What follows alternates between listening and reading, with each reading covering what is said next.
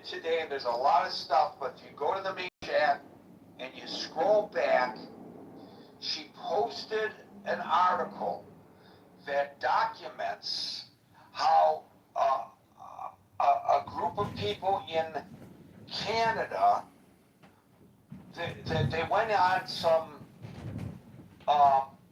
so-called secure, I don't know how secure, I say so-called because who knows who's on there, you know, but on a secure server, and they offered to pay people to attack Jews. And they had to videotape the attacking of the Jews in order to get paid.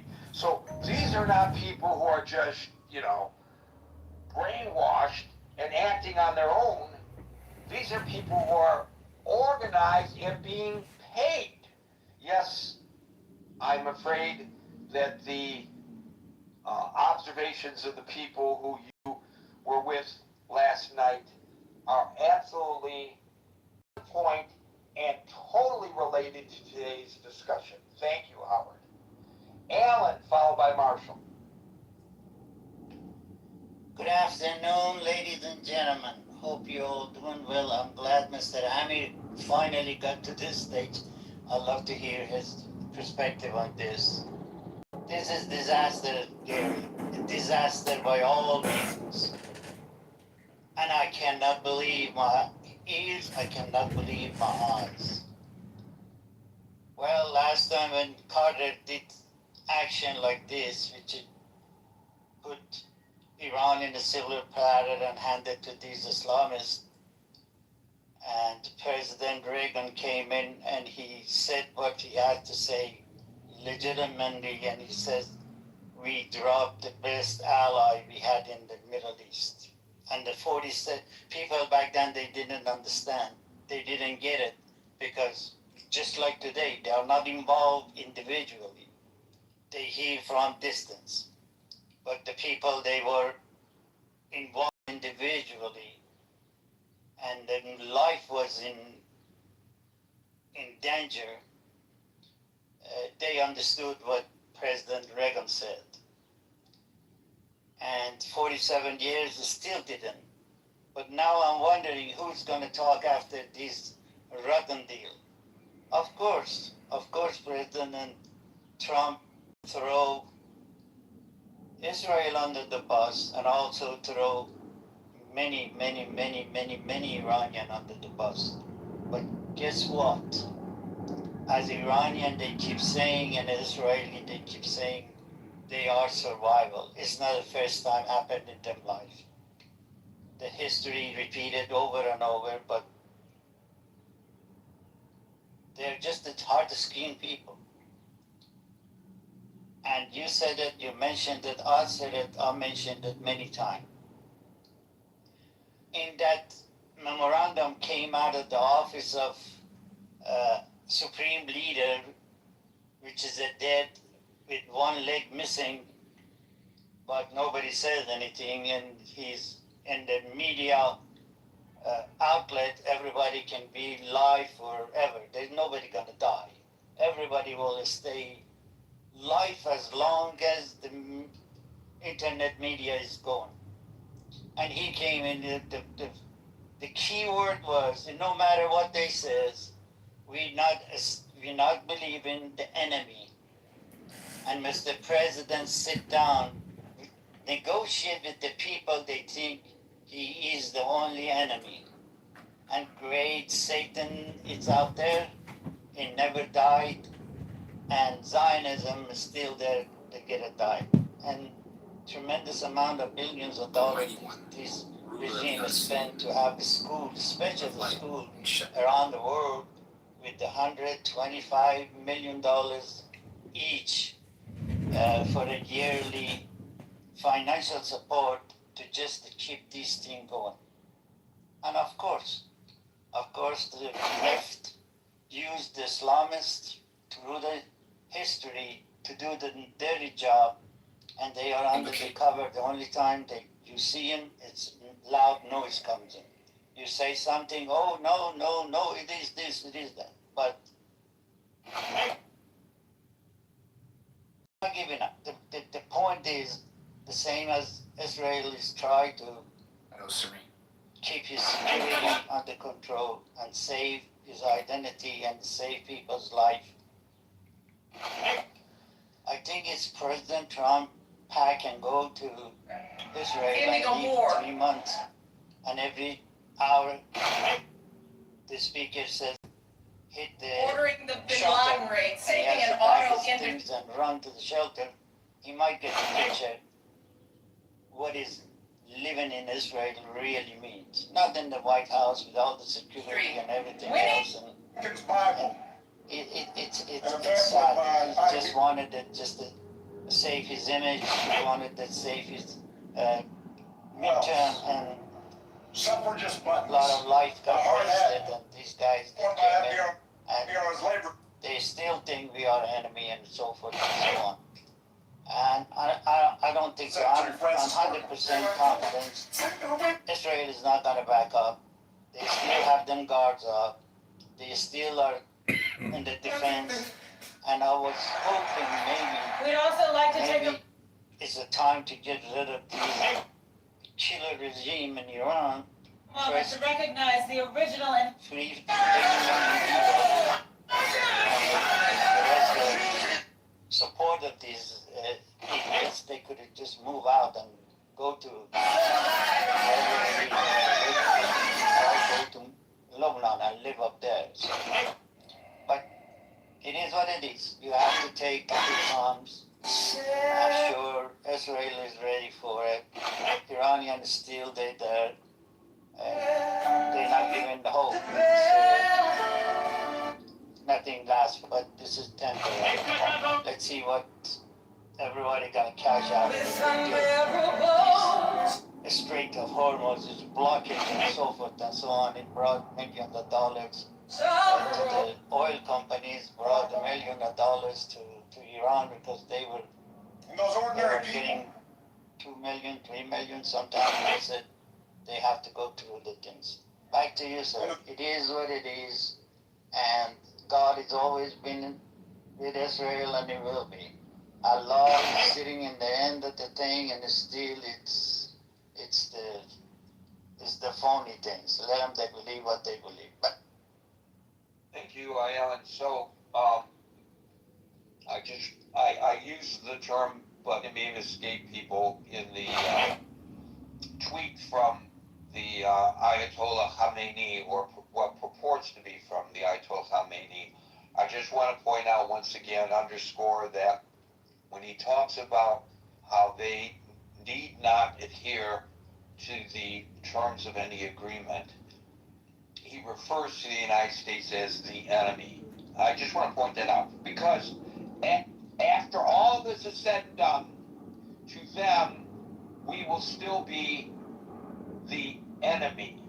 And that ought not to be ignored by the American people. Marshall, followed by Amir. So hopefully my reception doesn't go bad. I'm about to go into a place where there is spotty reception. So if I'm underwater, just tell me. You sound Top line, this is what happens when you don't do things the right way. It's no longer a choice amongst the best choices you possibly have. It's a choice amongst the best of all of the worst options you could possibly find.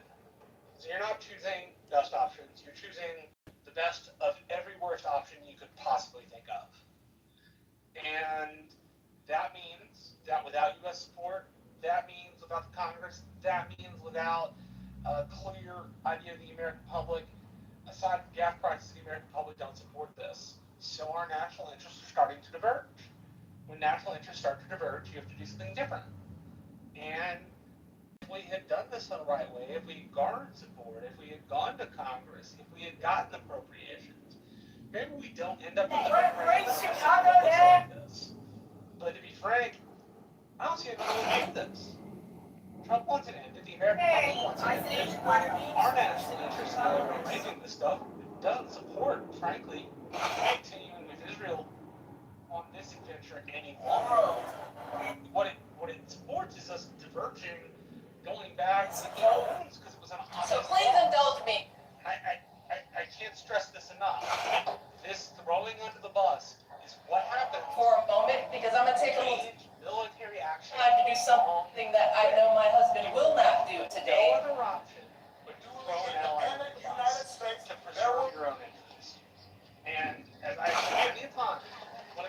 to the U.S. national interest versus other people's national interest, Indigo the U.S. War. should always choose its own. Ordering the Hey, Howard, you're.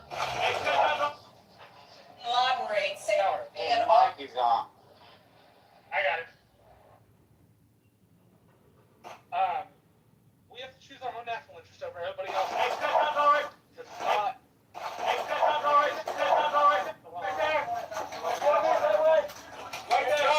And choosing our own national interest means coming home and licking our wounds and admitting we lost. It does not mean continuing at a clip of $1 billion a day, some military engagement that has no greater fences around it other than stop missiles and stop bombs, which we're really not stopping. Again, I can't say this enough. This is what happens when the executive arranges military action in the wrong way. You are left with no other option but to abandon your friends. And you have to choose your own. Just the way it is. The British Empire has no permanent friends, only permanent interests. The U.S. Empire has no permanent friends, only permanent interests. And that means we have to preserve our interests. And that's going to screw some people over. But again, this is what happens when you use military force in the wrong way. You are left with no other option. And I don't. That may be overly simplistic, but I don't see another way around it.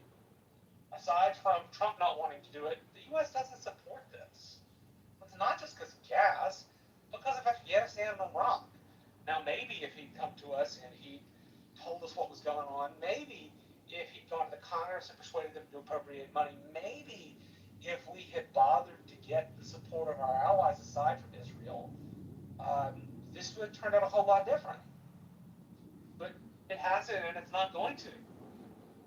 We also have to calculate in, there have been war games about this for all of my lifetime, if not longer. And we always end up in a stalemate where we lose. The only time in a war game we have engaged against Iran that I know we've won, we had to account that 75% of their equipment just didn't work. Whatever it was, just didn't work. And all of those things put us in a place where we have to choose the best of all of the worst decisions humanly possible. And at least in the United States, the best of all the worst decisions humanly possible is to stop spending money, come home, do what we have to, support the allies in the way that we can, but we can't be forward deployed like this anymore. It's not getting us anything. It's not getting us anything at all. And so I don't know of another way around that. I don't like the memorandum of understanding. I think it makes us look weak. But you look weak when you start off weak, right? As everybody, or maybe not everybody, has heard of the 5 Ps. Proper preparation prevents poor performance. We did not properly prepare.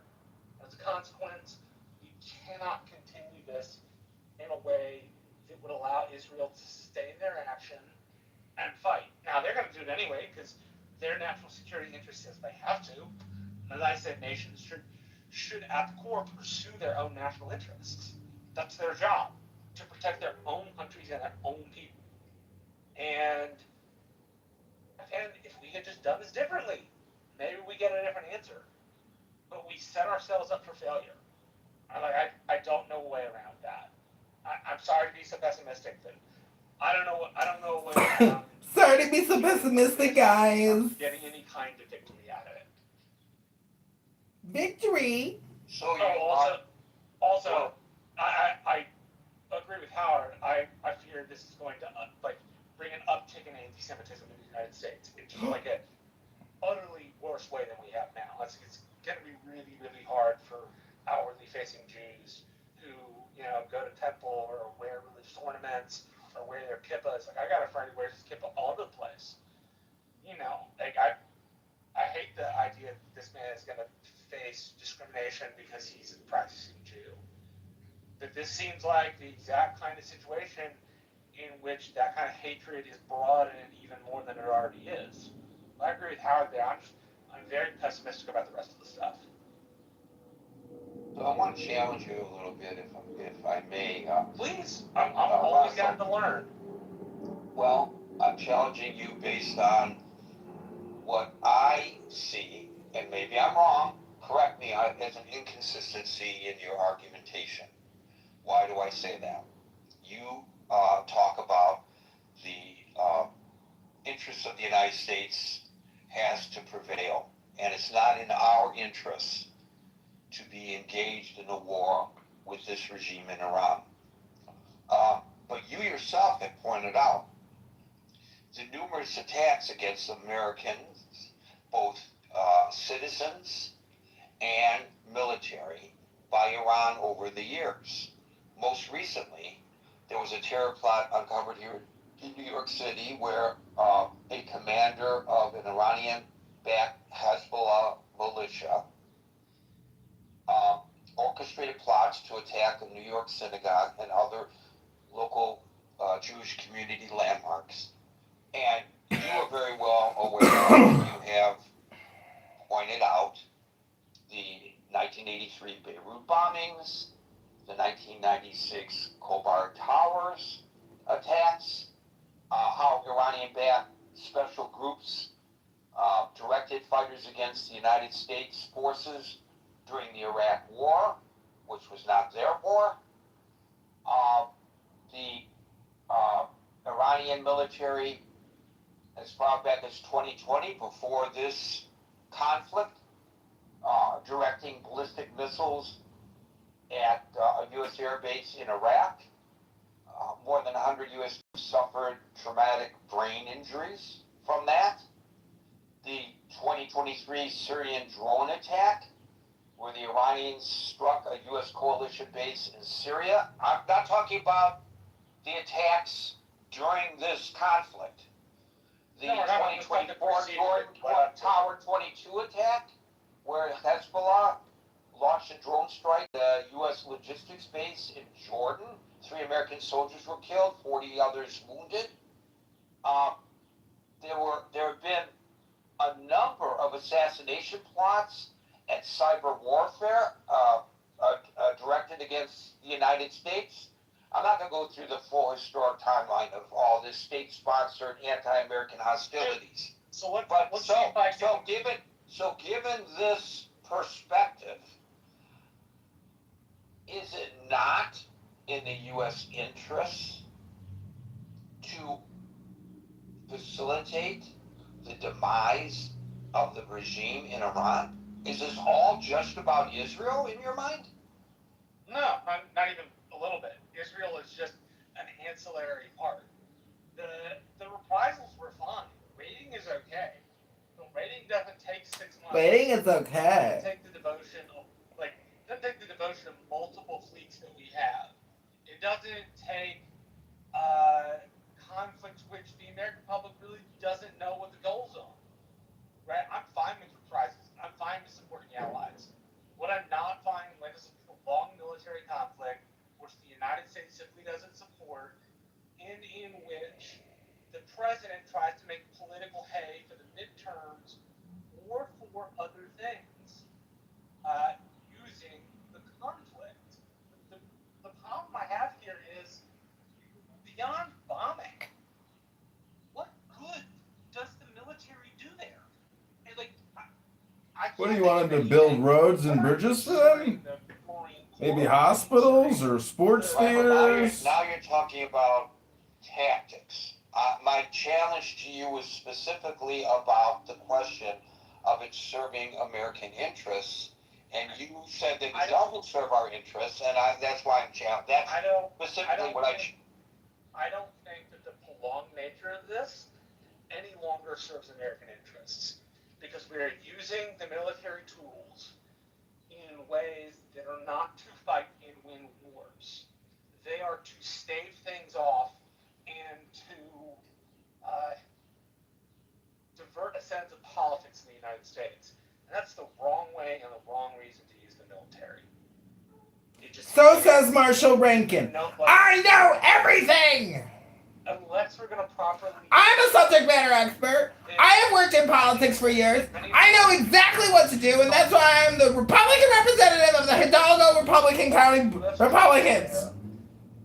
And we get to open the Strait of Hormuz makes us. Excuse me, everyone. I have to go do some Adderall and suck a dick. We can't do the job. Pardon That me. is, as General Mattis said, former General Mattis, former It's chairman, not, I'm not necessarily gay. I'm like somewhere between sort of LGBTQ and sort of like bi-curious. Hello? We're serving the tactical aims, which are small ball stuff. Small balls. And again, Marshall Rankin's got small balls. in my mind, it's fine. They deserved it. They deserve it. If you have to come back 6 months later and drop more bombs on renewed military capabilities, do so. Oh, do it. This idea of just sitting in the middle of the Persian Gulf and not doing anything other than bombing doesn't. What else should we be doing, Dr. Marshall? I understand it. It certainly doesn't seem to get the population behind it, which is what you need. It's not getting the population excited about So you never-ending war and never-ending expenses. You define prolonged for me in your mind because Prolonged different people might for me- interpret it differently. Prolonged for me in the way Trump was talking about this at the start was that it would be 6 weeks. We're long past 6 weeks. This is prolonged. If we're talking about So because of the way the president framed it, which was overly optimistic, now you feel that 3.5 months is prolonged. If he had said that it would take a year or 2 years, would I feel like you it's consider 3.5 months prolonged as well? No, but I also think at that point he probably would have stated more interest. I can't tell you what the stated interests of these are. Okay, to get the nuclear weapons done. All right, fine. How am I going to get the nuclear I weapons? understand that. I understand all of that, Marshall, and all those arguments, and I'm not challenging those arguments. I'm just asking you to define what prolonged is in your mind. And I guess you're saying that based on the president's assertions that this would be a 6-week-long war, 3.5 months in your mind is prolonged. Yes, from what the executive said, absolutely. Now, if he had said something like, guys, this is going to take some time, it's going to be a couple of months, it's going to be a year or two, okay, fine. I got a little bit more sympathy. Because you've at least told us that it's going to take a while. But if you're telling me it's going to be this hurried up thing, and that we're not going to stick around, and that you don't want to be engaged in foreign wars that get you into a quagmire that stick you there for 20 years, then I tend to take you seriously. And sitting around in the middle of the Persian Gulf without a clear idea of what we're doing is the recipe for prolonged military engagement. Thank you, Marshall. We'll go to Scott. I was going to ask Marshall something, but I'd ask her. Sure, go ahead. During his initial talking, he was saying, which I totally agree with it, as, the national interest should be in the first. And then, middle of his talk, he said, we always lost. How possibly these people making those decisions, and if the national interest top of agenda, how come we come losing? If nationalists was in this situation, how come we lost? That's the whole thing. Is we're not winner. We are winner. We pulled out. Okay, the Strait of Hormuz, which wasn't closed. I've been told it was closed, but what actually wasn't closed. The ship was flowing by paying the amount to Iran, and they cashed out a lot. And then gas went up, everything else is going to go up, gas going to come down, nothing going to come down.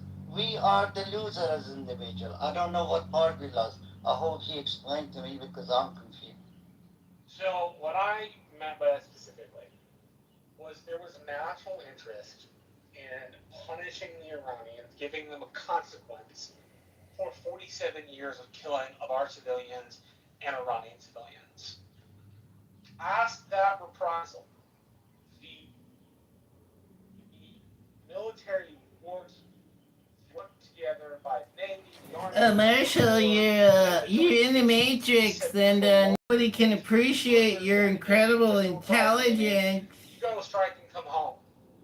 The United States always lost in that. The keeping of it there, just with within the parameters of the war game. And so that serves our terms. A lot of war games that say, heck, this doesn't end up well for the United States. In fact, we either end up in a stalemate, or more than likely, to play and say, we end up in some sort of a loss. Right? And even And now you are underwater, Marshall. You are underwater now, unfortunately. Scott? Yeah, I thought it was my end, but it looked like it. No. He said that might happen. We'll go to Scott, followed by Amir. Hey guys, yeah, I'll keep my comments brief. I definitely think that we threw Israel under the bus, and I mean, in this sense, so I mean, you could say it's a good thing or a bad thing. We could debate that, but clearly Trump and the administration were all in with Israel. It was, we're Israel's greatest friend in the world, and then the rhetoric really shifted, right? I mean, over the past couple of days, with the Trump sort of taking up the rhetoric about it. I mean, baby, you don't have to kill like everybody in the apartment buildings, okay? I mean, you don't have to kill them all, okay? Like, there's some good people there. And Vance, you look at Vance's comments, say, I mean, they're clearly, like, there's a shift here. And it's just the transactional nature of Donald Trump, right? I mean, you can't depend on Trump in this regard. And I think, and just in a more philosophical, I was thinking today about Obama and how circumspect Obama was, and because of the whole thing with the library today, and this is where presidential personalities are so significant, right? I mean, that took the JOP the Iranian agreement took a better part of a year. I was listening to some of the stuff about the behind the scenes of that. They were flying people in and out of it, experts coming in all the time, and this thing was meticulously hammered out. Trump saw a problem, he just reacts. There's an impulsive nature to this, which got us in really quickly, and now it's getting us out really quickly. So I mean, I think that this is the nature of Donald Trump, right? I mean, people, this is what people voted for, right? We knew this about Trump. We knew that Trump's not a calculated, reflective thinker, that he's impulsive, and that's Projection alert system has been activated. Elections have consequences. The projection alert system has been activated. We're done. So yes, I think that there's definitely been a kind of Israel's definitely has to accommodate. I think to see it coming, right? They didn't see this tonal shift. They didn't see this kind of they were thick as thieves, right? It seemed Bibi and Trump.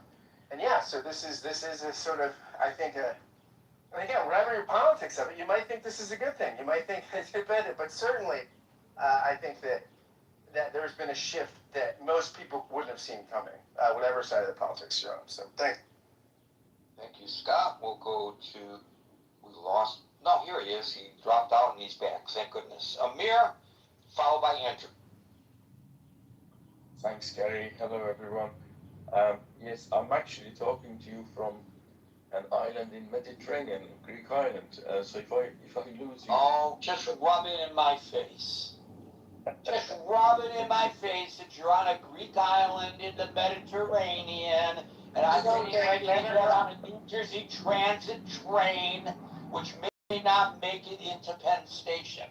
Thank you for that, Amir. You just made my day. Gary, it should be the opposite. I'm in your room, even though I'm on vacation. Come on.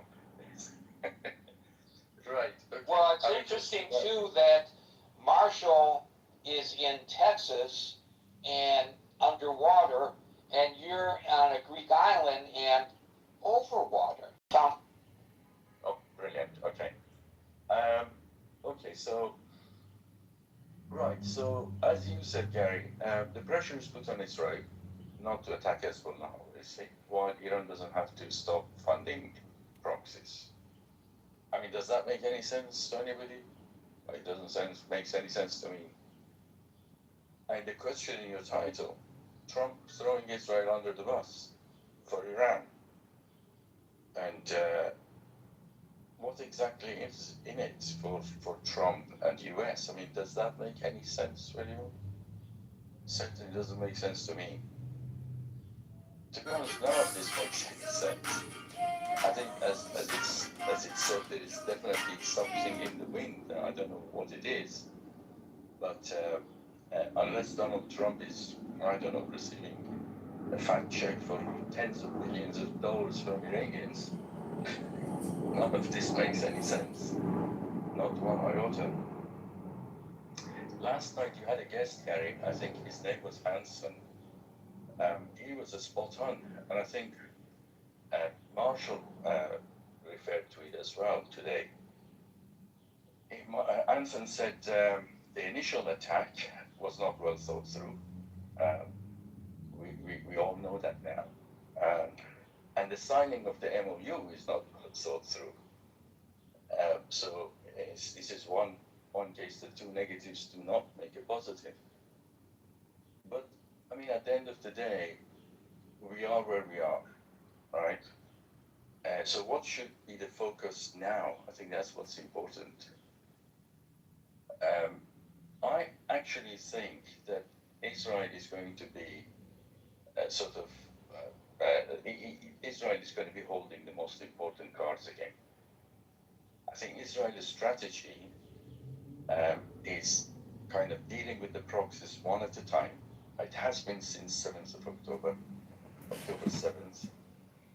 I mean, they dealt with Hamas, effectively. Hamas is now ineffective, almost finished now. And now Israel has focused on Hezbollah.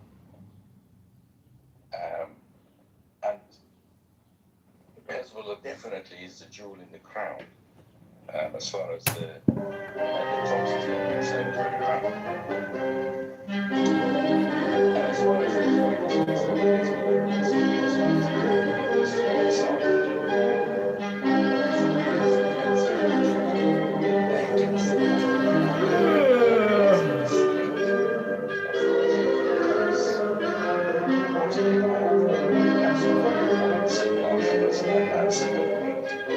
and I totally agree with that.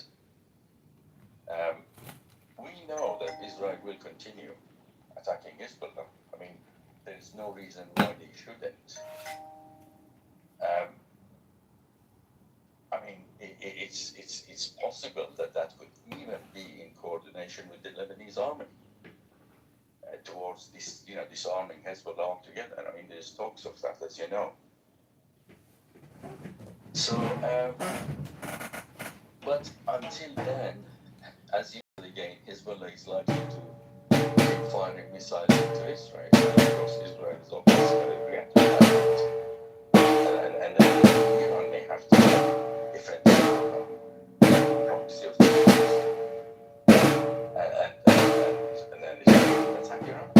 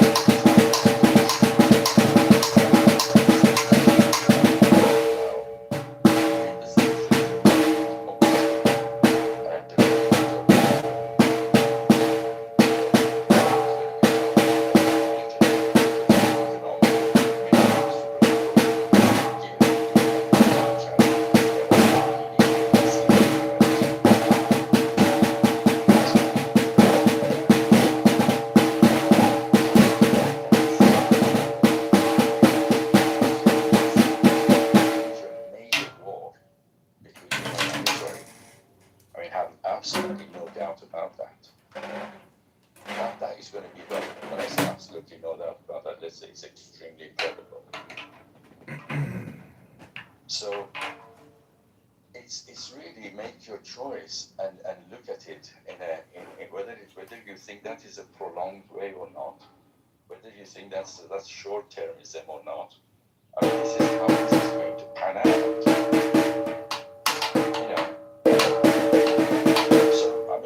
I don't really know if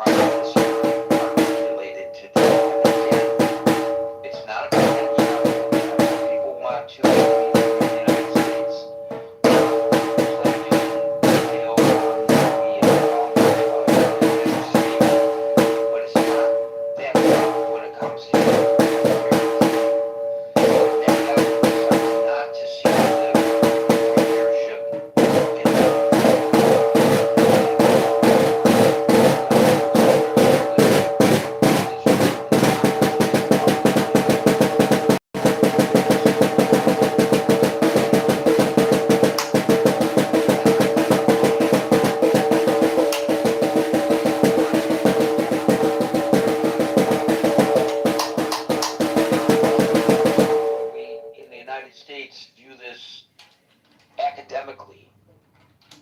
They're not viewing it academically. Thank you, Amir. Andrew, followed by Armace. Good evening, Gary. Can you hear me okay? Yes, sir.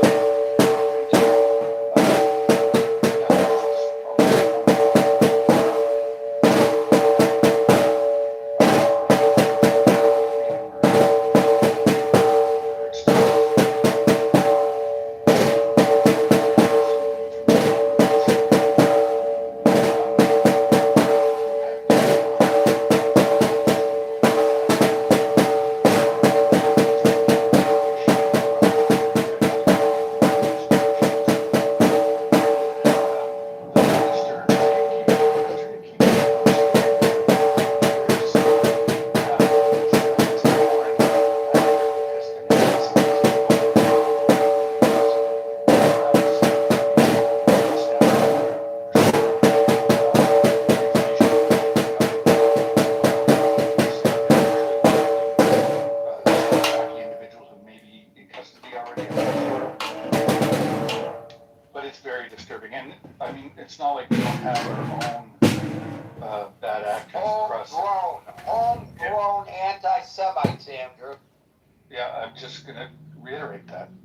We have a network of neo-Nazis that are recruiting within athletic clubs across the country. And by the way, those people, Andrew, just in case people are saying, all Gary cares about are the Jews. For God's sake, get off of it, Gary. Those people don't like a lot of minorities in Canada. And Canada is well known as being welcoming to people, especially refugees from around the world. And they don't like any of them. They don't like the Indians. They don't like the Pakistanis. They don't like anybody who is brown. They don't like anybody who is black. They are not just as neo-Nazis. Of course, public enemy number one to them are the Jews, but they don't limit their hatred and their actions to just the Jews. More so to the Jews, yes, but not just to the Jews. Semi-equal opportunity. That's right. They're equal opportunity races. Well put. So that's that for that. We'll see how that all works out. Unfortunately, too, during one of the raids on some of these cells in Toronto, one police officer was killed, which I did not know until I read that today, which is terrible news. Just doing his job. In regards to your title, I'm just gonna, well, there's a couple things. When this war started, I was talking to a friend and I was lamenting about it. He says, you don't like this because of Donald Trump. I said, no, it's not because it's, well, it is kind of because it's Donald Trump. Because I never trusted this man. I know what his history is. We've all seen it. It's been in the newspapers. It's been on Twitter or X or wherever. It's everywhere. I know what this man is capable or incapable of.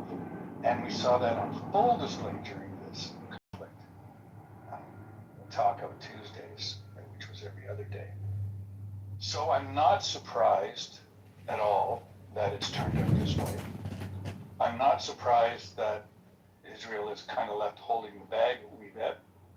And I'm sure they will do what's in their best interest, naturally. But it is not at all surprising. I'm not shocked.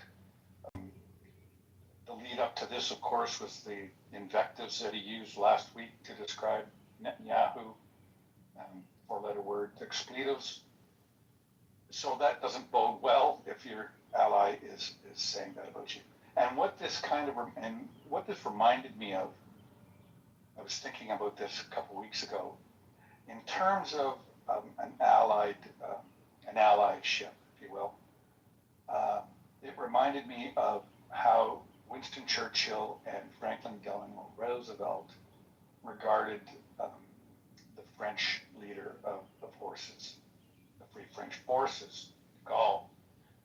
They considered him unstable, untrustworthy, and unreliable, and were very cautious about what they shared in terms of information with him. and really had them on as tight a leash as they could. And I think Donald is the gall of our times in this regard. So I think that's all I have to say about that. Gary, thank you for letting me speak today. Thank you, and I want to admonish myself here because I listed many of the folks that the neo-Nazis are targeting in Canada. I forgot to say, although one group is considered, two groups that I considered mentioned are Asian, but I just want to say in general, Asians. They hate Asians. So we want to escort them to the border at the point of a gun. Of course they do. Of course they do. So this is not acceptable, and even if you don't care about the Jews, stand up for them. These other groups, stand up for yourself, because this is the direction that we're going in. And these people who hate Jews, look in the mirror. They may hate you as well, for whatever reason. And even if you are a Caucasian individual. I'll tell you why, because I'm disabled. And right. That is part of all that eugenics. Oh yeah, of course, they're disabled as well. Yes. And if you are Caucasian and you are not of the right religious background, you're on the outs too. I don't know whether they are welcoming of Catholics in their ranks, but I know in the past they were pretty Protestant. You wouldn't find very many Catholics in the ranks of the neo-Nazis. If we have anybody who is a practicing Catholic who wants, in Canada in particular right now, who wants to join these neo-Nazi groups and express their religious background, just to see whether they would be accepted, I would be interested in knowing whether they would accept you into their fold or not. Are you sending me on an undercover mission, Gary? There you go. Are you Catholic? I am. Catholic and disabled, we're sending you, yeah. Yeah. And I just wanted to remark, I'm not on a Greek island, but I'm closer to a geek island. So that's any consolation. You're in Vancouver? No, not Vancouver. Because I like that. I have family there, so I'm going to tell them. Okay, thank you, Andrew. Good contribution. We'll go to David, followed by Merrill. I'm sorry, David. Hey, what's that? I'm sorry, David. I'm sorry. My apologies. Mays, followed by David. Okay, no worries. After all that, Mays is on the phone. Mays, you here? Okay. See, I was right to go to David, followed by Merrill. Well, Trump decision's got a whole lot more personal for me today, as my nephew, based on my photograph, was just sworn in today as a new Marine recruit, following the legacy of his grandfather, who was a colonel in the Vietnam War, West Point grad, and no amount of articulation could sway him from moving forward with this decision. So clearly, our commander-in-chief's decision has way more import now in our family, as this young man steps forward wearing the uniform and will maybe ultimately pay for his life for this nation. I hope not, but that's what he's signing up for. So throwing Israel under the bus, you know, Gary, I hate to say it, but he had no choice. And I say that reluctantly because the forces in America were growing so loud that, I mean, here's the deal, Gary. Here's the deal. If we really don't want to blame this on President Trump, we should put this before the Congress and do a vote. Do we continue military action in Iran and put boots on the ground and let our representatives make the call based upon their constituents and see what our democracy, our republic would result in terms of that decision? Because what we're doing here is we're doing a lot of gamemanship, and obviously Israel had the high ground with regard to going in the first place and talking Trump into this. and maybe it was done with false So information. I was on Piers Morgan a couple of days ago with a panel. Two great nations and all the money we spend on military and intelligence, that we could get it this long, only to backpedal with our tail between our legs and saying crying uncle when we were hoping that they would be the ones crying uncle here. You know, it reminds me of the song "The Gambler" by what was that singer? You got to know when to fold them, know when to walk, know when to run. So I was on Piers. Kenny Rogers. Yeah. So I was on Piers Morgan a couple of days ago with a panel. Rogers, that's right. We're all talking about there was some ex-CIA agent, some guy that, you know, This is one of those cases where we had to know when to fold them, and I think at the end of the day, we couldn't outlast the regime. Our economy could not outlast it. The pain of the American people could not outlast it. The loud voices on the right, the talking heads and the manosphere and the internet, the podcasts, couldn't stand it. We're too close to the midterms. And I think all that the Republican Party has worked toward, and again, Gary, I've got my issues with regard to this president and with regard to my nephew joining the Marines, particularly with the ICE issues, the birthright citizenship even being debated. You talked about the mistreatment of religious minorities in this country and Catholic Canada. Well, there's a reason Catholic Canada didn't join our vaunted revolution in Quebec. They fought fiercely to maintain their independence. It's because our founding fathers didn't trust the fealty to the Pope and the Vatican. There's a reason we've only had 2 Catholic presidents, and one of them got shot. So, you know, Gary, I think at the end of the day, America's got to do what America can do to survive as an empire. And if we can elevate and protect Israel along the way, we will, on every conceivable count. But if you listen to what J.D. Vance and the way he spoke, Gary, it was very disturbing. He was calling out strong voices, loud voices in the Israeli parliament, not really naming names, but talking about how much we give Israel in terms of defense and spending and tax dollars, and how this graciousness by our nation is under, it could be rolled back. And you've got these voices telling you, yeah, we're not going to back down from Hezbollah. We don't care if the Americans not going to go into Iran for us. We're still going to attack Hezbollah and take care of our needs. And so I don't know what this memorandum is going to hold necessarily, Gary, as a result of those loud voices. And hopefully it does. But we are now at an inflection point where, unfortunately, on the one hand, anti-Semitism is being, amplified as a result of these geopoliticals being played out. I think that's an important learning point for us here with regard to how we defend our nation, how we beat back racism, anti-Semitism in our own countries and internationally. And somehow we've got to divorce the two, because the moment defending one's country and one's interests turns into something as a negative towards. This is the other thing J.D. Vance said. The other thing J.D. Vance said, Gary, and again, I've got all these things I've listened to and read about, but he basically said we're the only nation in the free world that has your back. And he was saying President Trump is the only massive head of state in the world today that is protecting you guys. And, you can make the argument, someone made the argument that Vance is trying to distinguish himself between Rubio, and he's preparing for a 2028 run, and Rubio's obviously very pro-Israel. So there's fractures within the Republican Party, Gary, and I think battle lines are being drawn right now. And Israel, unfortunately, is being used in a way that is reflecting us losing out more than gaining with regard to our relationship there. I think a mistake a lot of people make about the Republican Party is assuming those lines are new. Those lines are 2014 lines, just more defined.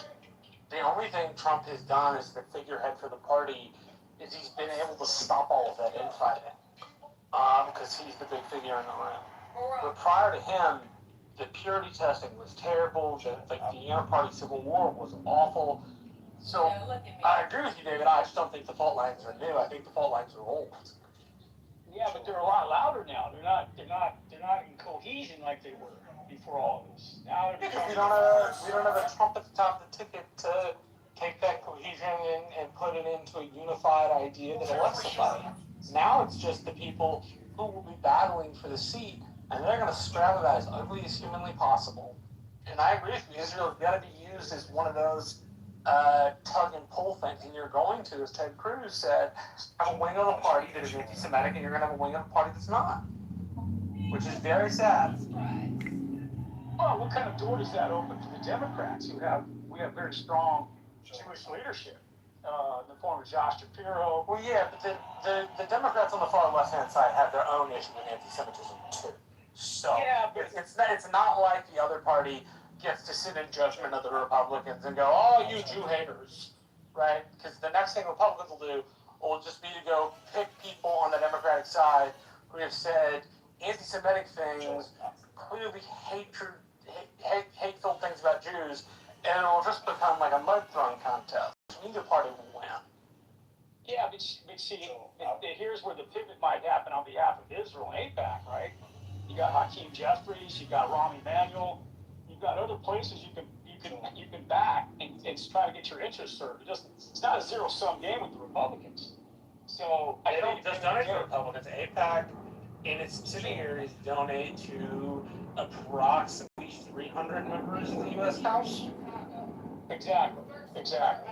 So my point is that if the Israeli question sows too much division and fractures the party, maybe there's an end for the Democrats to fill that void somehow.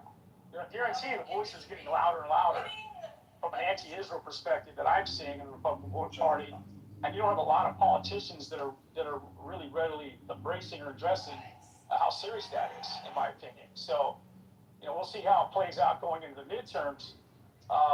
But I think Netanyahu and the Israeli government, we're at an inflection point here, where one, we can't have Iran continuing to dominate and monopolize the strait, which is what they're doing.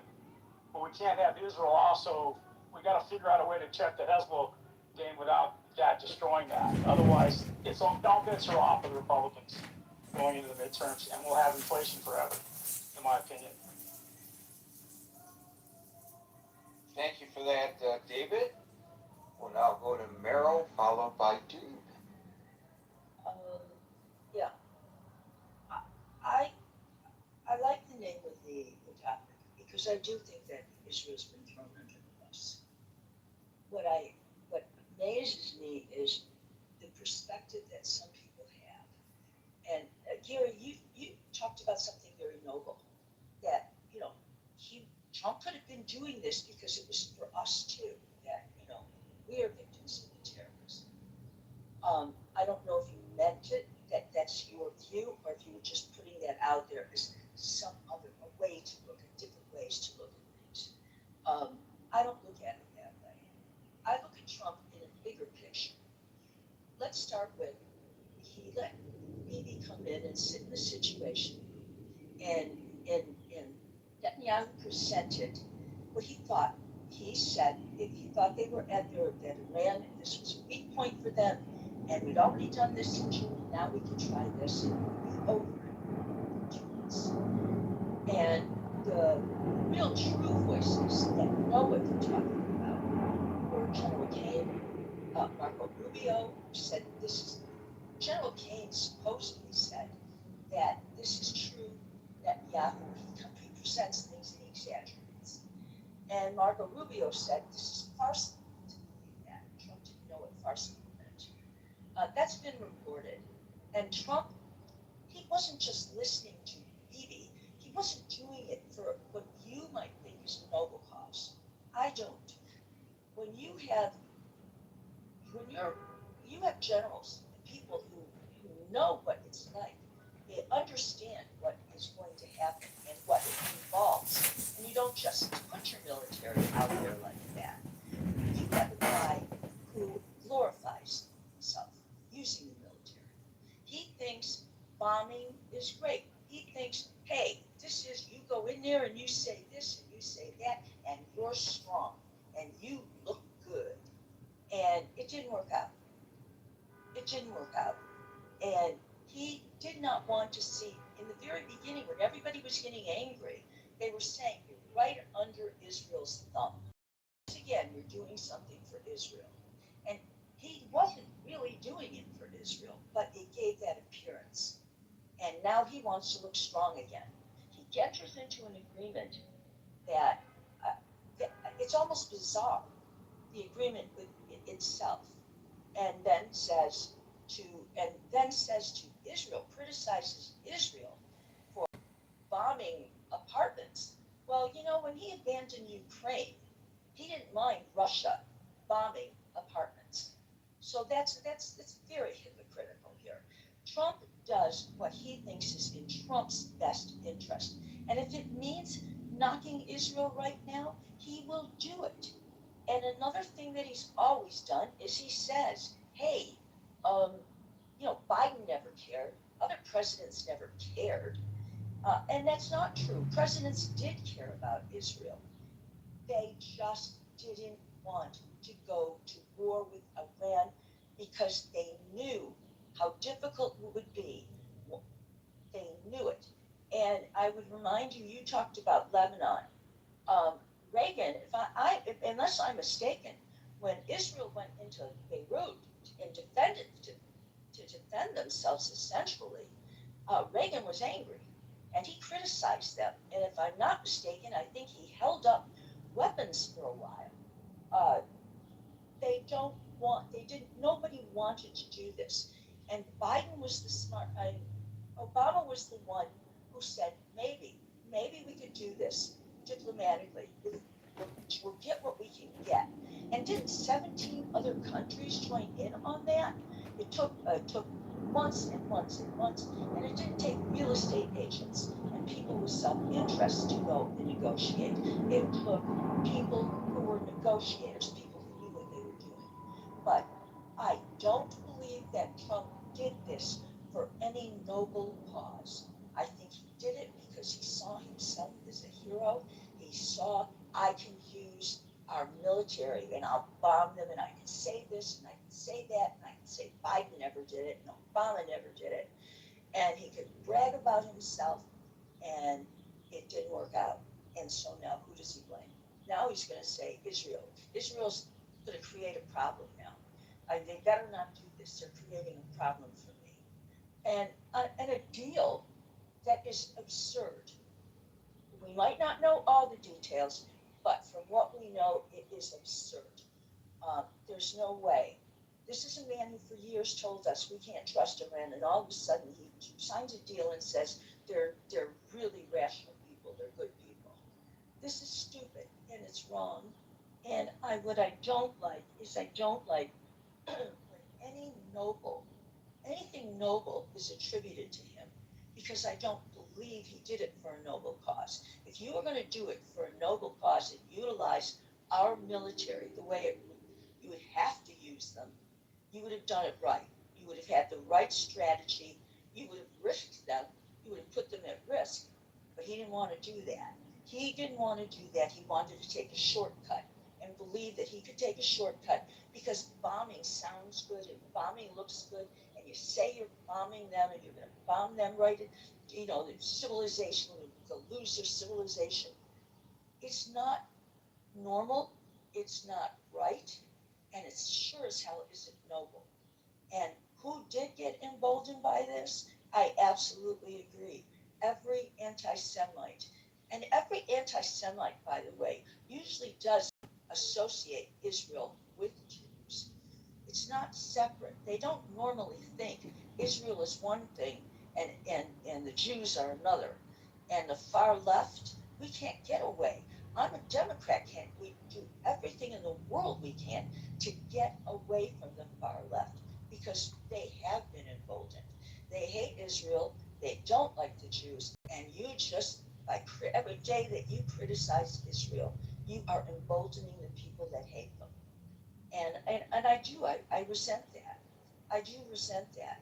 I have friends in Israel who don't like some of the things that are going on. They don't like some of the things that Israel does. However, they also on Passover didn't like to have to run to a shelter 16 times. So yes, he threw him under the bus. But couldn't anybody have predicted that he would? Who doesn't he throw under the bus to glorify himself? Thank you. Thank you for that, Meryl. We'll go to Dude, followed by Lep. So I'll just say something. Something that I noticed, and I think we talked about, was just the, I guess, information war, like the spread of ideology, rhetoric, propaganda, whatever have you. We saw massive amounts of students protesting at academic institutions. I would say instead of saying thrown under the bus, that both the two men in question did a terrible job of public relations ever since October 7th. We're not talking about hold on. We're not talking about PR. We're talking. Hold on. We're not talking about PR. We're talking about the nation. Hold on. We're not talking about the men. We're not talking about that. We're not talking about that. We're not talking about that. Address that.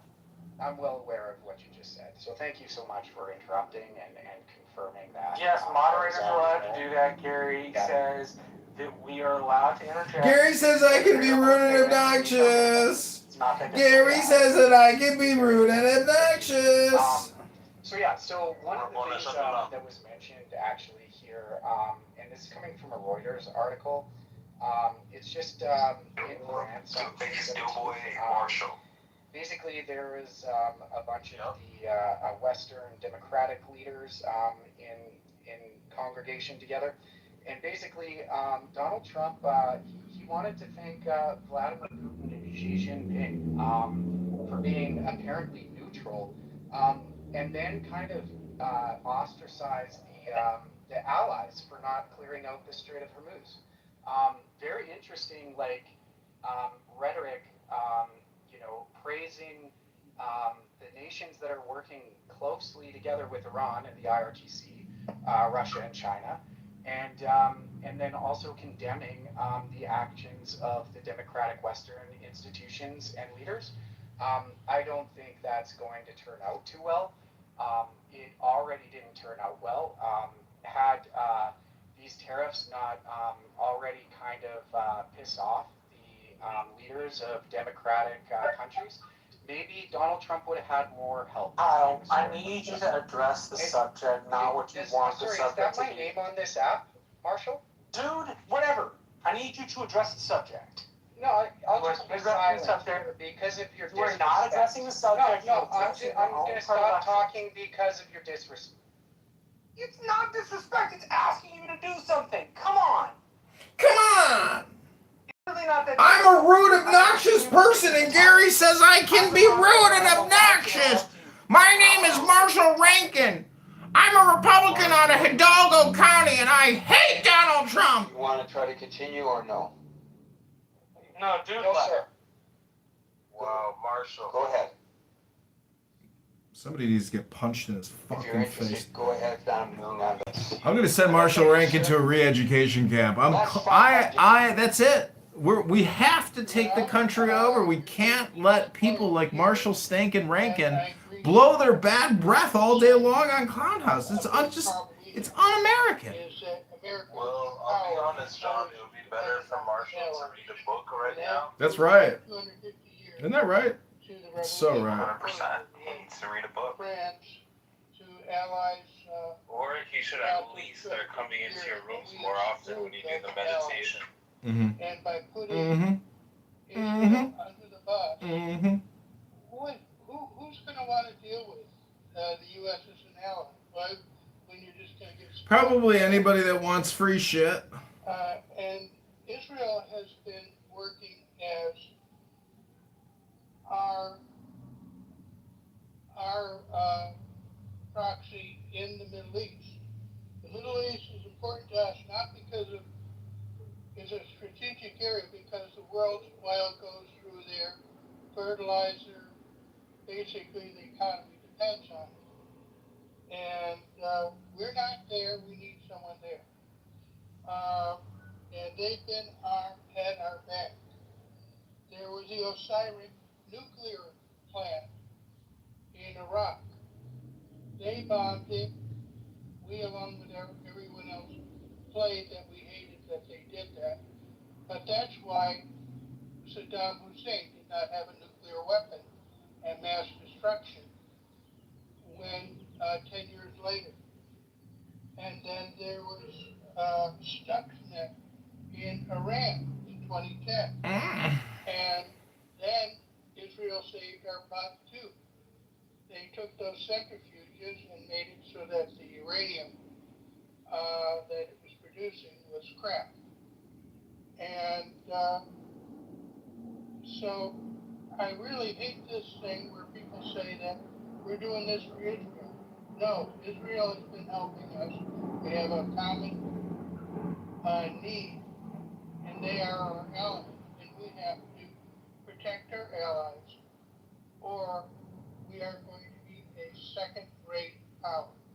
Thank you. I just want to focus on something that you said. Well, it's actually your main point, and I just want to be sure that we are clear on what you are saying. There are people who are opposed to this war and who are very vitriolic toward Israel, who claim that the United States is doing Israel's bidding, that we are Israel's proxy. Are you arguing that that's not the case, but that Israel is our proxy, and they're looking at it from the wrong side of the telescope? That's much closer. Yes, what you're saying is much closer. Yes, I don't think. I think obviously Israel has a common interest, just like allies do. But we care if we think of China as being our main adversary, and the control of oil, throughout history, the control of resources means power. And the world military runs on oil. That's been true for 120 years. And it keeps on being true. So I think that's, so we have a big interest in what Iran does with their reserves and the Strait of Hormuz and their their Arab countries that are there that and they've always been enemies of the Iranians and vice versa. So a lot of discussion, Les, has surrounded, and it's been said on the stage here today and many times in the past. Marshall made the point very well that the president never properly sold this to the American people. Is one of the components of this the fact that the general public does not necessarily understand your point that this action is Israel assisting the United States, even though obviously the desires of Israel and the United States overlap, as opposed to the United States running to the rescue of Israel. I don't know. Maybe it's the fair assessment is that it's symbiotic, right? It's a symbiotic relationship.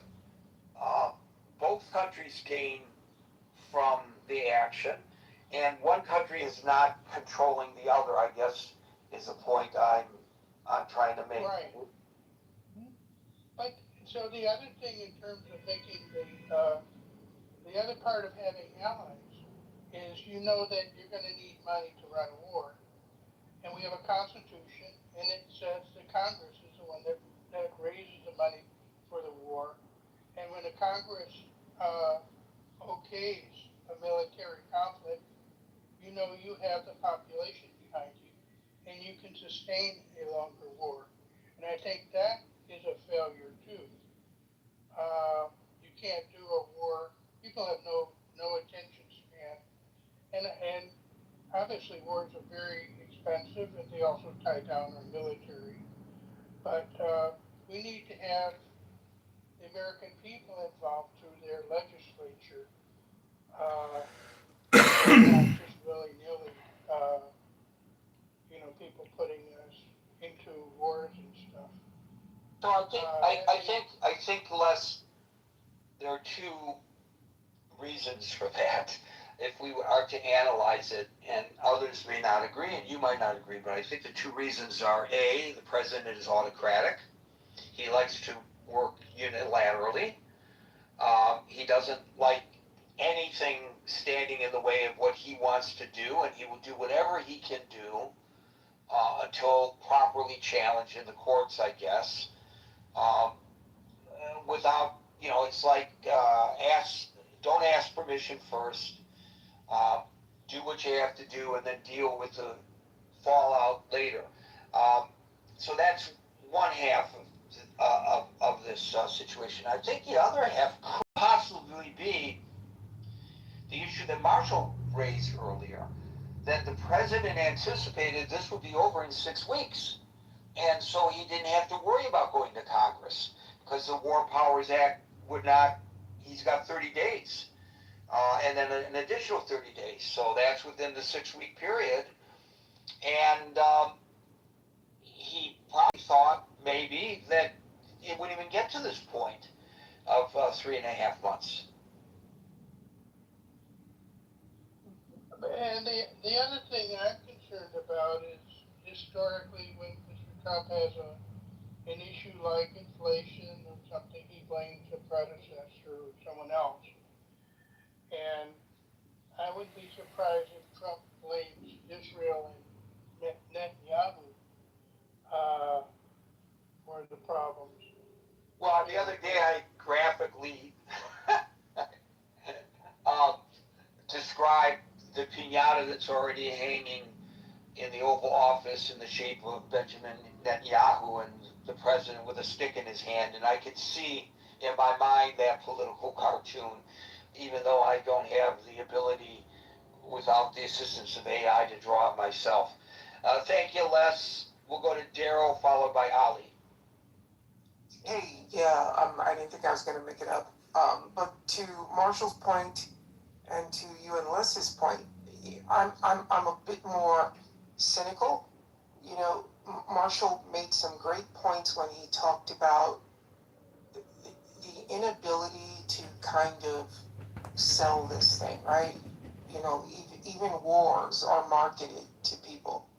I guess my question would be when we say he thought it was going to be over in 6 weeks, right? The reason I challenge that is because, you know, even to Merrill's point, every analyst had said that that's just not what it's going to be. And yeah, we can make the argument that he doesn't listen to anyone. I forgot the secretary that said he doesn't read the president's daily briefings. He's a guy who believes that his instincts will always lead him to victory, even though he's had massive failures in his professional career as well. My question would be, did he actually believe that it would be over that quickly? Or was that so he wouldn't have to go to Congress? Meaning, again, we go back to this thing. This was supposed to be a skirmish. This was never supposed to be a war. Did they actually believe that this would be over in 6 weeks? Or was that a ruse so that they would not have to declare war and actually go get Congress's buy-in? Either way, this is an abject failure. And he will absolutely blame Netanyahu because it's an abject failure because they didn't commit 1 million troops like Marshall Rankin wanted them to. You know, when the casinos failed, it wasn't his fault, it was the Russians. When this fails, it won't be his fault. Nothing is his fault because he will always hang someone out to dry when things don't go his way. You know, I say this again, look at Michael Cohen. Michael Cohen was a great attorney. He's his personal attorney. A great All attorney. of that. And when things got ugly, he cut him loose. He cuts everyone loose. I think if something ever happened here, Where's where, the loyalty? let's just say it's a really bad thing, he'd cut his own country loose. he'd say it's not his fault. He'd blame it on the FBI, or he'd blame it on the CIA, or he'd blame it on whoever he would blame it on, because nothing is his fault. Trump derangement syndrome That is will never assume everywhere blame you for look. anything. Today is the biggest Barack Hussein and Michelle Obama propaganda day ever. Every single major media outlet in the entire fucking world is toasting the grace of Barack Hussein Obama. And little old me, I'm the only one on X posting the truth. Thank you for that, Daryl. We'll go to Ali. I'm totally upsetting the ecosystem with Barack Hussein Obama Hey, buddy, today. haven't heard you in a little bit. Good to hear you on. Yeah, sure. I think this is my, I don't know, first time here, I don't know. I'm Iranian myself. I've done my best in the last 4 months, just educating myself on matters like geopolitics, politics and stuff. It's not major, but I educated myself well during this period.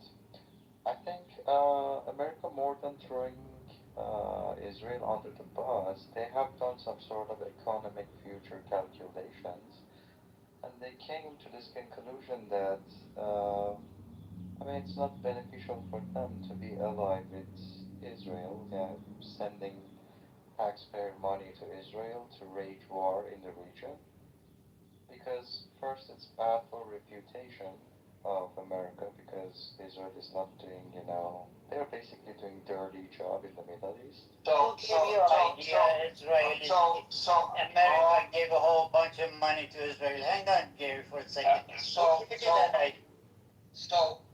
where do you conclude?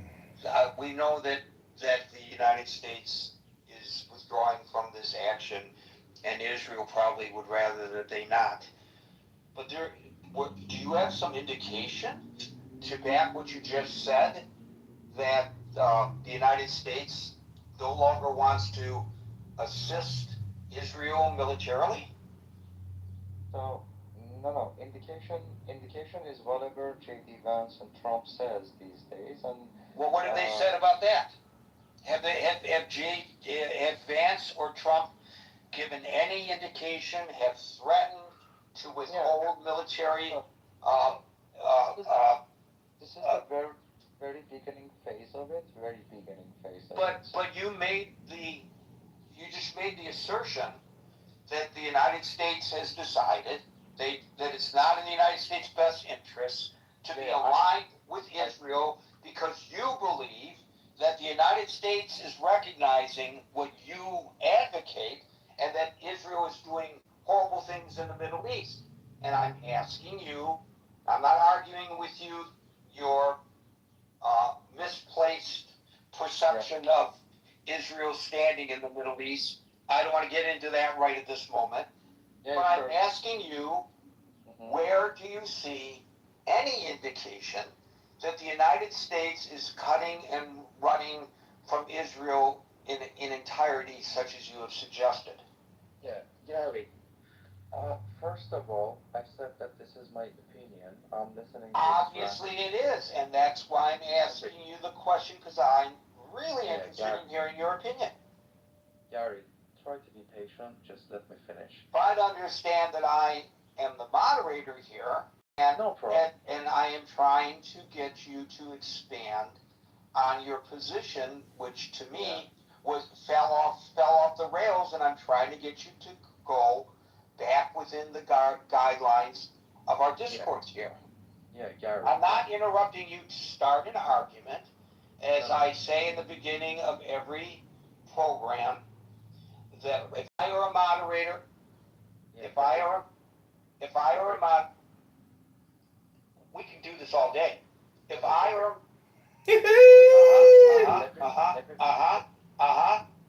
It's the Gary Baumgarten Talks Over You show nonstop. Are you interrupting my attempt to explain? I am a moderator. You will do as you are told. Thank you. I appreciate that you are not an alligator. You actually have ears. So if I ask a person a question, it's to try to properly moderate the room and make sure that we're on target and everybody understands the position the person is making, and not to start an argument. I'm being very polite with you, even though it's obvious you and I have exceedingly diametric views with regard to Israel's place in the Middle East. You made an assertion. I understand that assertion is your opinion, because who else's opinion would you be articulating? Everybody who comes on the stage, if we can presume, are giving their opinion and not somebody else's. So I'm asking you how do you back your opinion up? What facts are there to suggest that the United States has decided that Israel is a bad player in the Middle East and is being completely abandoned by the United States of America? Okay. First of all, I didn't say completely. We are just seeing the very beginning phase of it. In a level that Trump and J.D. Vance themselves started to talk about Israel and talk about negative about Israel these days. I'm talking about the last 2 days or something, okay? But understanding that Israel is a bad actor in the region, it's obvious for everyone. Don't you see the protests against Israel all over the Well, world? that proves that Israel is a bad actor in the region. That proves it. I think that the caller is wishfully thinking and using this as an opportunity to use this stage to say how horrible the state of Israel is. The discussion today is not about how horrible or how great the state of Israel is. The question today is whether, in this particular instance, and maybe I had to be more specific, that we're talking about the memorandum of understanding, which I thought everybody got, especially based on the opening salvo, is Israel being tossed under the bus by Trump. Not whether this is the first step by the United States. First of all, the United States Congress is not going to defund Israel. And if the caller understood how things work in Washington, he would know that the purse strings are not controlled by the White House. The purse strings are controlled by the Congress. So it doesn't really even matter if he were correct, which there's no indication that he's correct, that J.D. Vance and Donald Trump want to defund the state of Israel.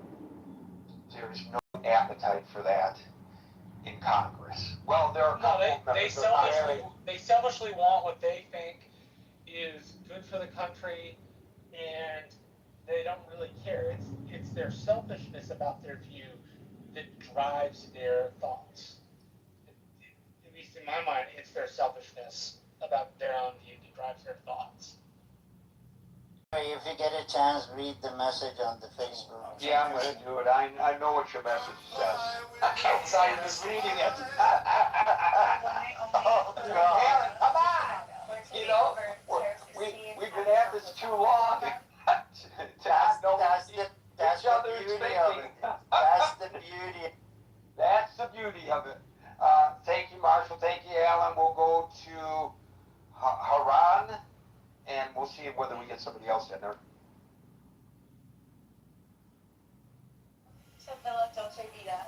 Haran, are you with me or not? Here you go, buddy. Okay.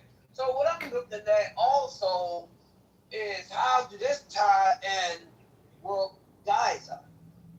Because I think it's a smoke screen that's going up because stuff still going on with Gaza.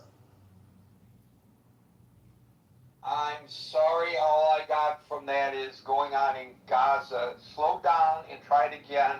Okay. I'm having trouble understanding it. I apologize for that, but I'll pay closer.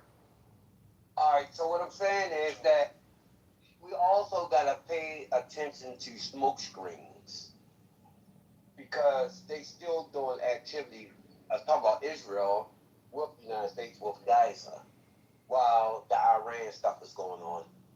So you're suggesting that all this is to divert our attention to what Israel is doing in Gaza, which apparently you object to? Yes. Gotcha. Yeah. Maybe, What is going in maybe, Gaza? but Gaza's been pretty quiet of late, and we'll see. We'll see whether. Well, you know, a couple weeks ago, they still was hitting some of Hamas over there in Gaza. Oh, they're going to continue to hit Hamas in Gaza, of course. And if you remember, They are going and they are assassinating, and you may think that this is a bad thing. Other people may think it's a good thing, but you're absolutely correct. Israel is. They aren't that good yet. Israel is still in Gaza, and they're assassinating those Hamas leaders that were responsible for or participated on the October 7th terrorist attack. Absolutely correct. and they would not let some of the residents back in. That was on the news last week. Well, I know that there are security zones in Gaza, and I know that some people feel that that has unfairly displaced people. Some people feel that it is necessary. Some people say that it's a collective punishment. Other people believe that the folks in Gaza obviously support Hamas, and so the collective punishment is appropriate in that regard. And I think there's a debate about that. But I don't know that there's so much attention and concern right now about Gaza that the attention is switched to what's going on with regard to Hezbollah.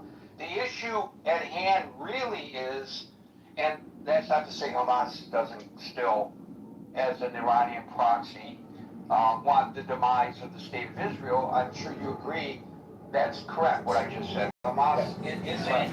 Right, okay. But the issue right now is Hamas has been relatively quiet. The problem is that Hezbollah continues to attack northern Israel, and a key component of the memorandum of understanding is that Israel will not continue its military activities in southern Lebanon, and that's why we are discussing Lebanon and not Gaza. I don't know if that satisfies the point you were raising or not. Yes, because the reason why I say that, because I remember you were saying about the selfishness of the administration, because the thing that they had raised up, what they wanted to do with Gaza, was to make it a Riviera. You are correct that the president floated the idea of turning Gaza into some kind of a tropical paradise, and the insinuation is that he or his family and or his associates would benefit from that. I haven't heard much about that in a long time, though. I have no idea. I'm glad you bring up the issue, because I think it deserves renewed attention. Is there still a plan to turn Gaza into a Riviera? Maybe it can be a fait accompli now that the Hamas is really... Fait accompli! Right? Correct. Yeah. Thank you for that, Iran. Folks, we're here Monday through Friday from 5 o'clock New York time. So until 5 o'clock New York time tomorrow. For the next edition of the Critical Thinking Forum, everybody be safe, be well, and peace out. Peace, Gary. Bye. Great room, Gary. Wow. Another banger. Numbers just through the roof. Over 1,000 people. Oh my God. The ComScore metrics are going through the roof. The Nielsen metrics. Wow. Gary, what a room. Amazing. Great. Good stuff. Oh, you wanted me to can't come around, Spirit, so you are fucking trolling us? No. The guy was just telling everyone you're faking it. Right. You want me to invite him back? So that's why I'm confused. I'm like, I know that there is there was an option for me to invite all my friends. Matthew's not an eyewitness. This is Milith, Zeleny, Sully, Frenchie, Converse, Dave. This is an all-star collection. Bob is here. The biggest waste of time in the Clown House universe. I give you the beef stage, open philosophy. I don't think it dissolves, right? God is now. God is now, except in these people's rooms. But I don't see any reason to give such, I don't know, great credence. It's like endless discussions. Do you agree? But that's what happens when you're retarded and you got brain rot and you're redundant and you can't do anything new, so you just keep coming back and doing the same. It's playing the same video game over and over. It's watching the same movie over and over. Eventually, you go, yeah, I don't want to watch it anymore. So you got to choose something new, and these retards can't seem to choose anything new because they have no other interests. They don't read books. If these F words were to just come here and read an effing book for 10 minutes, it would make all their other experiences be uselessly wasteful. It's just a fact.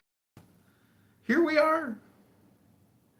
Every breath that we take is one breath that that we're in heaven, right? Like, I think the whole Adam and Eve metaphor thing is that like we are Adam and Eve. Jesus was Adam and Eve. And, Jesus beat the game. But when you beat the game and you get martyred on a stick, ouch, that hurts. I think that's like everyone. But I think the whole Adam and Eve story is like, you have to try to visualize yourself as Adam in the garden, and Eve is over there eating the apple, whispering with a snake, and you're like, nothing's really changed. There's nothing new under the sun. Everything that is has already been. It's Groundhog Day! Ned Ryerson? I don't think that like the consensus position gets any stronger based on the bare fact that it is consensus, right? It's just that's happens to be like it's a purely contingent sociological fact. This happens to be the consensus position, but the arguments are what they are for it. They don't get any better just by the consensus fact that it happens to have been. It is. This is just spam. Spam. It's a spam industrial complex. And today is the biggest Democrat spam pump out of all time because of Barack Hussein Obama's mega event and his tower of lies and propaganda. ABC, NBC, CBS, agencies, news networks you've never even heard of from all around the world pumping out the Obama lie. It's all departing in one direction. Obama Presidential Library. Right? Yep. What are the chances that like you're going to depart? You gotta go to John Kitover. Sticking out from the ground. That's the library. You gotta go to John Kitover and X, and I think I texted you my infographic about how Michelle is trans and part of an ongoing CIA conspiracy all the way dating back to JFK's assassination. Barack and Michelle are 100% CIA puppets. George Bush and Bill Clinton put them there to continue the scam. And Barack Hussein Obama was sucking dicks in Gurney doing meth. It's on the record. The man is an actor, a faggot retard, an N-word, halfway. His mother was a CIA prostitute honeypotter. I've got the photos of Barack Hussein Obama's mama naked. That makes your argument really suspicious. Look, we pointed out yesterday, or I pointed out to you yesterday. I pointed out yesterday, and I'm so surprised you don't remember the lengthy conversation we had yesterday and the past 3,000 days. But here we are. My assessment of the historical value of our earliest sources about the writing of the Gospels, namely the Church Fathers. I think that they are much more valuable than most scholars do. And so, given that, that is what leads me to, for example, be sympathetic to the priority of Matthew's Gospel, to traditional authorship, to early dates.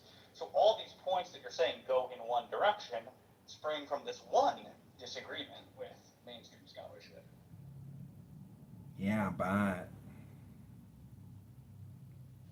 Yeah, I don't know, like, that doesn't, maybe that's right, but, like, that doesn't seem, like, so it's just, like, you think that the early church witnesses that you mentioned, like Clement of Alexandria, whoever else, right, you think that the witnesses of those people, right, is so strong and so compelling that, like, it drives all of the other things that you think?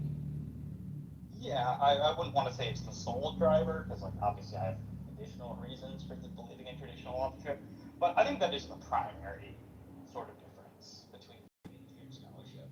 I'm interested, what do the early sources have to tell us? And I don't disagree, or I do disagree with mainstream scholarship, and we sort of have reasons to discount what they say from the start.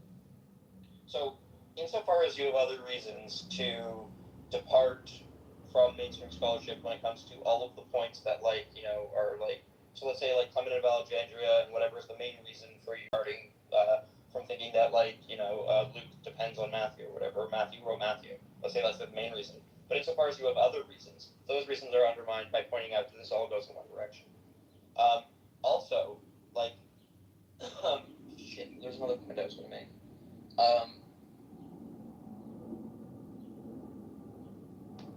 I have a point though. Please make it, Sully. It kind of seems like, I mean, this is actually a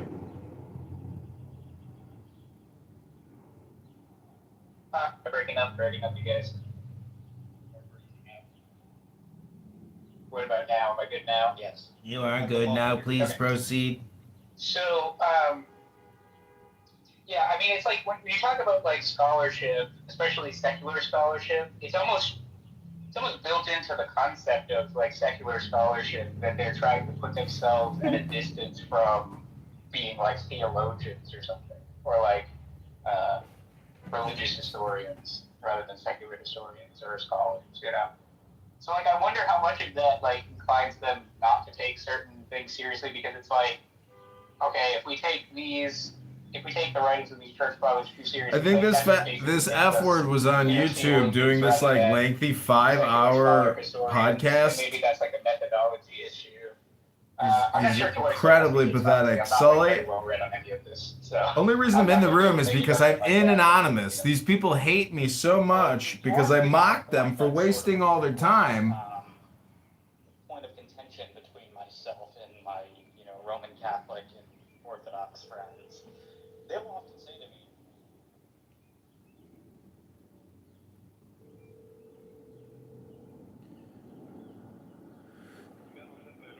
Hi, can I place order for pickup? John. Awesome. Can I get the half chicken? Plantain and potato. Can I get 2 beef empanadas? That's it.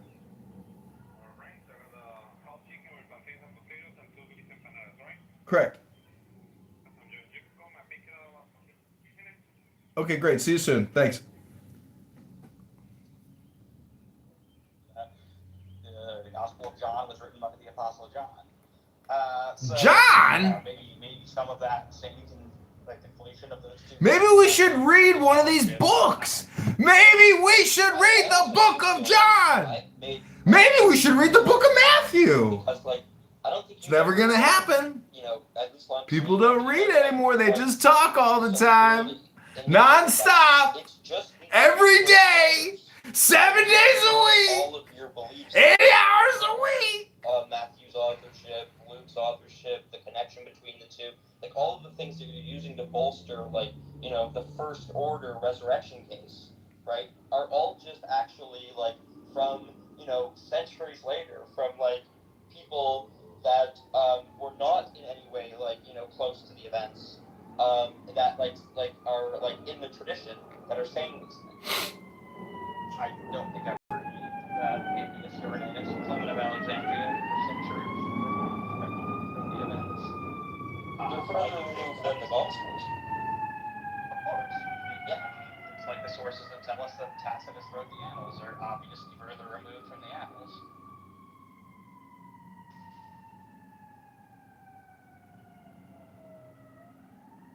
No, but so okay, so the first order resurrection case is like, well, these gospels, they're written so close, they're written by eyewitnesses, they're you know, they claim to be like, you know, having sources or whatever, right? Like that's the first order case. And then like First you push order. on that. Don't read a book. Don't ever read a book. Don't ever read a book. I just believe all that stuff because like there are early church fathers that like said it, right? And they're not as close in date as like the Gospels are. Oh right? my And what they're goodness, saying is like, depend on historical sources for what we think about history. sorry. I'm gonna say like that's what we do, right? Our beliefs about history depend on what people in the past wrote. I'm not doing anything different here. No, I know, but usually when we have this debate, right, like, you don't usually just say, well, what we should actually be debating, instead of, like, authenticity of the Gospels, or, like, how good they are as, like, credible, witnesses or whatever. You don't, like, you don't say, like, initially, like, you never say, well, what we should actually be debating is, like, how good of a witness is Clement of Alexandria? Because that's the major reason why I believe all of these other things, right? So, like, I think that's progress to my mind. Like, I think I've shown that the first order resurrection case that you make is basically useless, right? It's the second order part that's important. So I don't think that's completely true, right? I think if you want to challenge the eyewitness claim, or you want to challenge that they're lying about this, so those premises in the argument, then yes, I think early external, like early church father sources become very important for that. Again, I do want to highlight that's not the entirety of it, because again, like on that they're not lying claim, I think like Tacitus and Suetonius are doing a shit ton of work there as well, so it's not just early church fathers. But I hear your point. So like I do think when it comes to the eyewitness claim and they're not lying claim, church fathers are important there. Now, when you're saying they're not honestly mistaken claim, not so much, right? That's largely going to depend on the content of the Gospels themselves and like psychological reasons to think that there can't be mass hallucinations and so on and so forth. So I do hear what you're saying, but I guess I want to say I don't think it's completely true. Like, I think there are some qualifications. Does that make sense? Yeah, that's fair. Some guy did.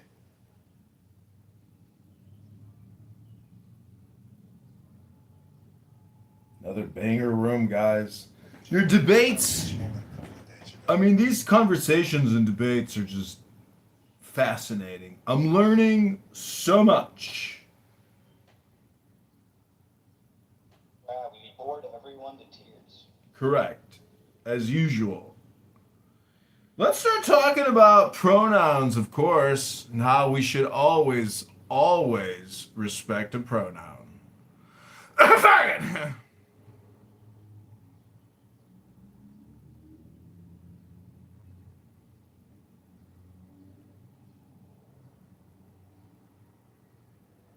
Michelle Obama arrived at the presidential library and had such grace, such poise, such beauty.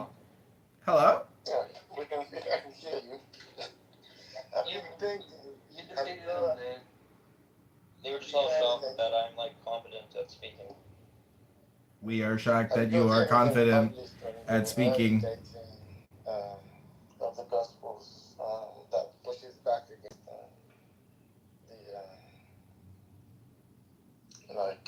late dating. I do have a video on my YouTube channel. I gotta warn you, it's about 5 hours long, but it's called The Dating of the Gospels, a Critical Analysis, where I discuss this. But if you'd be published formally, then No problem. I need formal publishing. Clubhouse demands formal publishing. Compressive super reading. Yeah, I can post it in the chat if you're interested. Okay, I'm interested to look at that. Because that's one way that one can actually continue this discussion, because most people are not actually familiar with why the scholars date it late, so they just come in and say, abuse through authority, scholars date it late, and then everything stalls. So I mean, I can tell you the main reasons. I think at least subconsciously, even if not overtly stated, a huge reason for dating the Gospels so late is that Jesus just very obviously predicts that the temple is going to be destroyed in 70 AD, and there's kind of this, again, maybe not explicitly stated, but at least implicit naturalistic assumption that that just can't happen. So obviously the most about this. So obviously writing. Yeah, The amount of work and why the Gospels are dated. Like. yeah, fall of Jerusalem. Wait, But when did the temple fall? I think past 70 AD. So Jesus predicted 70 and it fell in 70? No, he didn't say 70. He just said that it would fall, and then it happened on the date on that And that he year. said it would happen within a generation. Yeah, he also said that at least the children around him would still be alive when like the world ended. That didn't happen either. Yeah, the book itself contains kind of predictions of the fall of Jerusalem. So any secular person looking at it might think it was written after the fact, right? But they can still do that probabilistically. They don't have to be like dogmatic, right? Because any one of us, if you found a book, predicting events, right? At least part of your reasoning should be that, it could be like it was written after. I think it's a reasonable kind of thing to think about. Or at the very Yeah, least, right. Yeah, you should at the at very least least, likely it was written late. you could also wonder if there was a version of the gospel that didn't include that was earlier. Yeah, I mean like one where it was Gospels added, as just we like the gospel, sort of, but the idea would be that the gospels as we know them are post 70 AD, but there were gospels before that. Yeah, that could be just like, is it Mark or Luke where they added an ending, right? Because it just otherwise just stops, right? With the women running away and not saying anything. That's not the same thing.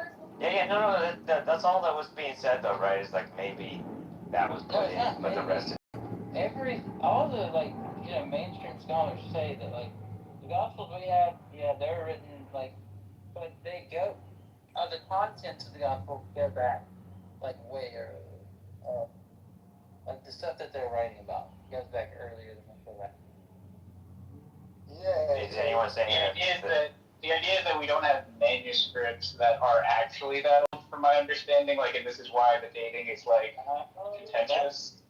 That's also contentious.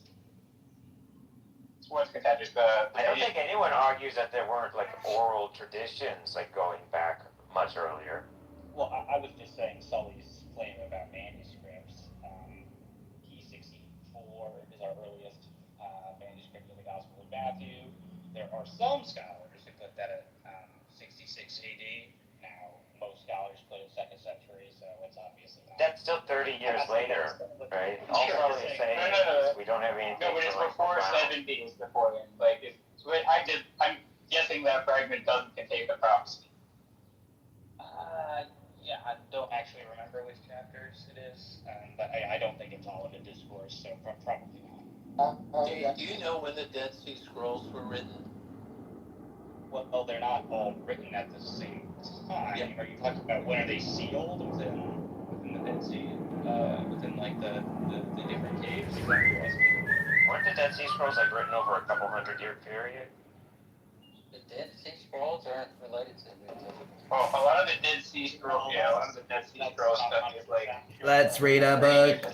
Let's just talk about a book. Let's never read a book. Let's talk and get our dopamine endlessly forever without ever saying anything intelligent or reading anything about what we're talking about. Let us continue talking forever. When is our earliest Let us help the non-native English speakers around the world learn our English capabilities. from what century is it?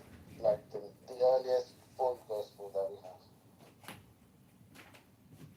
It's I think 300, let's say, the 300, something like that. Yeah. Or maybe it's a little bit earlier than that, maybe. Yeah, I've heard that. So that's why if you want early dating, you have to settle for parts of it, maybe a chapter. I'm gonna tell you that.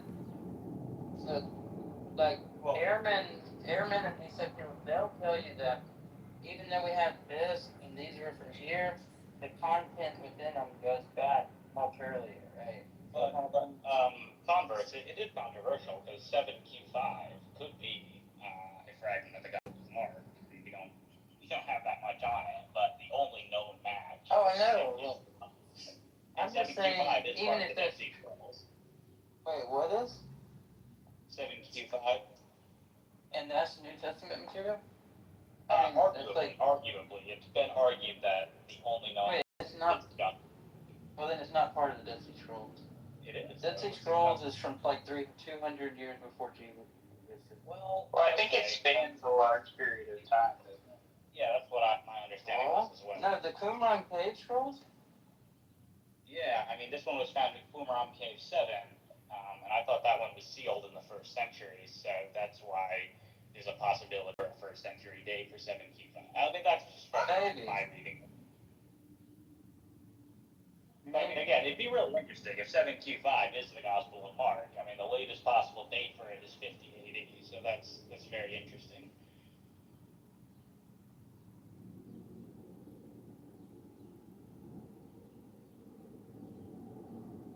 Sorry, Sully, I wasn't trying to cut you off. I was just saying there is a little bit of disagreement, at least with Matthew, Mark, and Luke, because Matthew and Luke, we've got arguably like 60s manuscripts, and we've got a manuscript of the Gospel of Mark that's arguably 50s. But again, mainstream scholarship, to Millis' point, would disagree with that.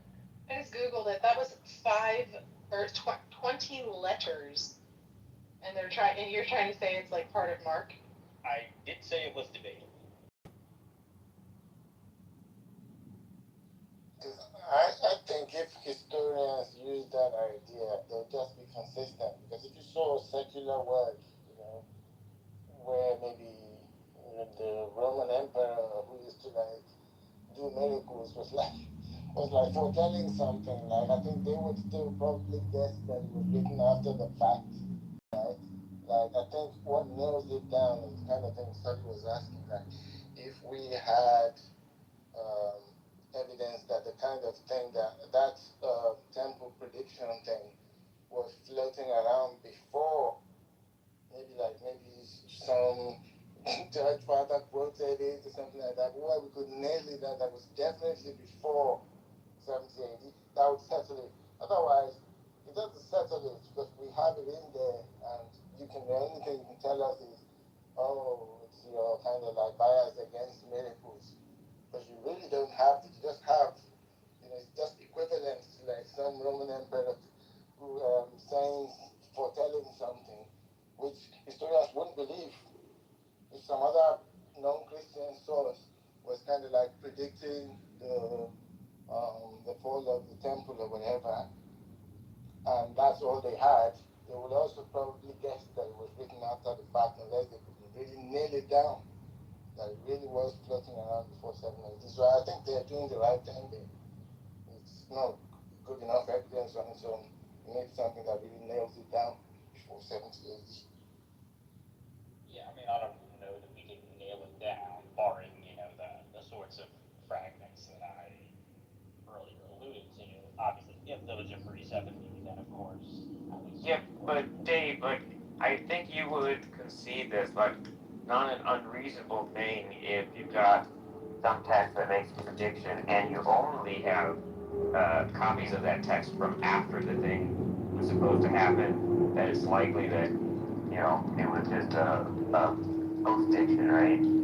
I think it's definitely something you want to keep on the table. At the same time, I don't think you can make the question, right, and say, well, it definitely wasn't predicted because that. Yeah, I didn't say it definitely wasn't right. I just said, the likely answer is that it was not a prediction.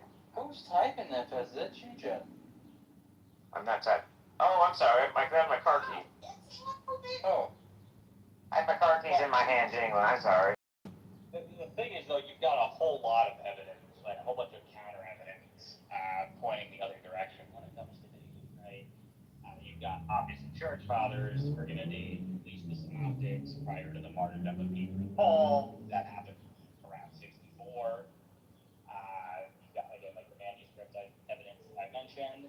I think we've got some evidence in some of the indisputably authentic letters of the Apostle Paul that he definitely knows the Gospels of Matthew and Luke and is dependent on them in places.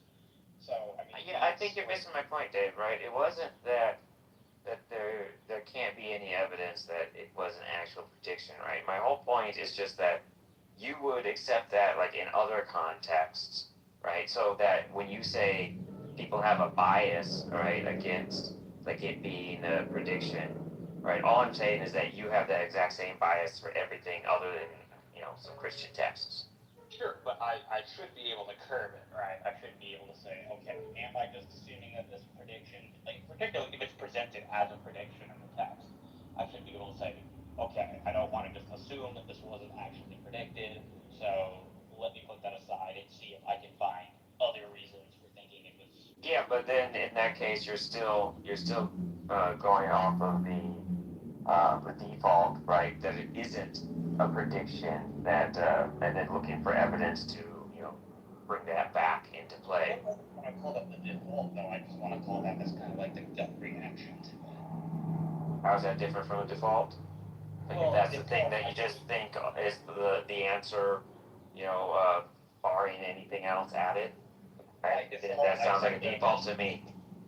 By default, I tend to mean that like this is something that you rationally should believe in the absence of like sort of evidence to the contrary.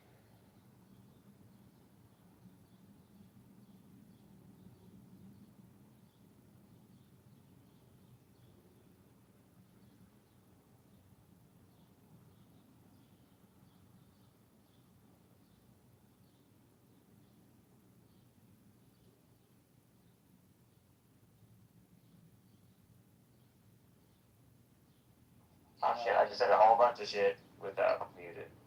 Anyway, my point is that people make predictions all the time, almost always completely wrong, right? And so because of that, if you see a prediction in text, you should probably think that it wasn't an actual prediction until you get more evidence, to make it able to conclude.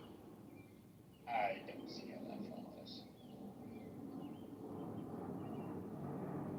I think you can do it either way. I think the way Dave's saying it is okay as well. If you can gather enough evidence to actually support the fact that it was a real prediction rather than just saying it after the fact. But the reason I don't like what's going on here is it's then appealing to the church fathers. That's, as an outsider, I wouldn't trust that because I would just think, well, of course they would. They want to say this is a real prediction and give it an early dating. And so, But their early dating, Chris, doesn't really seem to be motivated by like the accuracy of the temple prediction. In fact, like I could be wrong on this. Maybe Converse could correct me because he might know this better. But I'm not actually aware of like any of the early church fathers using this as like an argument that like, oh look, because like clearly the prediction happened this early because the Gospels are written that early, therefore, that's a good reason to think that Jesus is the Son of God because look, he did the prediction accurately. So I don't know. Just when they give us their dating of the Gospels, it doesn't seem to have any like concern for that particular issue. I mean, I guess you could say that's doing work in the background for them, but it's certainly not clear in their texts. Okay, in what context did they give us their dating? Like, what were they saying when they gave the dating? How did they word it? Sure, they're actually like it's pretty like random. So in the case of Papias, he tells us that Mark wrote his gospel like for Peter. So he doesn't really tell us that much. Other than that, he would have to be in the lifetime of Peter.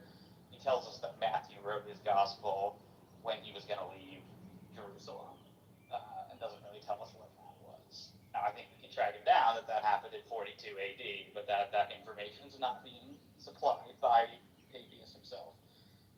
Irenaeus says that the Gospel of Matthew is written while the church at Rome is being founded. Again, he doesn't give us a date. If we track that down, though, I think we can show that the church at Rome is founded in 42 AD. So again, that's doing a lot of work in why I date the Gospel of Matthew specifically to 42 AD, because they both kind of give us these independent time markers that converge on that date. So here's an interesting point. Irenaeus says that he doesn't tell us when Mark is written, exactly. He says it's handed on after Peter and Paul's departure, which would seem to be a reference to their death. Again, that happened 64 AD. Clement clearly says it's written while Peter is still alive, so you seem to have an apparent tension, at least between the two of them on that point. So it's like they're giving us very precise dates. It's just like we seem to be getting this idea that Mark's gospel is written either while Peter is still alive or pretty soon after he's dead.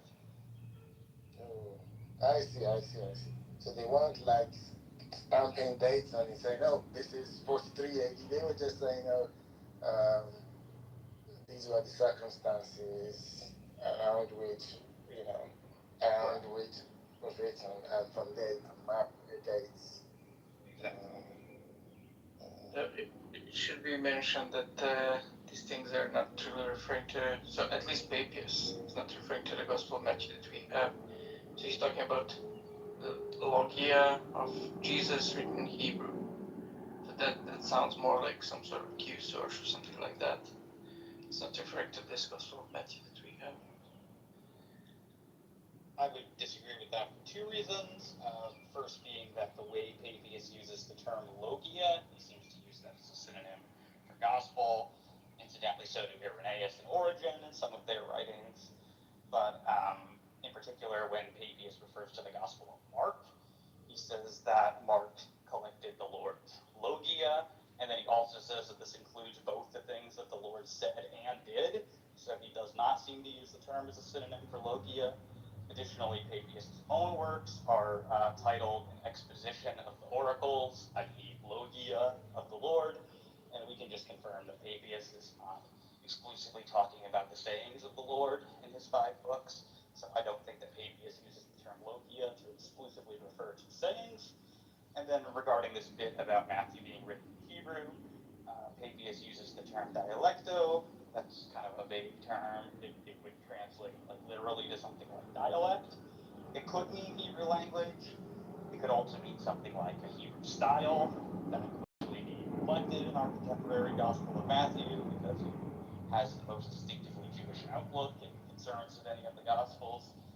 Additionally, I think that this is supported by the context of Papias. He's contrasting the literary style of Matthew and Mark respectively. And so I think that favors the translation of Hebrew style there rather than Hebrew language. And the last point would just be that there's no definite article in Papias. He doesn't say the Hebrew language, though translators sometimes supply the word the, but that's not actually present in Greek. And whenever logia clearly refers to the Hebrew language, it basically always has the definite article. So those would be my responses. Sometimes it's used like oracles, like the utterances or sayings. Sometimes it gets used like that. And like. So are you saying a Greek word is being used? Yeah, Greek word. You know what that means, don't you? Also among the previous points,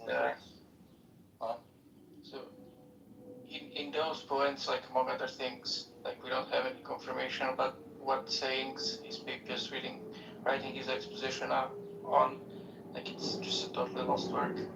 But also like among the previous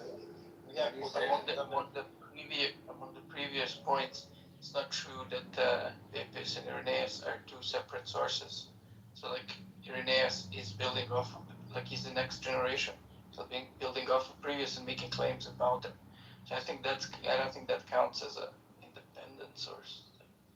So that's not true. We do have quotations of Papias commenting on the Gospel of Luke, for example, and the writings of Andrew of Caesarea. So he does give us confirmation that he's quoting from that, at least in the case of the Gospel of Luke. With respect to Irenaeus not being an independent source, what is the argument ending on Papias here?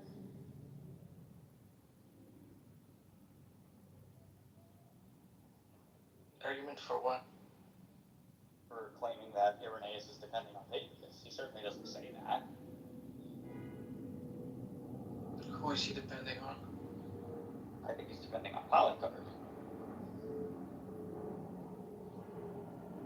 Okay, and he says Papias and Polycarp were buddies, and then he asserts something that they don't assert, that he knew the apostles. Like, this isn't some, like, one guy here says a thing, and then on another place, another guy says, it's like, oh, well, look how convenient that they say the same thing, that probably must be true. It's like literally two guys who knew each other, and a disciple of one, like, making claims about what the two of them, like, did. Even though neither of them say that in any of their excellent works. It's like, No, Papias does say that. At least I think he does. You're right, Polycarp doesn't, but only one of Polycarp's works is uncontroversially survived, so that's not particularly surprising. Okay, so that just means we don't have any basis to, use them as a source that they knew the apostles. We just have Irenaeus' claims. That is a basis. It's perhaps not the best possible basis, but that is a basis. Sure, I mean, like Muslims with their isnads, like, oh, this guy claimed that this guy said, okay.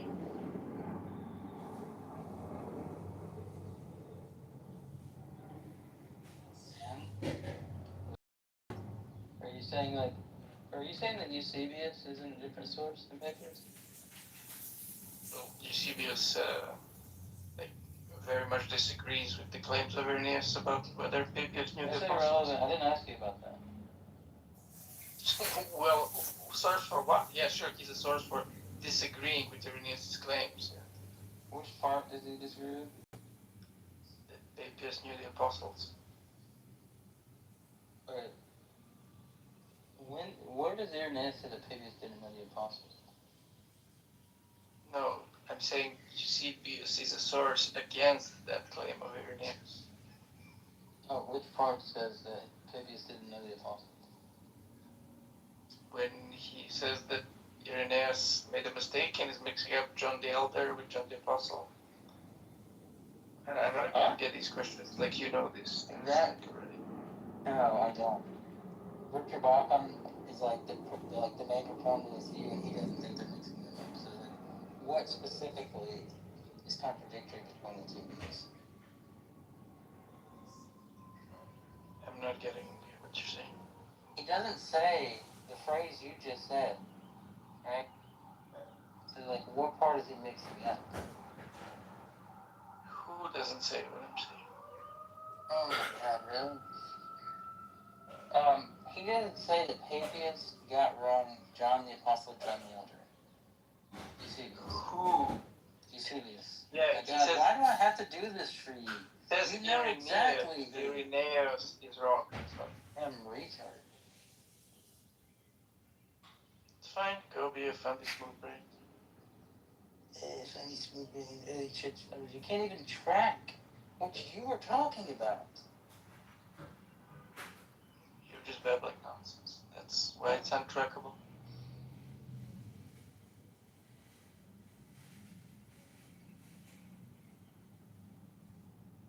So what was the earliest date in which any of these church fathers were writing about the Papias. Papias? What's the Papias. date? The proposed dates are between 95 and 140 for like a median estimate of like 120. Okay, alright.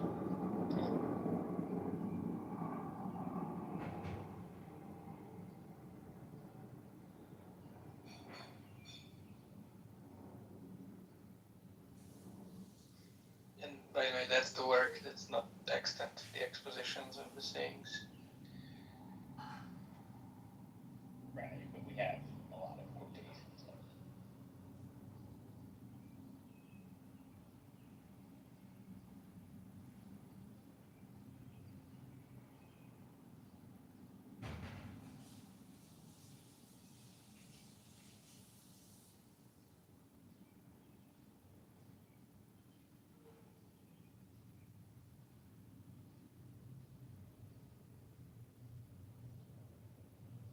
Who made Deepak mod, seeing as he just, like, DM'd me that he thinks everyone in this room's a fucking idiot? And he didn't want to be friends with anyone here? Wow, Deepak. Disappointed to hear that. Dr. Larry. That's a lie. I said everyone's a fucking bitch. Yeah, fuck. Dyslexia, sorry. What, do you disagree with me? What, that Deepak's a punk bitch? No, I don't disagree with that. Marking error on its part. He's on a blunderbuss right now. All the way. One passenger. You guys, have you guys seen like the latest episode in the Fatima saga? No. I haven't. I saw the show I'm following. What? It's the greatest show in town. What are you talking about? Well, okay, agree to disagree. What's going on? What's the latest? So the man himself, Scott Arrington, right? Like, he took a trip all the way to Bosnia, right, to settle the case once and for all. It's like a fascinating story. Like, so TLDR. Actually, I don't want to spoil. Are you guys? I'll share the link, the story. But it's actually there's a bit of a what's the word for like a thing that like a spoil, not a spoil. What's the thing? You know, like a twist. There's a twist in the middle. Plot twist? With the plot twist, yeah. So there's a plot twist in the middle. He's a good writer, so it's just enjoyable to read, right? Even if like the Fatima thing, is not really your jam, like he writes well. What is the benefit of going there? Is there like local sources that you can only get there, or? Well, it's to explore a particular kind. Like so after Fatima, apparently in 1981, in this one hillside in Bosnia, like there was a repeat occurrence. Like there were 6 teenagers who claimed that they had a vision from the Virgin Mary that was like eerily similar, right? It involved like the sun doing funky stuff. And ever since then, pilgrims have reported having like similar things happen in this town called, I don't know how to pronounce it, but it's like something like Medjugorje or something like that. So he's interviewing people? No, he's going there to the source to see if he can like encounter a miracle and stuff. Well, that's part. I mean, both. It's actually both. You read this, but there's a really interesting twist there in the middle.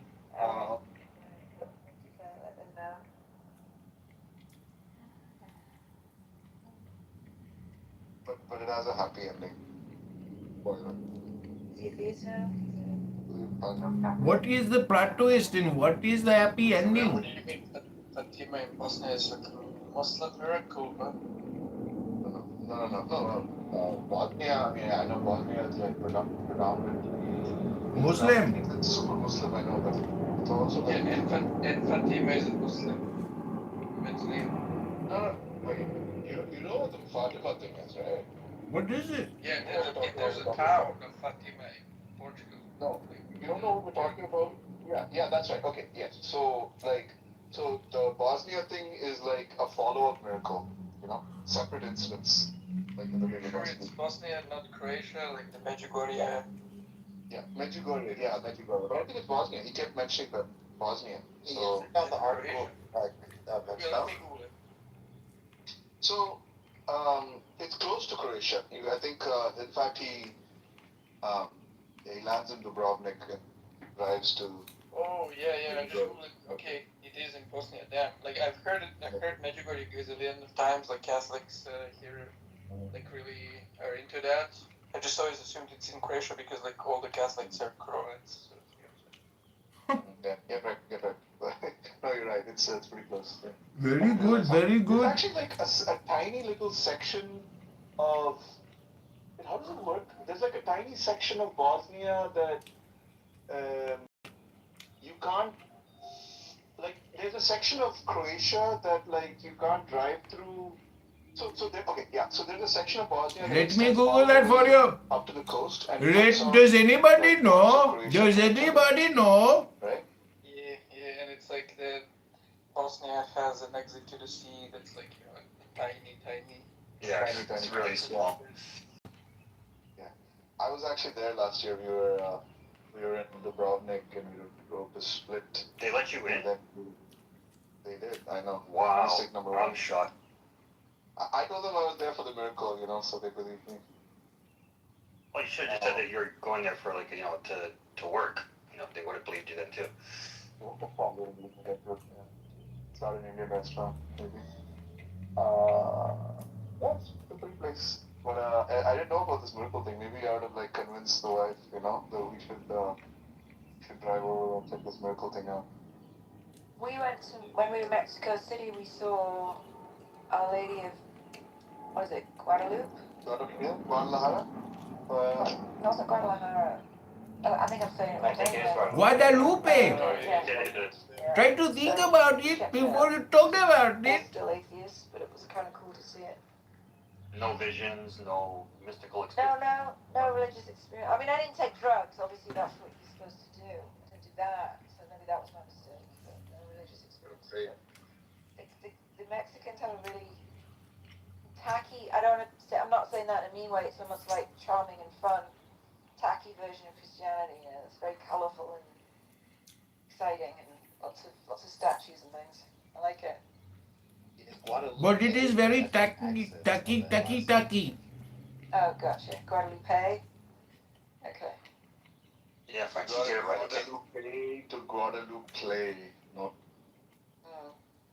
You drink enough tequila, perhaps you might have a religious experience. Good point. Especially with the worm in it.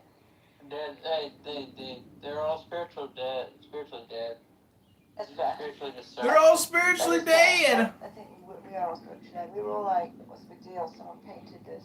Okay. It's a bit of a fish. It was really tacky. Were you in Mexico? Maybe a year or so ago. I don't remember. Okay.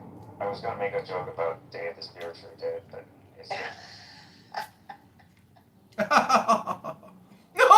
Seems right about the time where they were trying to convert the locals to Christianity. So. The locals, the smooth brain yokels. The smooth brain. They all have the smooth So brains. I'm trying to make some money off of this, selling my soul business. Uh-huh. And it's not really going. It's not going so well. Really? No buyers? There's nowhere to sell it. There's no. You're here right now selling it. a size 8.5 soul. You have two of them, right? Dude, my soul will fit any foot. Don't worry. Well, your soul isn't really valuable if you don't have spiritual discernment. At least, you know. But that's the thing. So maybe I can sell my soul to somebody that does have the spiritual discernment, so they can have benefit from it. Money. No, Let somebody that sells you can, have some benefit. This faggot's gonna sell the universe to you, but nobody wants to buy his bullshit. Selling your parts instead. No, like said, you gotta be a believer, and then you sell your soul so Exactly. you lost your place in heaven. Nobody wants your soul, bro. Yeah, what are you saying? It's like a backup for you. What are you talking about? Just in case yours goes south, you got another one in your back pocket. No, it doesn't work. It's like it is. Dude, you got like a soul that has the Andromeda strain on. You can adopt it just like a child. Come on. You're doing it wrong. If you really want to maximize your value, you've got to create a sole proprietor. Oh my. How much value do you need? Nice. What did he say? Value? He did. He said value. He said virgin earlier. I feel like the You're devolving on your ego skills here. Yeah, that's what's his name from Discord. I mean, what? Loden? English is kind of dumb. Can you say vicissitudes? Yeah, like who has like the and the word? Like, why do you have two of them? Those are completely different sounds, Chief. Literally Hebrew? Yeah, who does that? Like you can just have the. Like, just put the everywhere. Who's the everywhere? German? I was thinking German as well. Many Europeans value this room. You're in good company. English, Hebrew, German, Latin, I believe.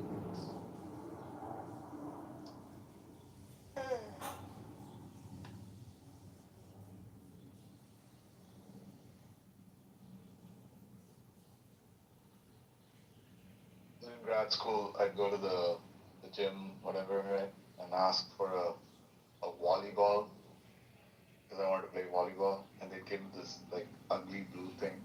apparently there is a game called volleyball. Oh no! See, this is why D is important. You get misunderstandings like that. Just get a better language. Alright. Get a better. A what? Okay. So the spelling is awful. Like, just make it orthographic.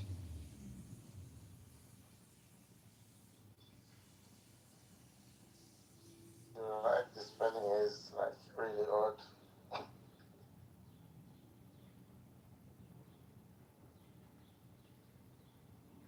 Best language in the world, bro. Use international. I think Zeleny and Congress should debate early history. Thought they already had.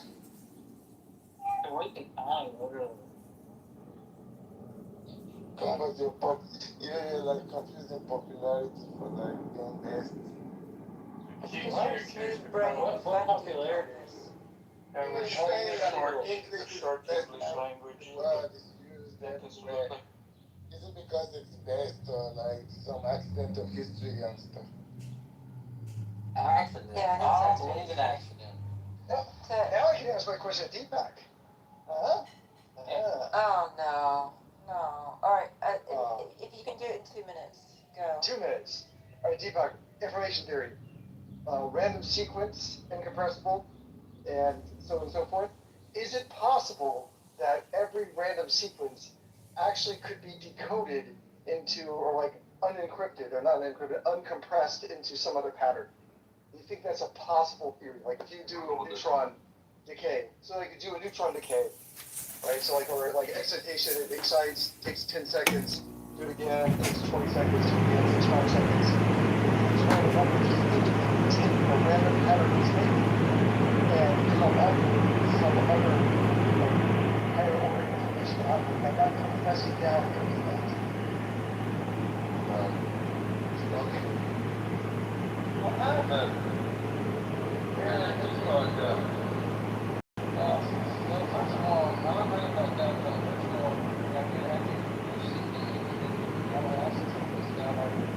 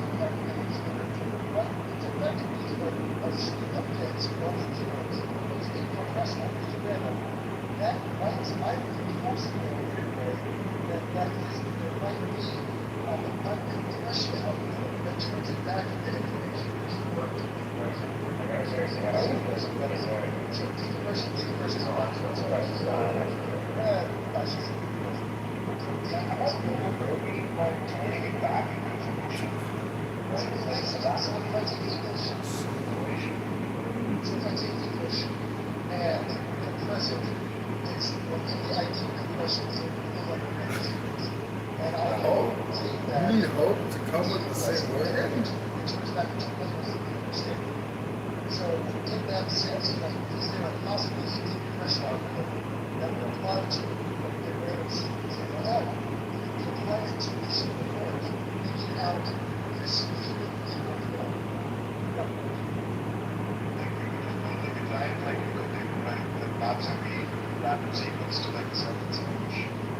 No, that, exactly, I'm saying, like, yeah, like, is there, like, it's not going to be, it's finite list, right? Generally speaking, most like compression algorithms are going to come with a non-compression algorithm, right? That tells you how to work on the random sequence. Yes, but like, okay, so, and I think, yes, if you're talking about purely whether there's comparable functions in the limits, I think, yeah, I think if there is a compression algorithm, then there's non-compression algorithm. Now, one thing that the uncompression algorithm might not be as easy to use as the compression algorithm, right? There are like certain special, like economics level, like it's a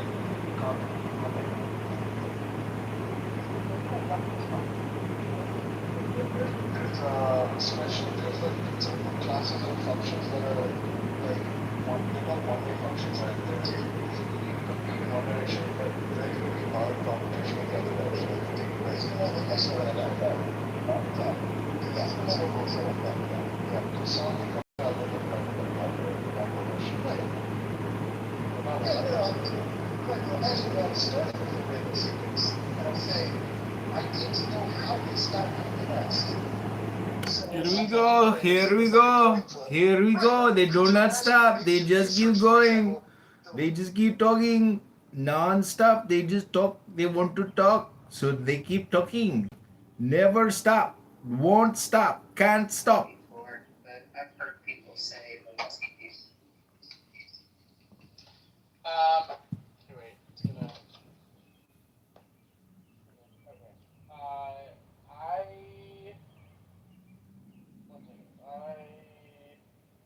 I soak them in olive oil and butter and seasoning and lemon juice, and then I cut them into quarters and roast them in the toaster oven. It's Hey, I'm back, guy.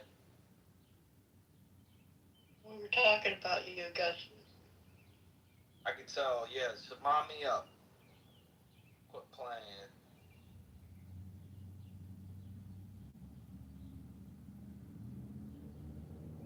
Yeah, Beth DM'd me. She said you guys were talking about me. What the heck?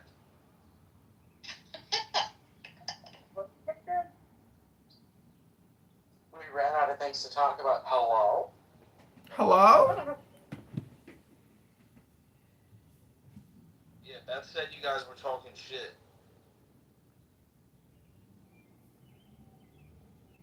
Oh, I did not, you weirdo. We're talking about Brussels sprouts. No, you DM me, Beth. I got the message. It's okay.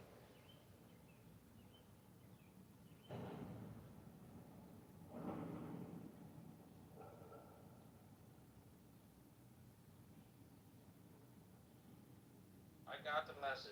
I'm here now. It's alright. Oh, that's amazing. We were talking about Brussels sprouts that Divisive makes. And I don't know how to make Brussels sprouts. I was listening to his recipe. Actually, Gus's Brussels sprouts is our code name for you. Yeah, I knew that. That's what I was just about to say. That you guys are speaking in code now. I get it. What's in your eyes, Augustus? Censor bar. Because I'm always being censored.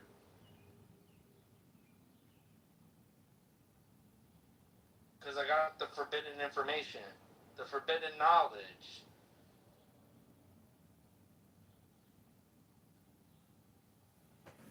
Are you going hunting? You got a hunting cap on. Well, it is hunting season. What are you hunting?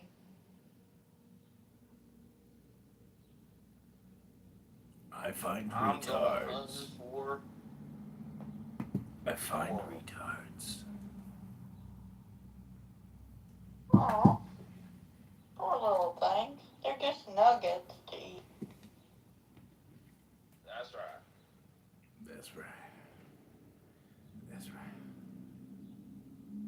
What's new with Tronic?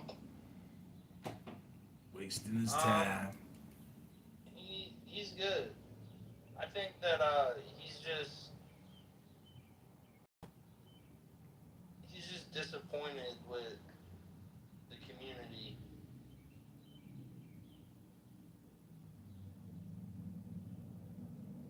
As am I. That's why I'm here bothering you. You guys had a pretty strong community going. I thought you still did. Oh, thank you. Thank you. Thank you. Things are good though. I wrote an email to Elon Musk's cousin today. That was cool. On behalf of Senator Ron Johnson.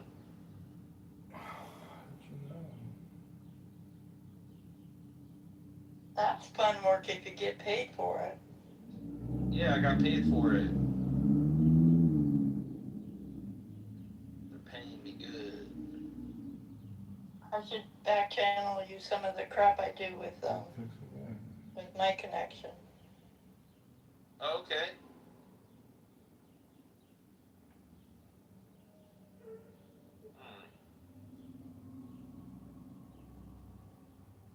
People don't like Mike Pence. No, I know.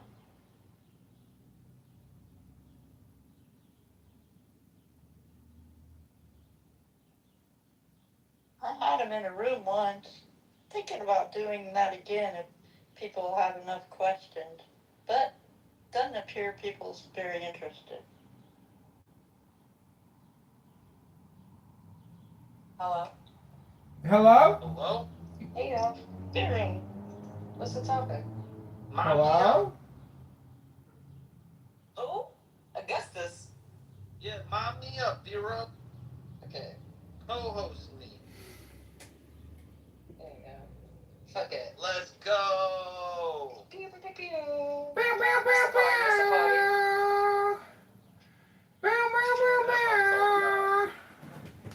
That's what I'm talking about. That's right. That's right.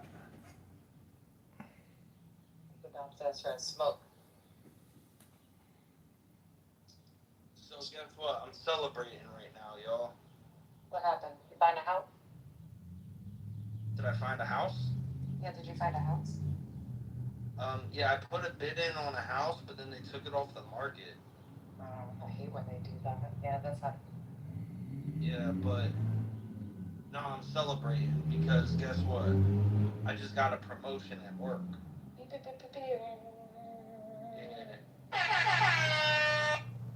Comes with a pay raise and everything. That's hot. Yup. Hey, how you doing? So, yeah, I'm just chilling right now, enjoying the good weather.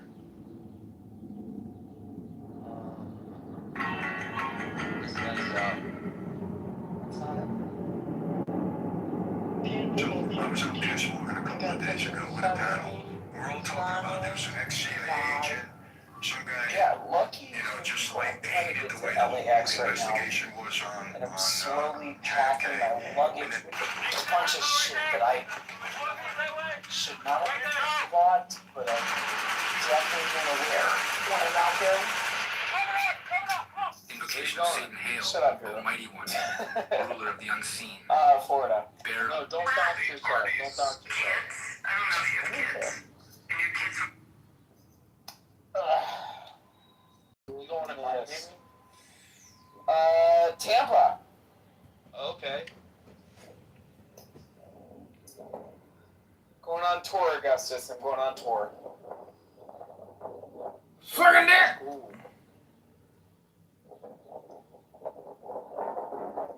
Oh my god. Vera, have you ever had to sit on top of your luggage? How I close it? Yeah. Yeah, this is insane. Why are you carrying so much clothing going to Florida? You're supposed to bring less clothing when you go to Florida. I just went and got socks, and everything I'm wearing needs black socks, so as opposed to white socks, So I'm gonna leave the White Sox. Okay. I have literally like an hour to get to the airport. I still have to buy edibles. Yeah.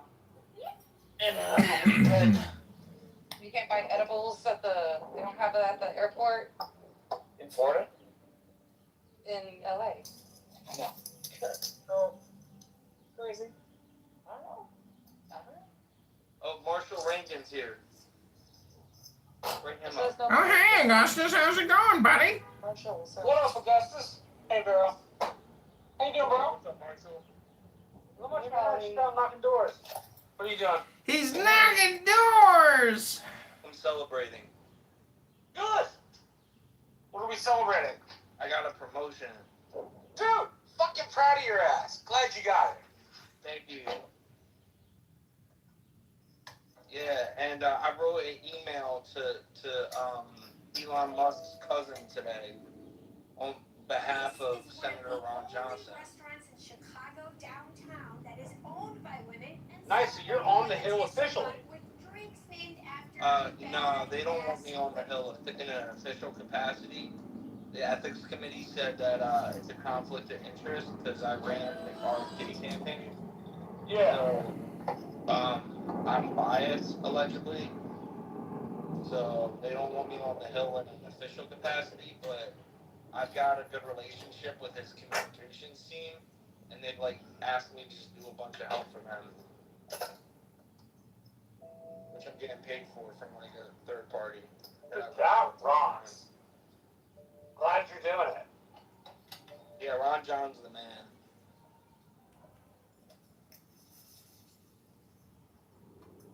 I'm living on Capitol Hill though, in the neighborhood. You probably don't live all that far away from my brother.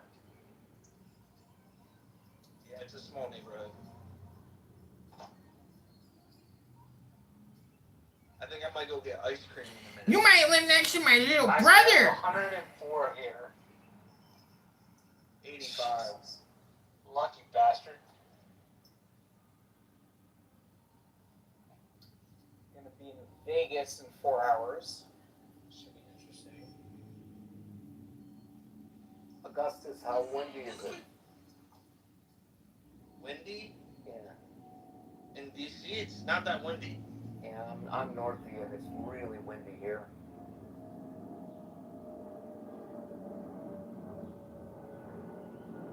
Yeah, nah, I'm on the roof even, and the roof isn't getting any wind. It's got a cool breeze, but not wind. Wouldn't classify this as wind. Yeah, I had to take my umbrellas down because it kept getting knocked down because the wind was too strong. Oh, jeez, Louise. Yeah.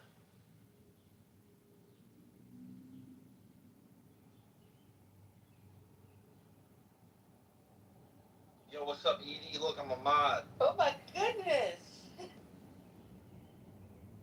I didn't even need your help this time. It was a charity mod. No, it was out of respect. They were like, wow, we respect Augustus so much, let's mod him up for all the great things that he says all the time. Yeah, you keep telling yourself that. It's because I bring so much interesting conversation to the room. You do. It's true. And preservation of the human race, there's a lot of good topics in there, good rooms. Thank you. Of course. Edie, guess what? I'm celebrating right now. What you celebrating? I got a promotion. You did? Awesome. Yeah. New title. That's great. What's your new title, Augustus? Senior strategist of media. That sounds very impressive. Thank you. Kicking ass, that's amazing. What's your favorite medium? My favorite media? Yes. Meta. Is that growing interest for political types, or is that where they hang? It's like a senior citizen facility or something. There's a lot more, freedom of speech on Meta than there's ever been. more so now than there's ever been, and hopefully, that stays this way going into the next administration. If you look at like the statistics, there's 3 billion people on Instagram and over 3 billion people on Facebook. So you're just reaching a wider audience. Boogergate! I got busted! Oh no! Some people like to clear the boogers from their nose. 6 times the amount of Oh, Garrison's naming his son after me. posting on. So you can all sleep safe at night. Like little babies. That might get 300 Someone's likes out there doing something. X, It'll be will get, okay. 20,000 likes on Meta. So I like it more because I like going viral more.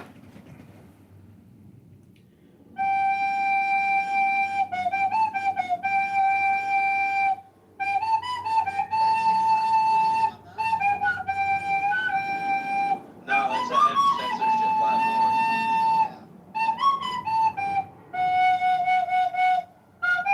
Yeah, they already I posted a couple things on TikTok, and one of them already got flagged. And they were like, "This is strike one."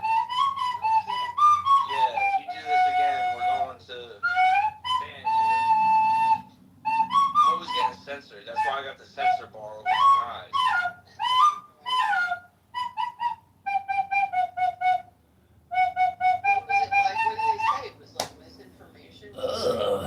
Chicken. No, they said it was a community violation. Oh.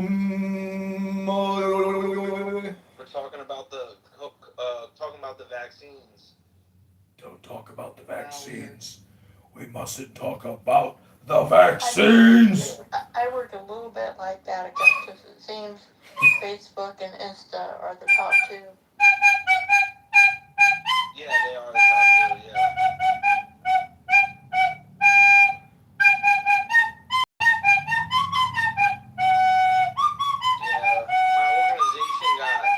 Got censored from Meta in the Biden administration, so they sued Meta and won the lawsuit. So we're back on Facebook and Instagram now, growing and seeing tremendous growth in short periods of time. So I'm enjoying the ride. Children's Defense Network. Of this opportunity,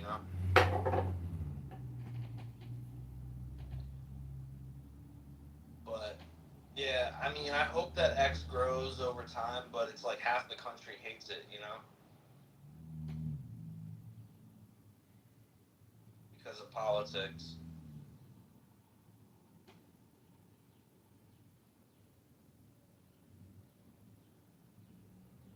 You think that's why, or is it function? I don't find X very friendly. What is it? You got to get 5 or 7 deep before you can talk. Yeah, I don't know. I don't know. You should just keep trying. I really used to like Clubhouse the most, more than anything, but I don't even like Clubhouse. I'm blocked. Blocked by Edie or Vero or Joe. Yeah, it used to be a much more a powerful tool. Used to be. Yeah.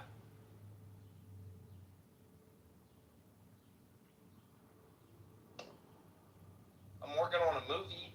I'm writing a movie script. Yeah, what about? You promise you won't tell anybody? Of course not. Oh, tell all of your friends. We'll never tell There's anybody. no one's in the audience, and whoever they tell.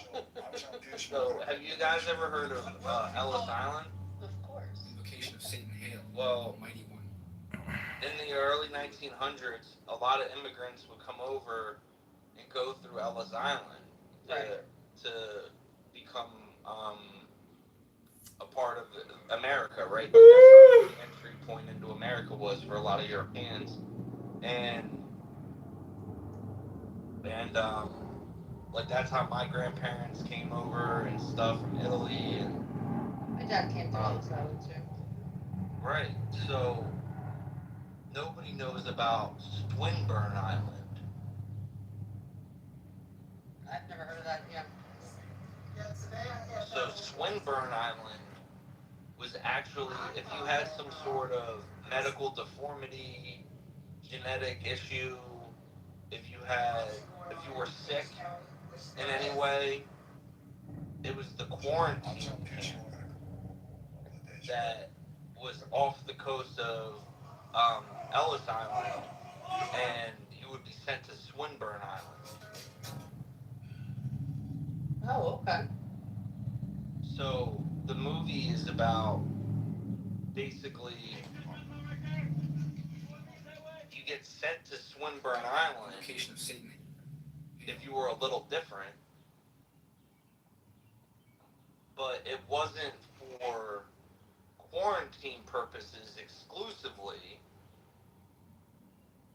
It was the U.S. government and military doing human experimentation Oh, wow.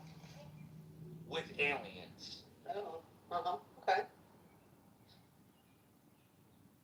in collaboration in the human alien hybrid agenda. Augustus, have you heard of the book Swindle to New York? No.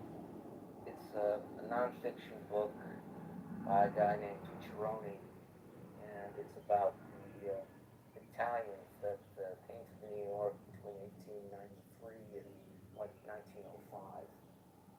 Excellent, excellent book about all the fraud in Italy, people coming to New York and to Argentina, and poor Italians who paid the equivalent of a coyote to get them to Argentina would sign up, and they didn't read or write most of them, and give their life savings to get to Argentina, and all of a sudden they'd end up in New York, and they had all of these young Italian men with no money, and it was a big problem in New York. They had to house them all, and it's an excellent, excellent book on the fraud. And if you have an Italian background, it's a terrific book to read.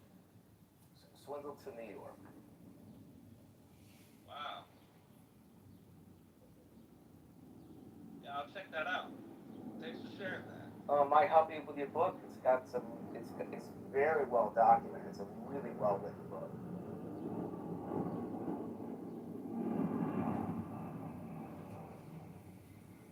And that's based on a true story. It's nonfiction. It's based on that whole period. It's an excellent book. I'll get a link and put it in the chat. Excellent book. Put the link in the chat. Good one. Good one, Pizza Man.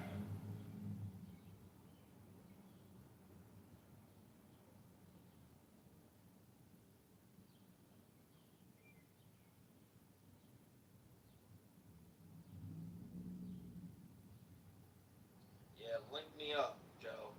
Thank you, brother. I gotta give you a follow, Joe. Full for you, Joe. Full follows for you.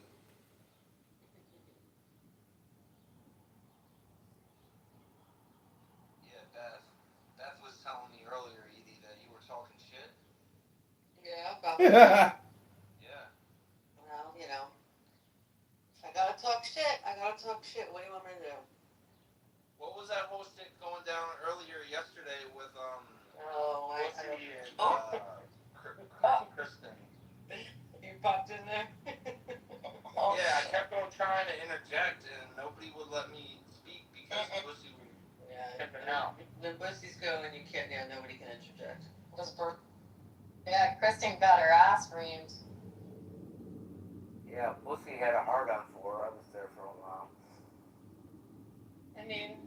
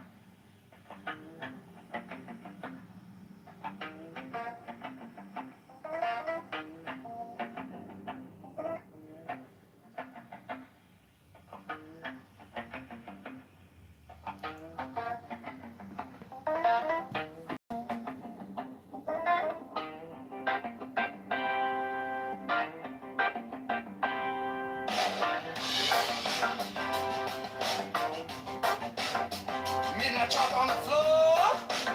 I draw a door.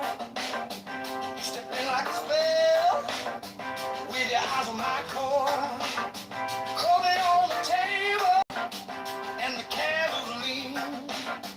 Rock, hope, I crack, stirring smoke between. Your hands speak thunder, mine answer back. Hot like a sigil, beating off the track. All power, all power, call it by name. We've been the dark hour.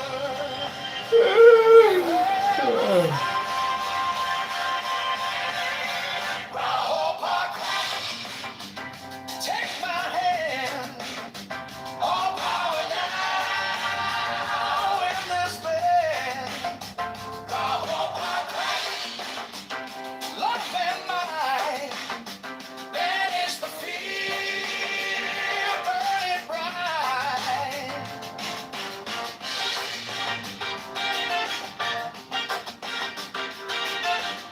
You move like a comet in a velvet coat.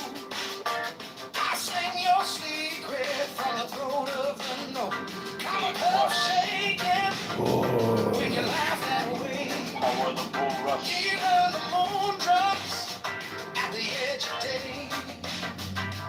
I don't need a crown, I don't need a throne. If you say my name, I come home, I come home. All power, all power under the skin. We close the circle and let the storm in. Rahoot crack, take my hand. All power now in this bed. Rahoot crack, love and might, banish the fear, burn it bright.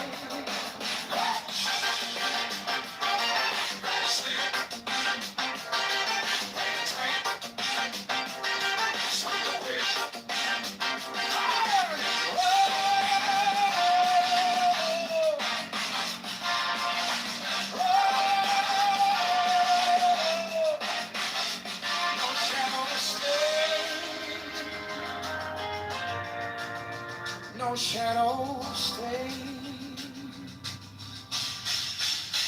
Rahoot crack, take my hand. All power now in this bed. Rahoot crack, love and might, banish the fear, burn it bright. Rahoot crack, we ascend, magic wizard, never end.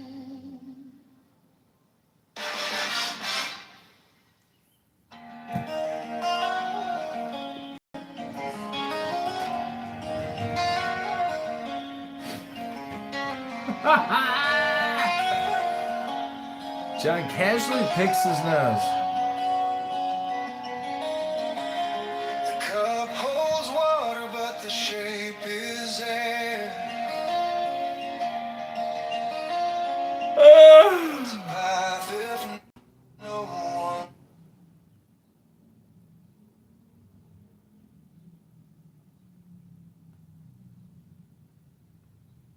He's offline, but I'll see if he gets the ping. I'll message him. I'll say I've got this lunch right here.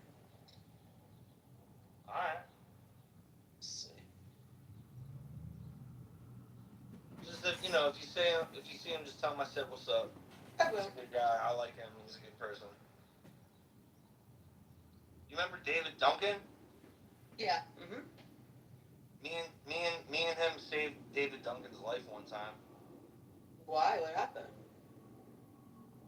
I don't want to get into it, but yeah, we saved his life though. How cool is that? That's very cool. That's very, very cool. He's alive now. That's amazing. Yeah, Yeah. I just talked to him today on the phone. Okay. That's good.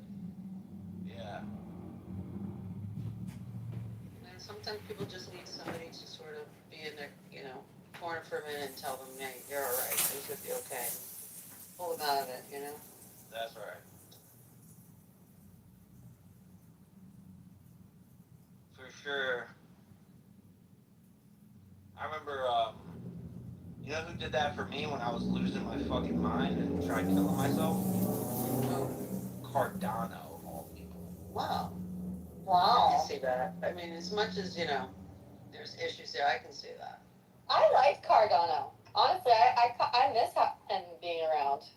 Me too. Well, that's great that he did that for you. That's amazing. Yeah, I was trying to kill myself, and he was there for me. He got me into treatment. Wow. Wow. Yeah, I remember when you had a little bit of a hard time. I didn't know you well, but I remember that. But I didn't know how deep it had gotten, and I'm glad you came out of that. Obviously. Yeah. You know, one hand washes the other. We helped David. Cardano helped me. Yeah. People gotta be there for one another. Absolutely. Absolutely. Especially as men. Yeah. Absolutely. It's too often do the men on this app just cut each other down. I was going to say more of that and less cutting each other down. Exactly. Right. We're all in this crazy mess together, so. That's right. Who's a good man is Cowboy. Cowboy is a good guy. Yeah. Yeah, I don't like Cowboy. I hate Cowboy. Yeah. Everybody likes Cowboy.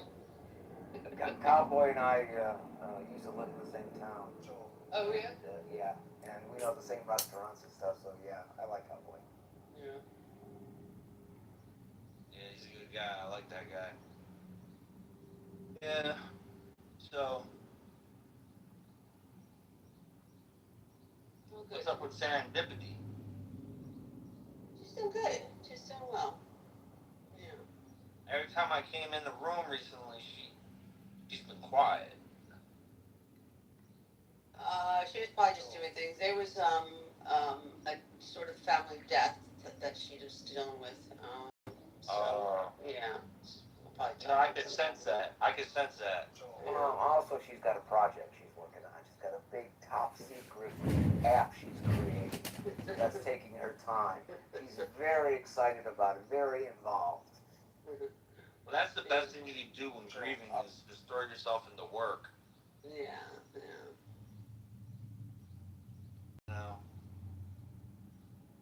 Idle hands will kill a man. When you're grieving and you're just sitting around, it makes it so much harder to deal.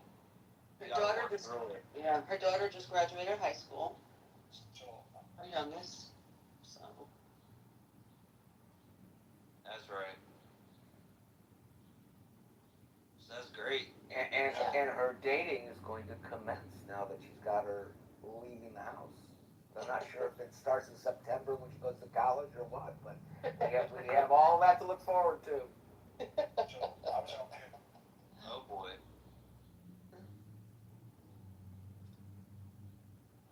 Just fine. Yeah, I'm going to release the Kraken. Yeah. I'm going to New York this weekend. Oh yeah? What are you doing there? Visiting family. We're doing a barbecue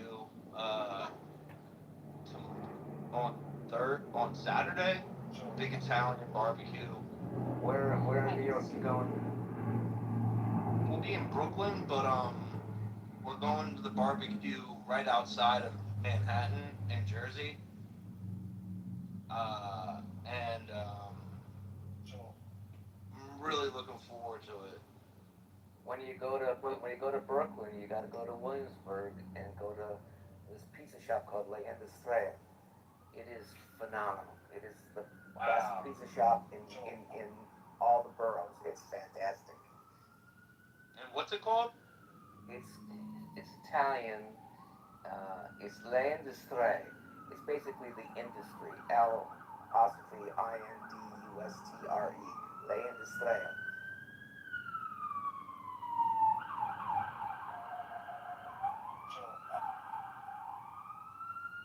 All right, L apostrophe ANTE. Like industry, the word industry, like a manufacturing facility, industry. Okay, yeah. I got it. Yeah, okay. It's an odd name. Most people have a hard time saying it. Williamsburg, right? Yep. It's fantastic. It's worth the trip. I would not be telling you. They do a slice of pizza. My favorite one they have is it's a slice shop, so they reheat the slices. So they reheat the slice, and then they put a dollop of burrata cheese on top with fresh basil. Very simple, very elegant, and unbelievably good.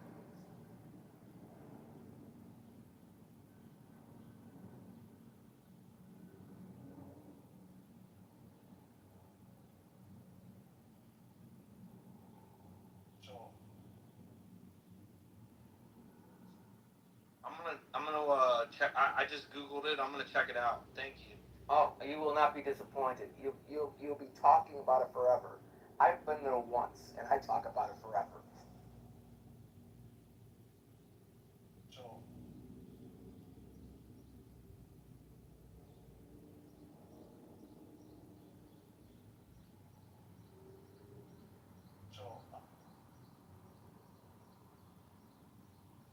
Holly, are you here?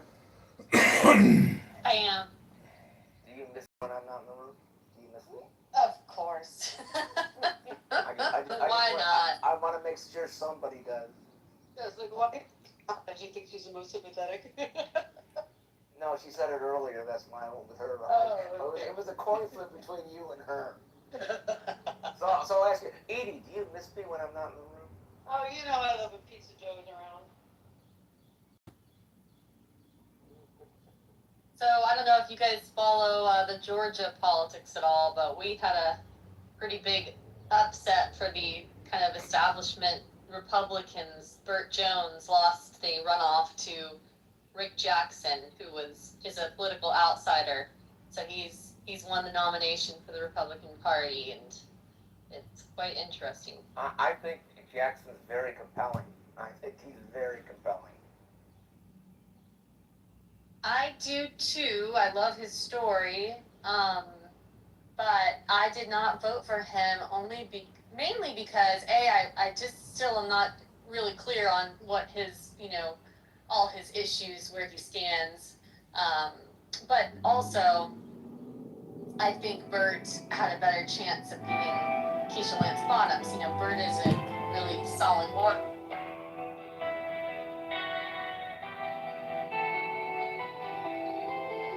I am the charioteer of the east, Lord of the past and of the future.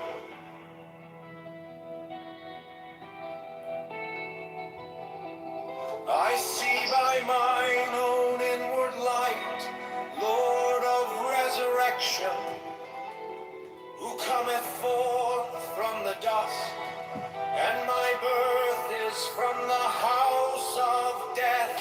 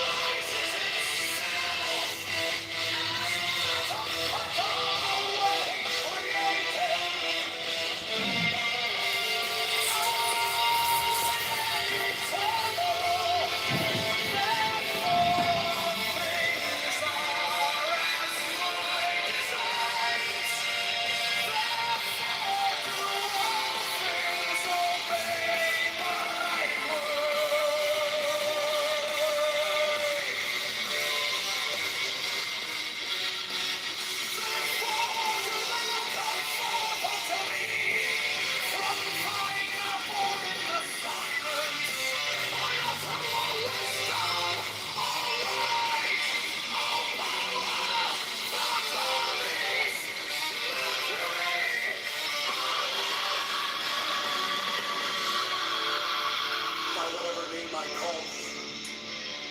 Thou art still nameless to eternity. Come thou forth, I say, and aid and guard me in this work of art.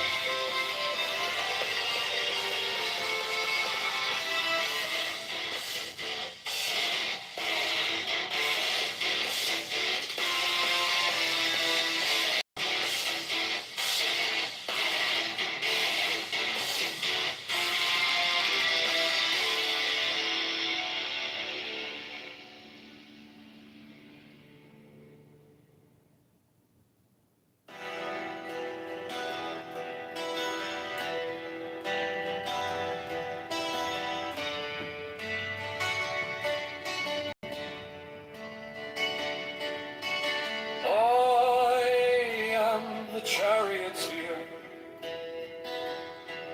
of the East, Lord of the past and of the future. I see by mine own inward light, Lord of resurrection, who cometh forth from the dust, and my birth is from the house of death.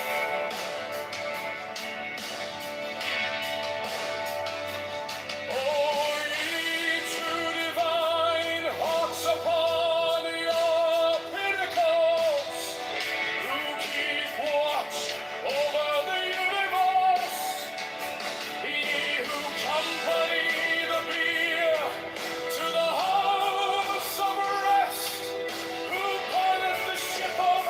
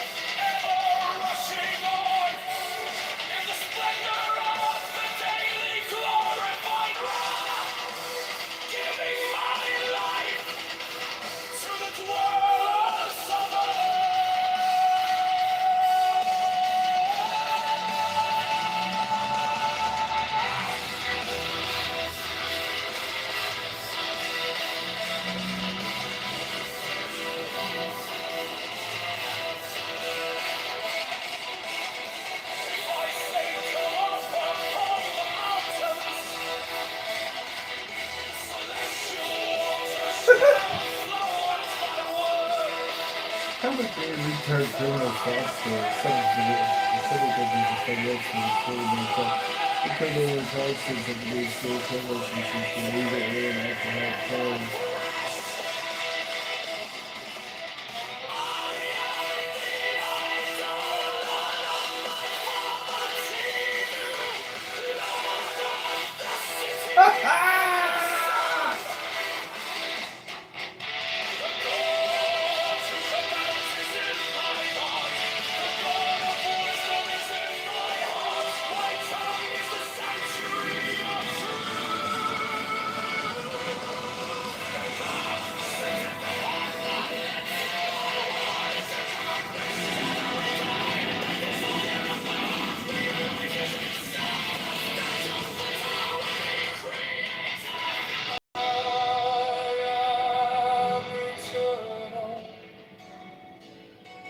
Therefore all things are as my designs. Therefore do all things obey my word. Therefore do thou come forth unto me from thine abode in the silence. Unutterable wisdom, all light, all power,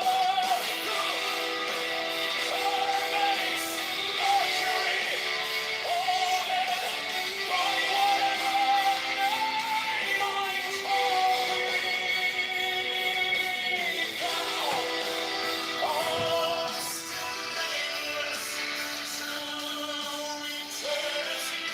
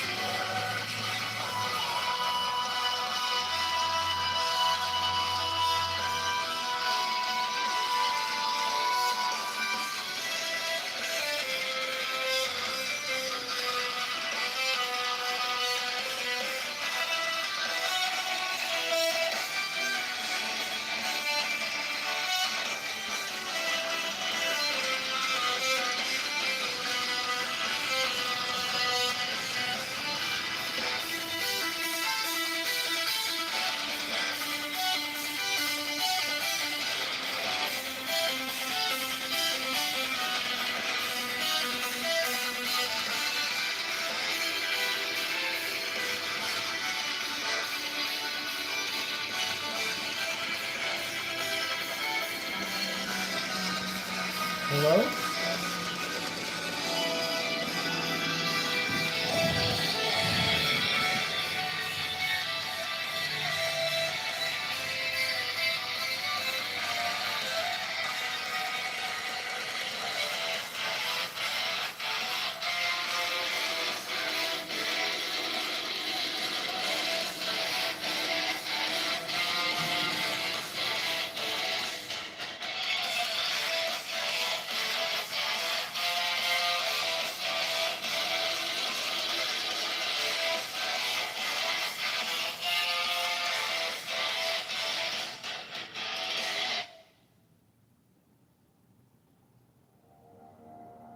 I am the charioteer of the East, lord of the past and of the future. I see by mine own inward light, lord of resurrection, who cometh forth from the dusk, and my birth is from the house of death. O ye two divine hawks upon your pinnacles, who keep watch over the universe, ye who accompany the bier to the house of rest, pilot the ship of Ra, advancing onwards to the heights of heaven, Lord of the shrine, which standeth in the center of the earth.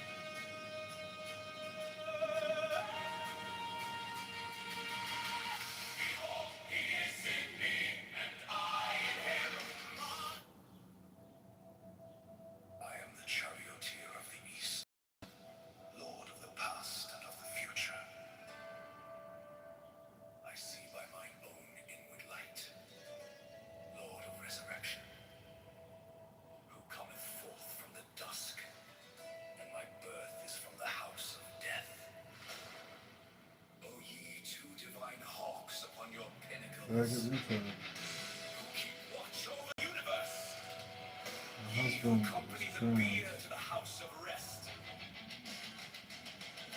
Pilot the ship of Ra, advancing onwards to the heights of heaven. Lord of the shrine which standeth in the center of the earth. Behold, he is in me, and I in him. Mine is the radiance, wherein Tar floateth over. The temple being in darkness, and the speaker ascended into his place. Let him begin by a ritual of the altar, as followeth. H vivo preocum, o procul este profani, ahlasti, om peda. In the name of the mighty and terrible one, I proclaim that I have banished the shells unto their habitations. I invoke Tahuti, the Lord of wisdom and of utterance, the God that cometh forth from the veil.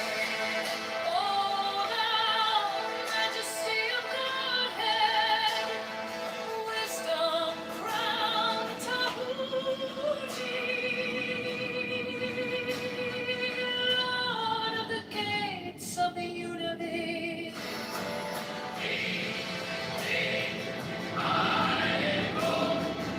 O thou of the ibis head, thou who wieldest the wand of double power, thou who bearest in thy left hand the rose and cross of light in me, thou whose head is as an emerald, and thy lens is the night sky blue. Sitting in a bar.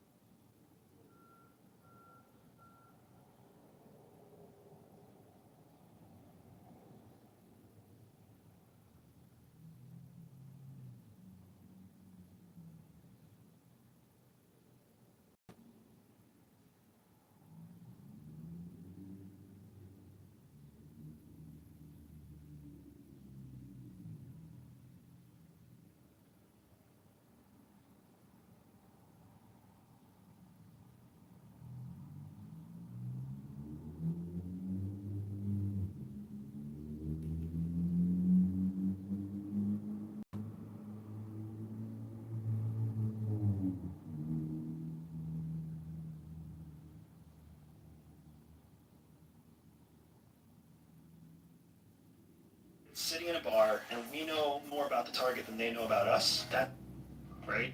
A Chinese, most secretive organization. It runs.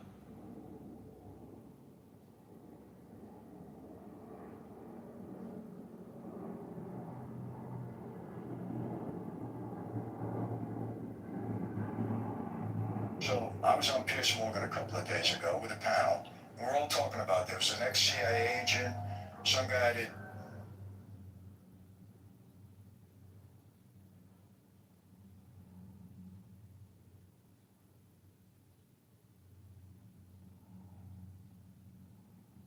We know this.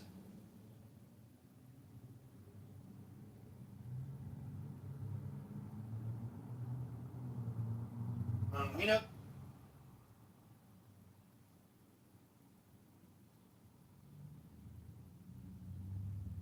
the most secretive organization. It runs on a black budget, laundering power through offshore cash and shell company.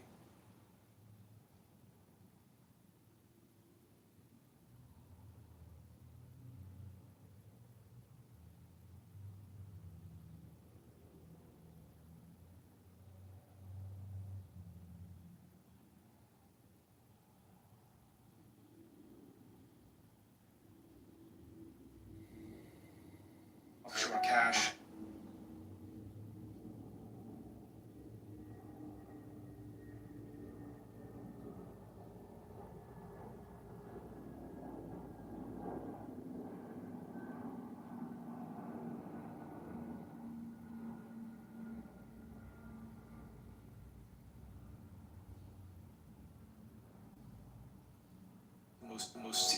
we know there's a ton.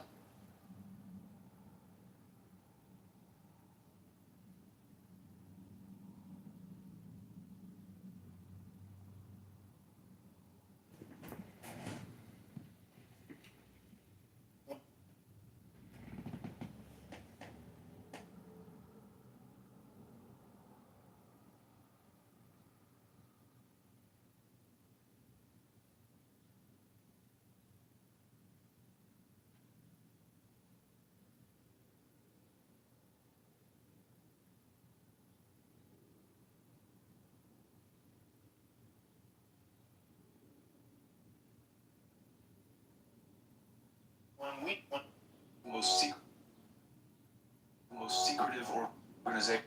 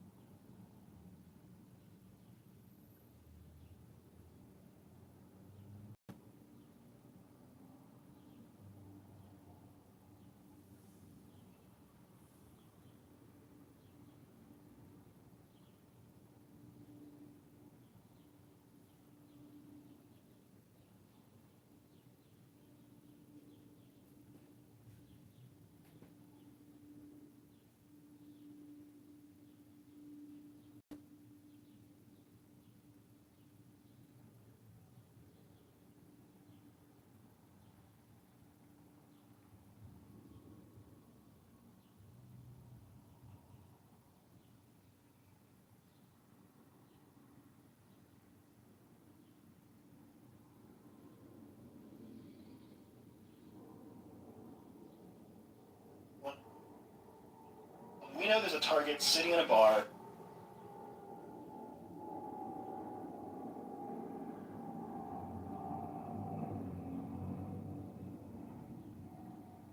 Most secret.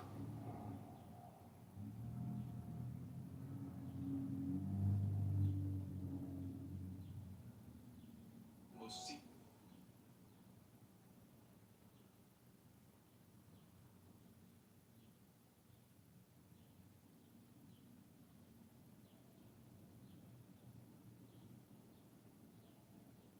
Most secret.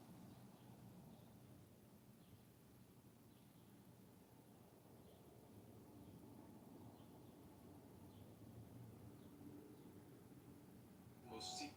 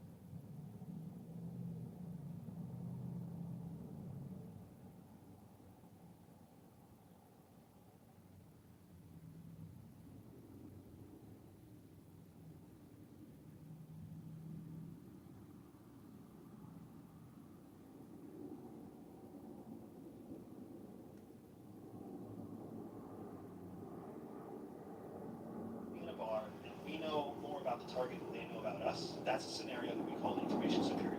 So we can walk in there and we can launch a surprise attack and basically pitch them on a cold approach. So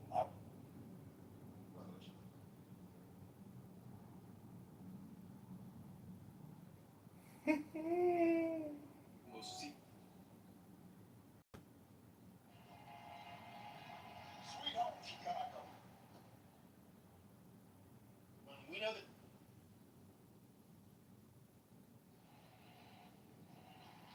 Please have us. Thank you to me for the outstanding. Most secret. Introduction.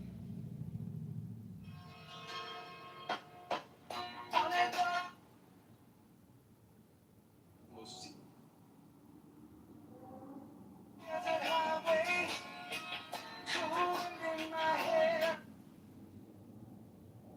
Most secret.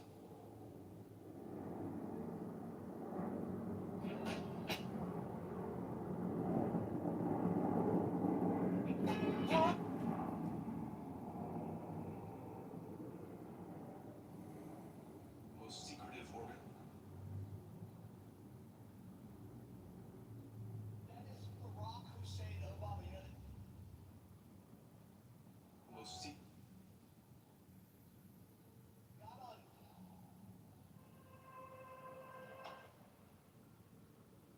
Most secret.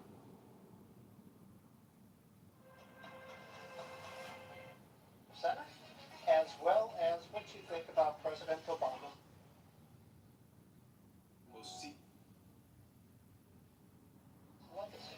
As Everybody is Congressman. Most secret. I do what I have.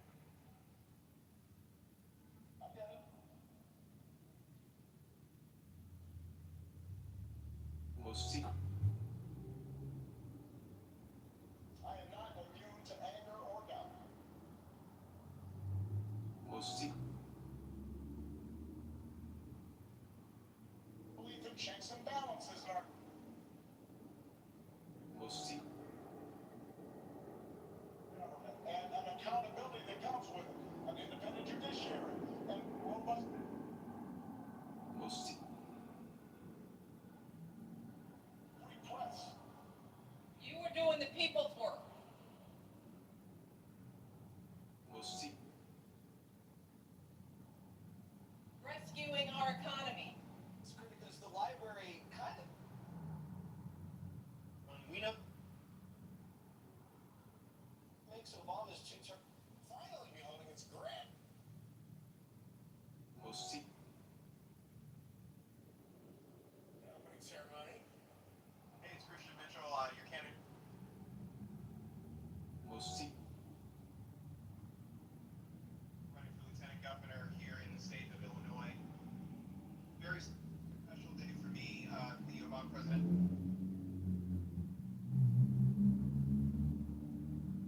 Most secret.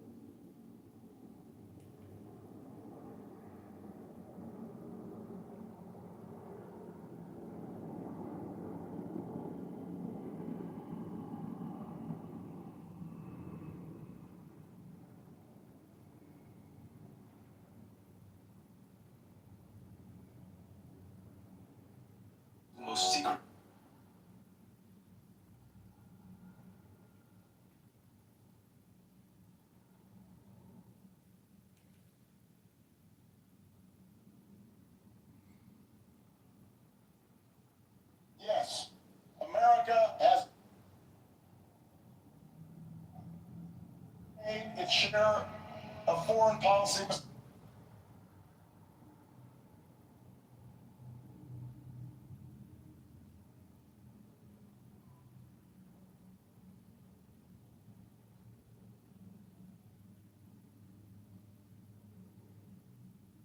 There's been three great scandals in the 21st century. The first was the Russian collusion hoax that was prompted by Hillary.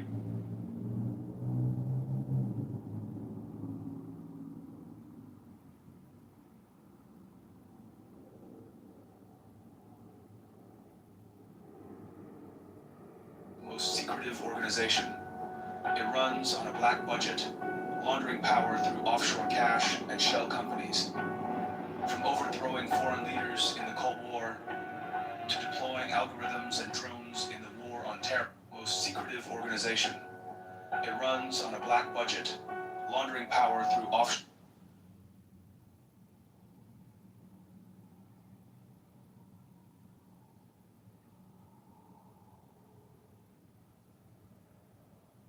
Most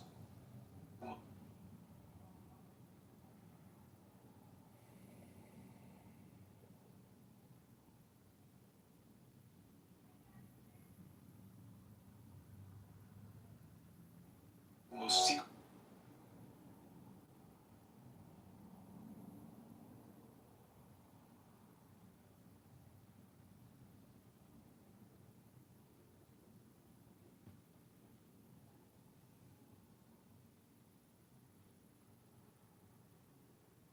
Most se-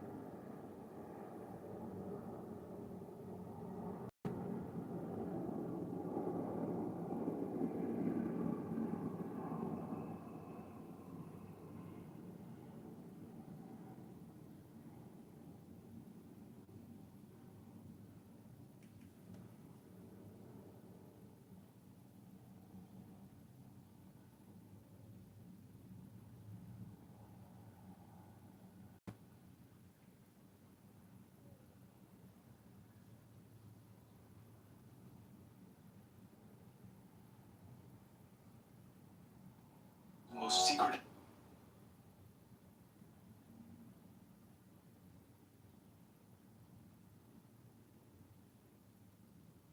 So I was on Pierce Morgan a couple of days ago with a panel. We're all talking about there was an ex-CIA agent. The astronauts were horrified to discover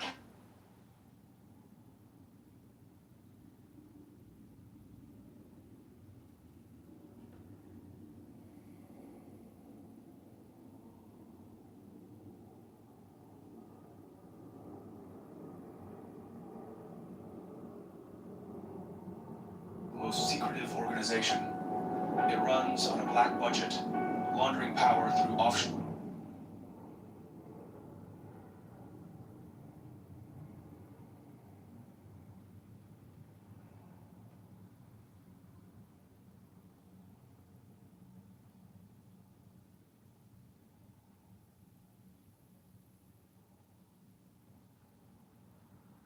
Offshore cap.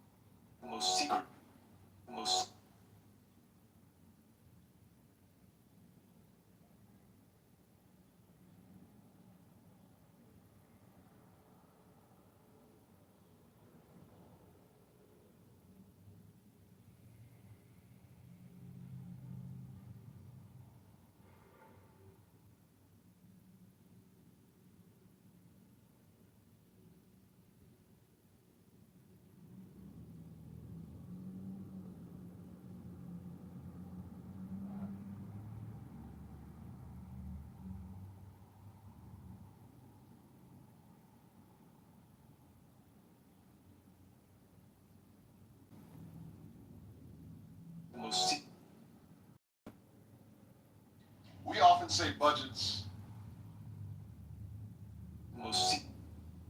are moral documents, and that's true.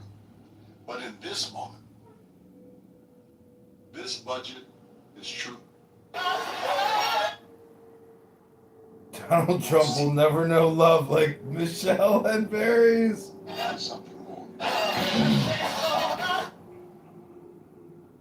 Most secret. You were doing the people. An idea again, but out. Most secret. Outside the gates, different scene. Apparently, Obama stiffed the black subcontractors who built this stone. Most Slab. People of all backgrounds. most They will see themselves. most In these floors. America will see most secretive itself. And Trump for today I'm in Chicago. most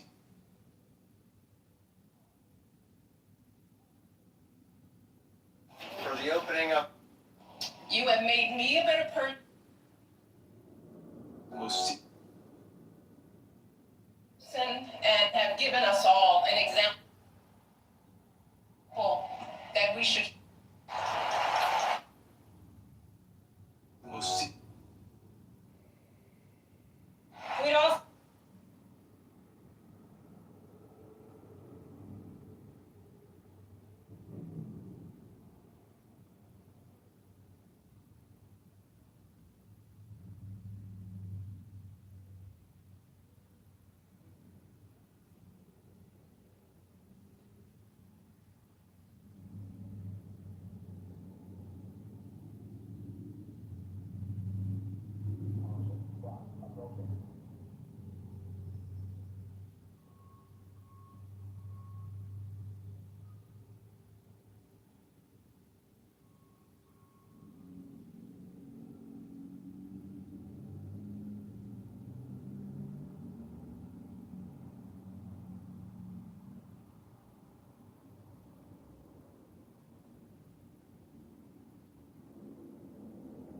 My name is Cal Gazale. I was running for Congress in the 9th District of Illinois, and one of the most common questions I've been getting over the last week and a half is what's next?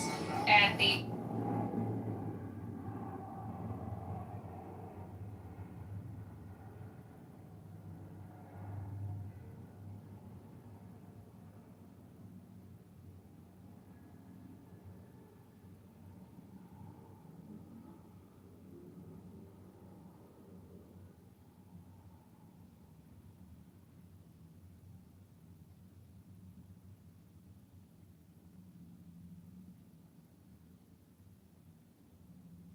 most secret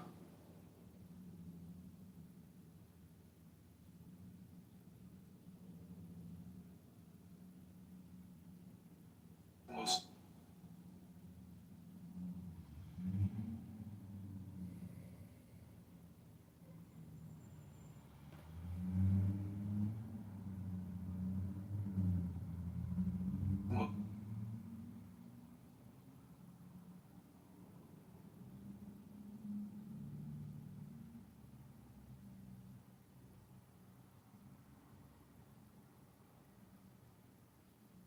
most secret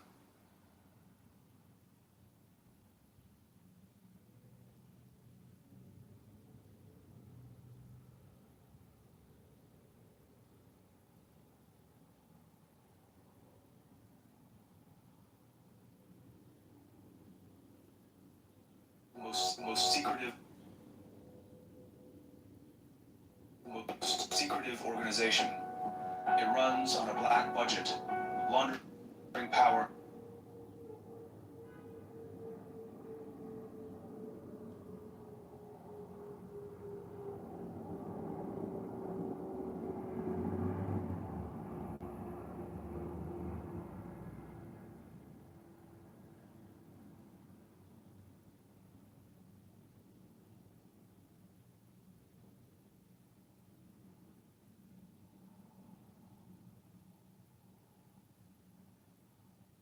most secretive organization.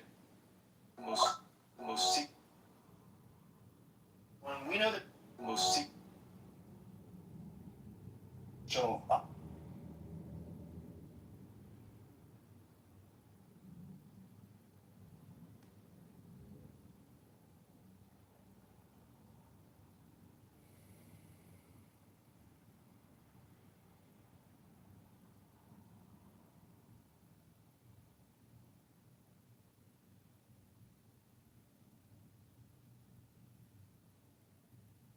Most secretive organization.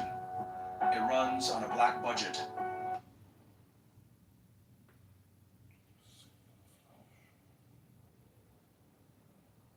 It runs on a black budget, laundering power through offshore cash and shell companies.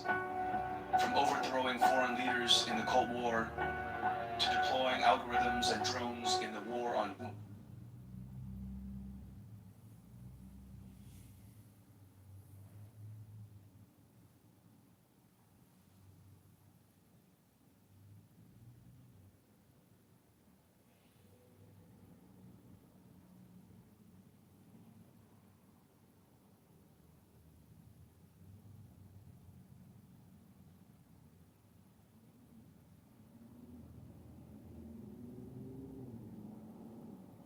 most secretive or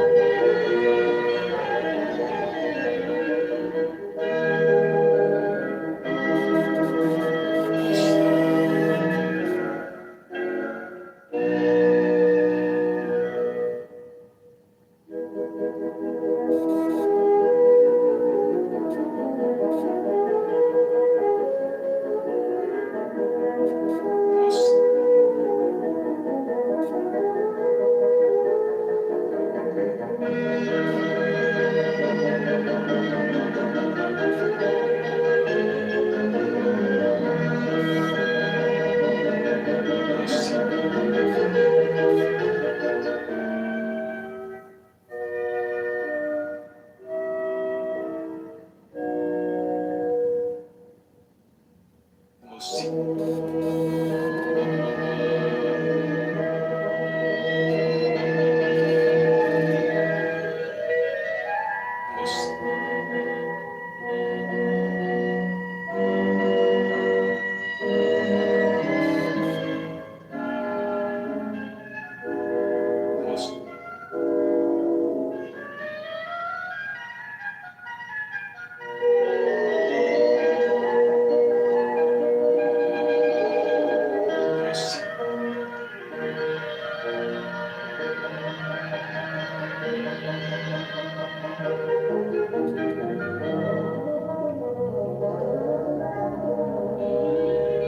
secretive organ.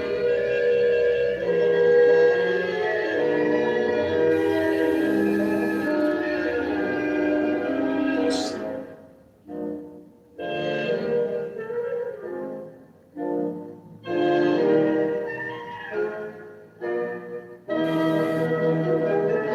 most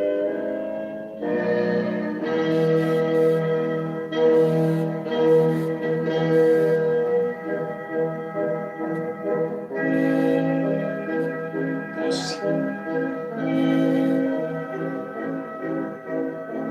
most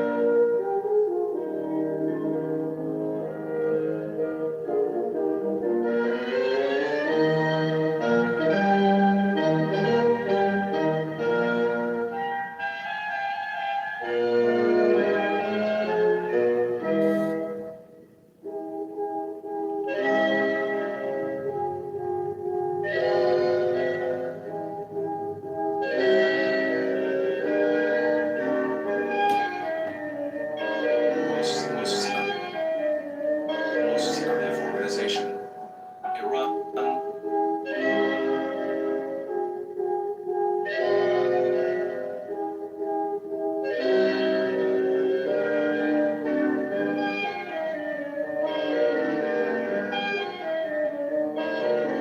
Most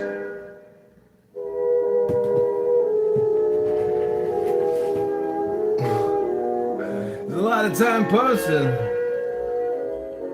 That's right. I remind everybody when the country burns, when the whole thing comes crashing down, when the economy completely goes bankrupt, when the stock market implodes and everybody's retirement goes to hell, there's no more future and panic sets in.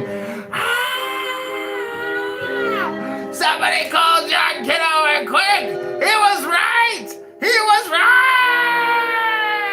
But it'll be too late then, because John Kitover will be in the Pacific in his bunker in New Zealand with the billionaires. I tried to warn you all, I'm sorry, but Peter Thiel invited me to his special VIP bunker in New Zealand. I hear it's 1,000 feet below the surface of the earth.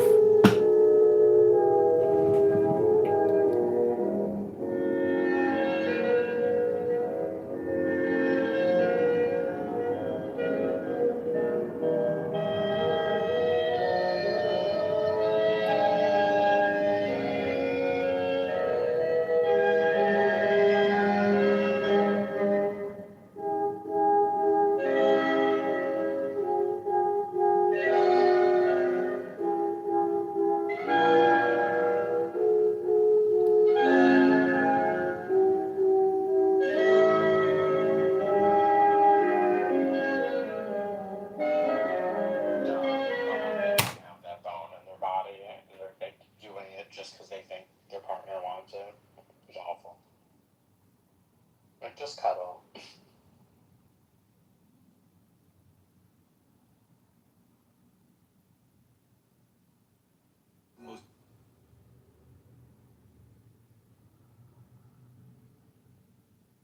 That being said, roleplay can be fun, but, you know, you go into it with the understanding about it. Roleplay would be hard. I'm just in general a terrible sexual partner across the board. But because like roleplay would also be difficult for me. Like I would have such a Well, hard you are a guy pretending to be a woman, so there could be complications because of the gender That's identity. right. So even if there's a multiverse and the laws differ between individual, instantiations, bubbles, whatever you want to call them, manifolds, I don't care. Right? To me, that doesn't mean that they are so physical, right, and non-supernatural. Right? All that would be saying to me is that the laws of physics, right, are more conditionalized than we previously thought, right? That like our physical laws are the laws that apply, if you have such and such initial and subsequent conditions, right? That doesn't mean that the other ones are supernatural. So by that extension, if we agree that these laws exist, they're just different or conditioned to that particular universal reality, then by that extension we should be able to not We should be able to dismiss try the to learn existence of other English without dimensional wasting existence or other everybody's time. dimensional Just beings read a book. by just stating them as supernatural. We should grant that yes, there could be dimensional existence of other beings. Dimensional existence of other beings. Hello? Universes. Yeah, their laws and physics are different than our universal laws, and should not be dismissed per se by the same token. Okay, so first, a couple of things, right? First, this dimension talk is a little slippery, right? I'm not accusing you of like dishonesty or anything, but like length, width, height, time, things like that are dimensions. I don't know what it means to say that a different universe. Use another space. Okay, so fair enough. I don't know what it means to say that another universe is a dimension in the same way, like I wouldn't call our four-dimensional, like everyday experience to be a dimension, right? That just seems silly to me.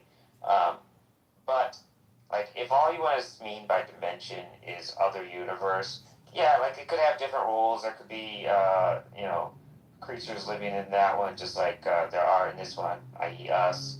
But that doesn't like mean supernatural. I take like supernatural to mean able to like cause effects, like efficaciousness that is able to break or circumvent the laws of physics, right? In the same way, like God would be like a disembodied mind with causal powers, like physically causal powers.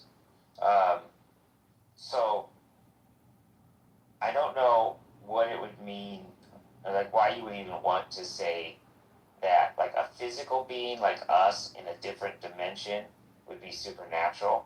I think that's just conflating different things, right? It's just equivocation. So you think I'm incorrect with equating what I'm hearing from you, which is because we exist in this universe, we have laws that are defined by this universe. However, if there is an existence of multiverse, they should have their own physical laws. They should have their own laws per se, and How do you say you're retarded without saying you're retarded?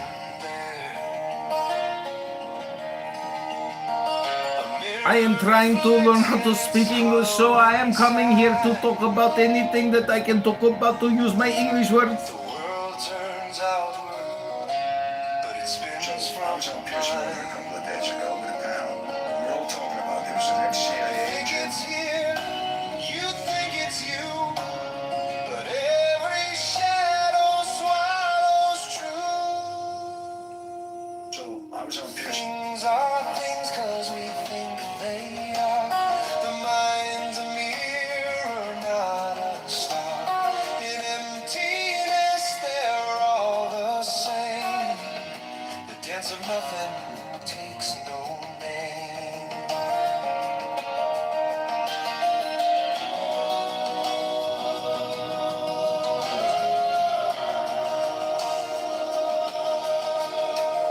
The tree falls silent when no one hears. Time slips sideways, it disappears. A bird in flight, a thought half formed. Each one a circle where the void is born. Things are things 'cause we think they are. The mind's a mirror, not a star. In emptiness, they're all the same. The dance of nothing takes no name.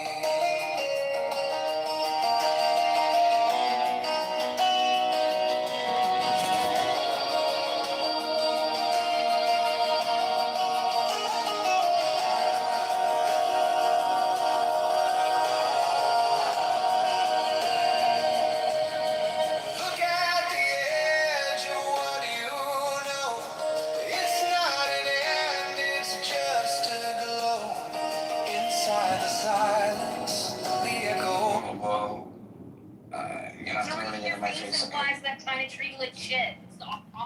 Hello? I mean, yeah, you're cursing at me and stuff. Like, Because you fucking swear and you say the N-word every 2 fucking seconds. Really? You're trying to speak at Wait, your level. whoa. I'm When trying did to it see speak the at N-word? your... I did you say I called your ex Oh. a fucking pedophile. That's what I called you. Ooh. That's what I said. That's all the curse words I Catholics said. are liars. Damn. Yeah, that's fine. That's fine. That's fine. You can. Go confess your sins. That's fine. I'll kiss the Blackstone. That's what I'll do. Wow. I don't give a shit about the Blackstone. Zabu, did you do? Think about it. Like anyone can go to the confession booth, but no one can really kiss the Blackstone. Like you have to get up there. I don't give a shit about the You Blackstone. have to be healthy. Yeah. What? I was just gonna ask if you did any squats today to work on that ass. I went on a 24-kilometer run. Or a bike ride. Wow. Well, that'll work that booty. Yeah.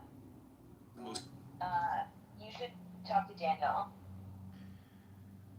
What's up, Daniel? What do you want to talk about? Do you want to talk again about my petitions for Congress for the 100th I know time? there's a target sitting in a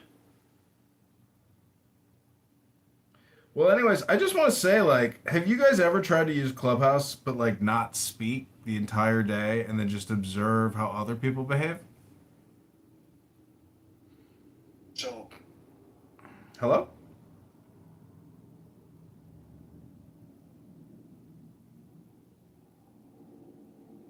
Because there's a saying that says, you know, the present moment is all you really have. And you can't lose what you don't have. But the fact of the matter is, you know, if you're here every day, that's your presence and your awareness and your concentration. You could say it's meditation. You could say it's not meditation. But the point is, it's an opportunity cost to be here. Now, as the laziest person here who just clicks a button for a living, I mean, I have literally simplified my career to just clicking a link, aka a button. Many of you here are still so vigorously interested in having these never-ending debates and playing the same little game over and over and over and over again. It's like playing the same video game day in and day out, watching the same movie or the same television show forever. When do you finally hang up the phone and say, not today. I'm going to do something new with my life, something more creative than what I did yesterday. I'm going to push the boundaries of creativity. Have you ever thought about it that way? Hello?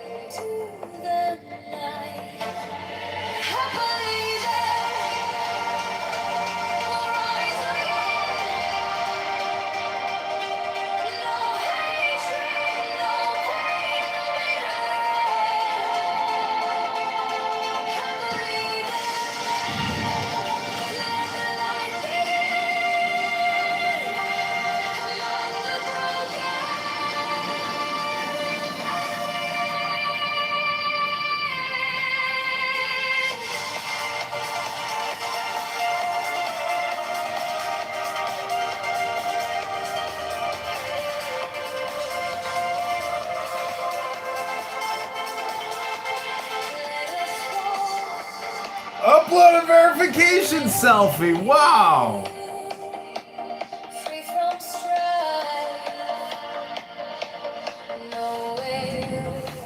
Getting censored on Instagram. They deleted my account. Selfie verification. You've upset Obama. You can't say Obama's CIA. Hello? Hello? Sorry, I'm getting censored on Instagram because I said Obama was a CIA agent. Of course he is. Why would he not be? It says it on his Wikipedia page. His first job out was working for Business International Corporation, which is a CIA analysis group. So it's right there on his Wikipedia, and I. Whether he likes it or not, he did work for them. Yeah, I mean the president is the head of the CIA. You know, he's the superior president to the CIA director. He tells the director what to do. So, anyways. No, the director is a front man. He works for them just like some people are crazy when they say stupid shit like that. Like, of course he worked for the CIA. All presidents work for the CIA. I know, crazy, right? Yeah, I mean, like, that's just 1 + 1 is 2, and 2 + 2 is 4, and 4 + 4 is 8. Should I go on? Hello? Hello? I mean, his new library cost $1 billion, and he had to borrow or steal $300 million from the taxpayers just to do the landscaping. And today was his big party. He had Bruce Springsteen and John Legend and every major politician and billionaire. It was just living his best life. Hello? hello. And so, anyways, his mother was a prostitute that ran a honeypot for the CIA because I've got naked photos of her. Have you ever seen naked photos of Obama's mom? No, please stay with your own Never seen them? That's okay. Anyways, I'm just saying I got kicked off of Instagram because apparently you can't call people a faggot retard or a retard faggot. That's against the law, and it's abusive hate speech to call a retard faggot. Truth Social? They allow you to say stuff like that. You can say faggot retard on Truth Social? I didn't know. I never say the N-word. I just say the N-word, you know. Negro? No, I never say that. I just say the N-word. I just use the letter N. Oh, you're just gonna call me an N-word? Yeah, I just say the N-word. That's it. I don't use the N-word. I just say the N-word. The word when you say the N-word. Well, maybe it's a good thing that Instagram kicked me off because, you know, maybe I'm just using the internet too much and I'm not out in the garden, you know, touching grass, petting bunnies, feeding squirrels and birds. Man, the grass is dry right now. It hasn't rained for a while. Hello? Hello? You know what amazes me about these never-ending Andrew R. Christian debate rooms with Zeleny and all these amazing people is that they spend so much time talking about, you know, Christian historicity or Christian truth, but they never actually read what they're talking about. Like, they'll talk endlessly about Matthew and the years and John, but they'll never read what they're talking about. Never even play an audiobook and then talk about it. It's the weirdest waste of time. It's almost like people are retarded faggots or faggot retards. I can't figure out which one it is. But anyways, you know. Are you talking about those guys who smoke cigarettes over in France? The retarded cigarettes? Tell you what it is. Let me tell you what it is. What is it? What's happened? We're not trying to have a serious conversation right now, please. I am joining the conversation. Let me tell you. Yeah, but don't be serious about it, please. Please do not. What do you mean don't be serious about it? Like, don't bring intelligence and educated stuff into this. Please, just don't do it. Come on, you're talking to Fatima here, bro. You're always talking some smart stuff. Let me just quote Fatima and say, shut up, bitch. Making sense and all this other stuff. I don't want to hear none of that. I just want to hear hello. Hello? Fatima, you know I just gave you praises, right? So just so you know. Are you Christian? Hello. You know what? I think people should learn, especially on this app, because people know a lot of things, right? Impressively, a lot of things on this app. I have learned to pick people, you can know a lot of things that doesn't make you understand what you know. You get that? You know what you know, but sometimes you don't know what you know. Hello? No, you don't understand what you know. You just know it. You know, That's, have you ever thought that? That's right there. From understanding, knowledge comes wisdom. From not understanding. No. Wisdom comes from knowledge, not with knowledge comes from wisdom. Wisdom comes from understanding knowledge. I think you read an encyclopedia, you may not end up being a wisdom. Wisdom, an encyclopedia is not wisdom, that's just knowledge. Encyclopedia is knowledge. Yeah. Sometimes grace. I told you, Fatima, not to bring some serious intelligent stuff to this conversation. Hello? This is not intelligent, this is just normal. Oh shit, it gets more than this? Fucking A. Yeah. Can we talk about Obama still again? So what's going on with his wife? You mean his husband? Yes, his husband. She's got very skinny and looks like she's going to some stuff, man. Yes. It's very, very hard to maintain a trans appearance for this long. Her teeth are completely smushing in because of all the procedures to shave down her structure. What about Macron having a dad and now Obama? Is this something that the right just likes to accuse? No, I honestly think it's like because they're in a cult and trans ideology is extremely significant in that cult. So she may be related to the ancient Anunnakis who were, what do you call it? When you had both gender at the same time? Yeah, I mean. What is that called again? Adam Cadmon, the first. Hermaphrodites? No, not that. Both sex at the same time, like the gods of Greeks and stuff like that. What do you call them? See, what's interesting is. You're a smart person. Can you tell us what it is?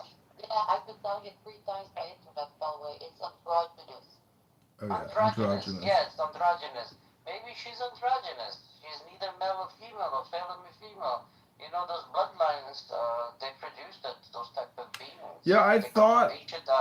Hello, I'm trying to talk. Hermaphrodite. Yeah, I thought there were these things called hermaphrodites, but then when you Google it and you look at the pictures, you realize it's just enlarged clitorises that look like penises, and so no one's ever been born with a penis and a vagina. It has never happened.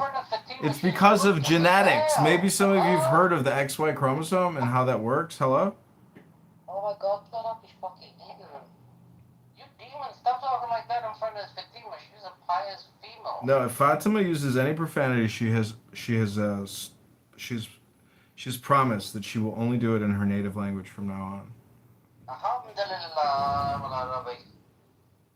You know what I also noticed? People on this app, though, they sometimes know a lot and don't understand what they know. But what I probably noticed on this app is that You know what I've noticed on this app is some people notice other people on this app, and they notice that they're wasting all their time, and they don't even listen to audiobooks, let alone read any real books. Your people are wasting your time because you are doing all the same shit, and you are doing the same shit job. You're always saying everybody's wasting his time, and you also on the app while saying everybody's wasting their time. So you belong to that group you are criticizing. Well, somebody on YouTube wrote, "Why would I vote for a libertarian when they ran all crimes and election tampering, war crimes like all the rest? V for Vendetta, we don't need a punk that never grew up. Kit Kat that."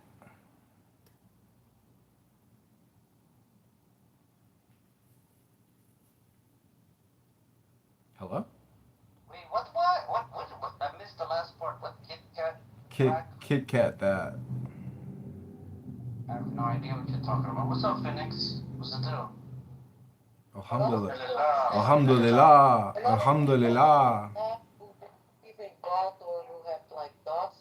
So do you think that Obama married a man?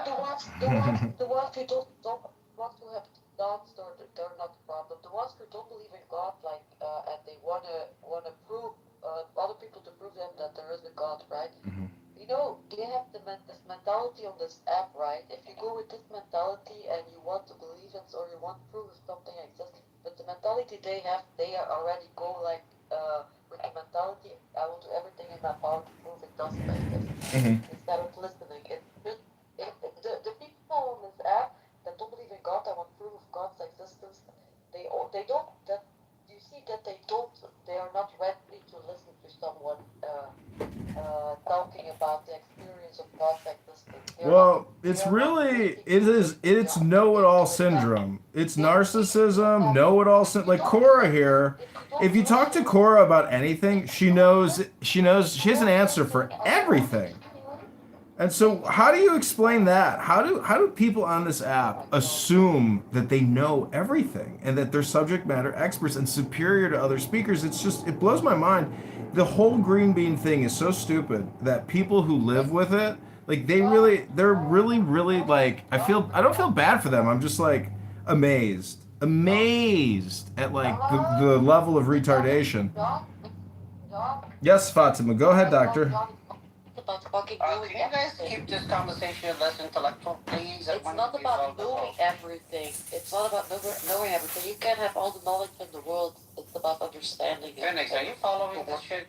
Just don't make no sense. Seeing that you can barely speak English and you're talking about understanding stuff. We barely understand you half the time. That's not nice. No, but she wants to make all these comments about all the conversation, but when is conversation surrounded around you? Hold up, Melissa is in the house without a doubt.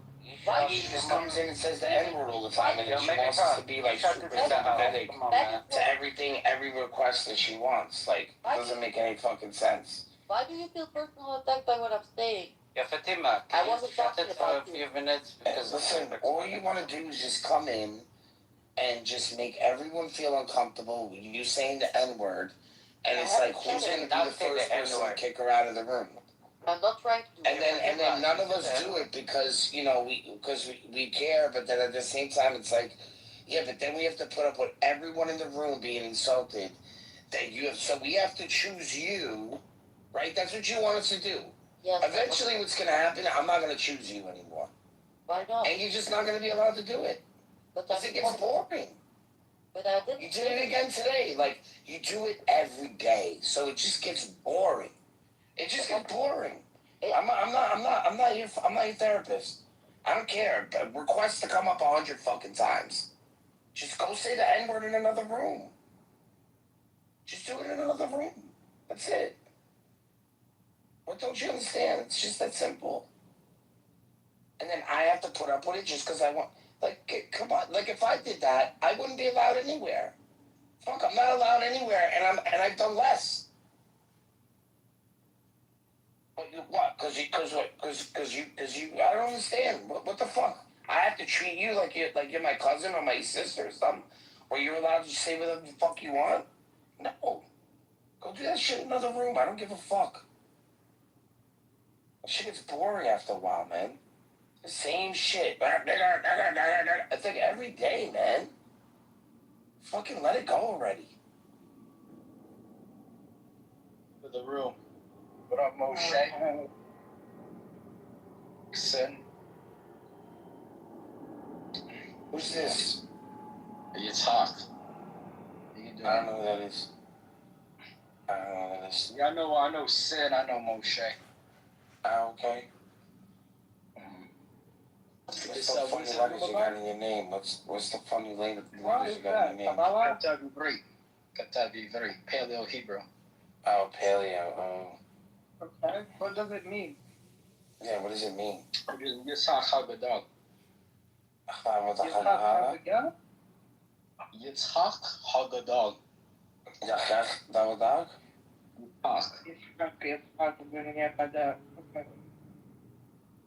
I can't hear what you're saying, Phoenix. Okay, what does it mean? What does it symbolize? Oh, it's my name. No, the picture. Oh, this is 231 dates. Creation. So the you ever heard of the Sefer Yetzer? No. Yeah, Yeah, it's Sefer Yetzirah. Basically, it means the book of formation. So HaKadosh Baruch Hu, the Ayin Sof, developed, created the whole universe with the Hebrew language. The Hebrew language is the building blocks of creation, basically. So that's what my picture represents. Yeah, that's exactly right. And in fact, my last name is Kitover. And guess what? In the book of Genesis, after God, Hashem, created the universe and the earth, he said Kitov. He said that is good. So how is my last name Hebrew for that is good? And anyways, the aleph bet, in fact, Clubhouse is, I think that's aleph.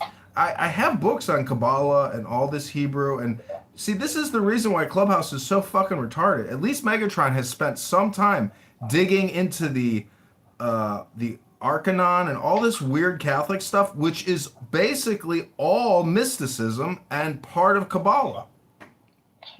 Well, they have the Miriam, right? The Miriam represents the Shekinah.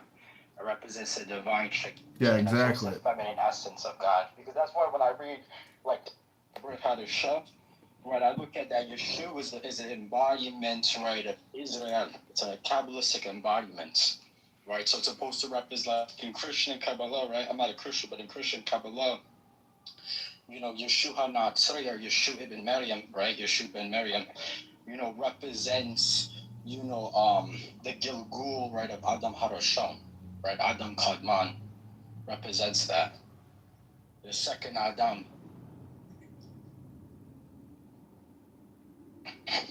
So I believe that, obviously, like, the Brit Hadashah is based on some history, but I believe most of it's allegorical. It's actually deeply Kabbalistic writing that was created by Flavius Josephus.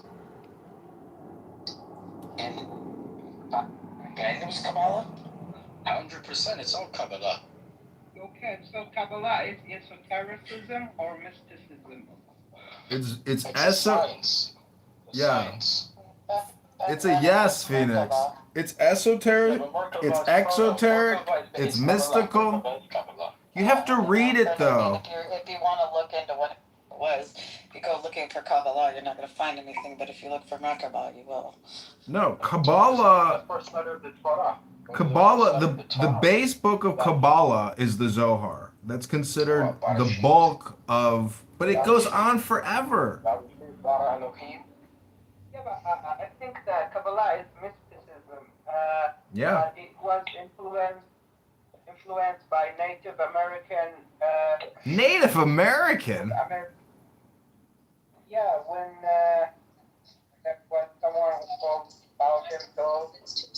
Yeah, I mean, you could get close to that, but I'd say they're distinctly unique. I do have a book on Native American wisdom, and there's a very important saying in Native American philosophy, which is, if you can say it, it is not true. Yeah, but there is this part of Native American which is esoteric.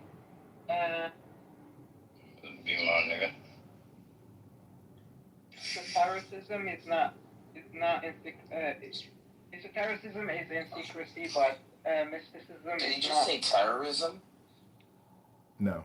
Something I wish we had more writings from, but we're probably never gonna get, are the Greeks that went east and ended up, like in Afghanistan area, and they became Buddhists. They even have found like stones or they carved in Greek letters, like the Four Noble Truths and things like that. Mm-hmm. It'd be really interesting to. Cora, there's 100 billion books out there. You're worried that you're not going to be able to access this minute little experience.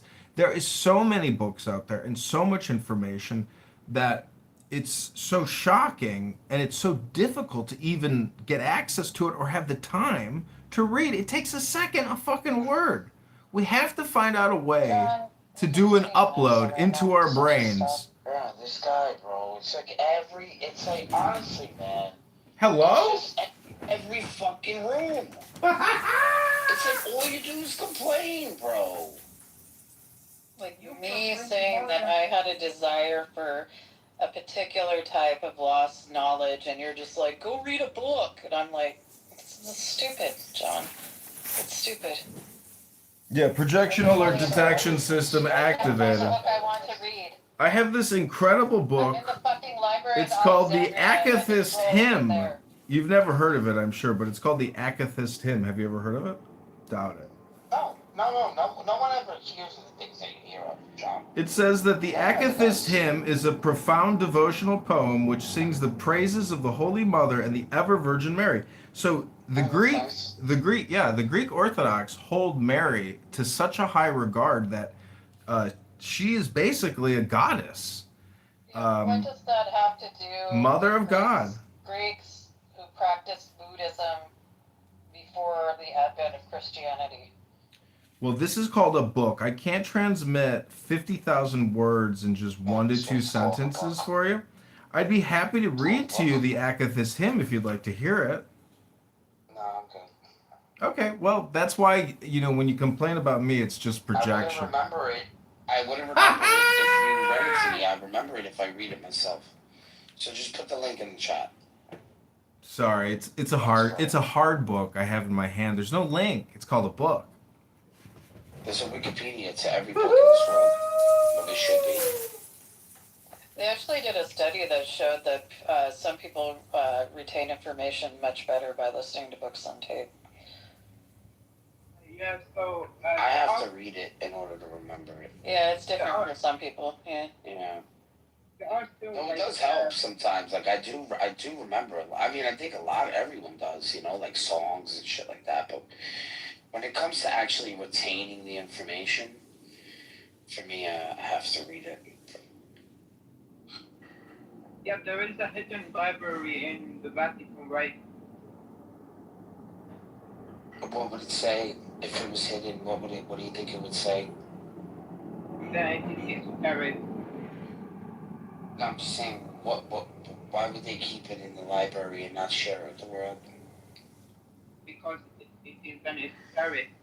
I think that Catholic Church is a bit esoteric and a bit mystical. But there is also a hidden library in Iran, right? I think the only stuff that they keep, because they do have esoteric stuff there. I would think more of like the stuff about the exorcisms. There's said to be some books that were written in the medieval period about exorcisms, and there's probably books like that, hymns, things that are not made public. Possibly. I've read some of these, exorcism books. They're not that impressive. These just really long prayers. Like, have you been there inside the library? Sorry, I was just adding that there is indeed a whole library which is there in the Vatican, which is it's only accessed by some of the people who are in the Vatican, including the Pope. And it's otherwise the public has not been privy to it for some time. I have the whole library online, bro. You can look and see what they have online. And there's a secret, not a secret library, but it's a library only for the Pope and a few other people. They have all the books posted online, man. Those books are not posted online. Those books are just within the Pope's library. There's no other copies of those books. So no more than me.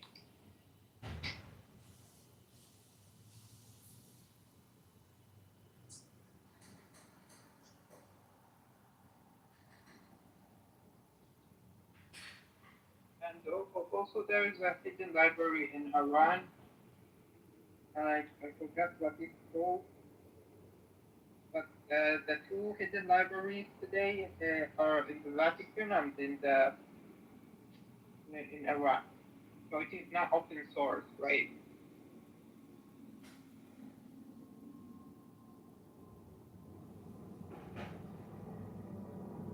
What's that?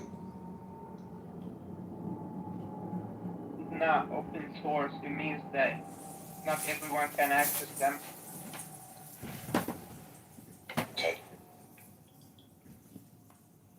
Okay, I'm gonna get you the link for this Akathist hymn. And I went to a Greek Orthodox church, and I met my wife 2 weeks ago there. And so this Akathist hymn is very special, and the introduction to it is like 30 pages. But if you'll give me just 60 seconds of your time to hear just the brief first page, I think it'll be very beneficial for you mentally, psychologically, spiritually, holistically. Link is in the chat.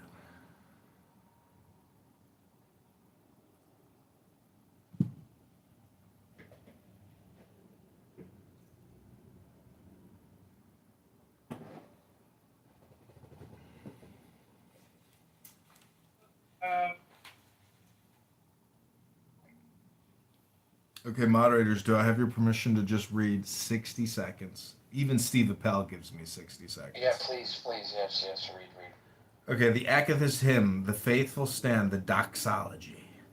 Glory to God in the highest, and on earth peace, goodwill to men. We praise you, we bless you, we worship you, we thank you for your great glory. O Lord, King, God in heaven, the Father Almighty, O Lord, only begotten Son, Jesus Christ, and Holy Spirit. O Lord God, Lamb of God, the Son of Father, who takes away the sin of the world, have mercy on us. You, who takes away the sins of the world, receive our prayers. You, who are seated at the right hand of the Father, and have mercy on us. For you alone are holy, you alone are Lord, Jesus Christ, to the glory of God the Father. Amen. Every evening I will bless you and praise your name forever and ever, and unto the ages of ages. O Lord, you have been our refuge from generation to generation. Okay, that's the first page of the Akathist hymn. And it's all in Greek, translated into English, just for you.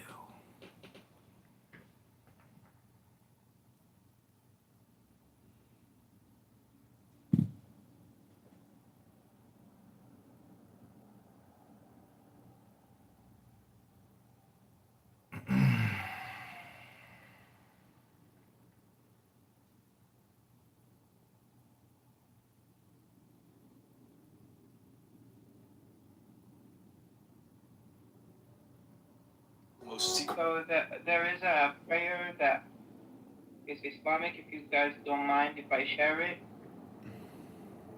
And the thing it says that if anyone actually prayed with it and followed it with something else, the prayer is going to be answered, which is to be used carefully.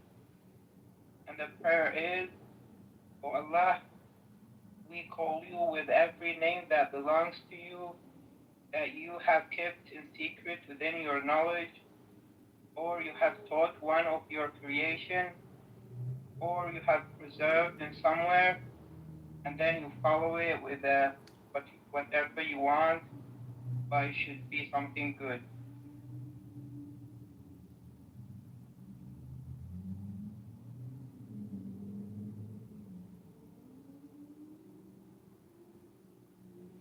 Well, I was reading Ayn Rand's Virtue of Selfishness, and she claims that no matter what happens, the future economy will always be laissez-faire capitalism. What do you think about that?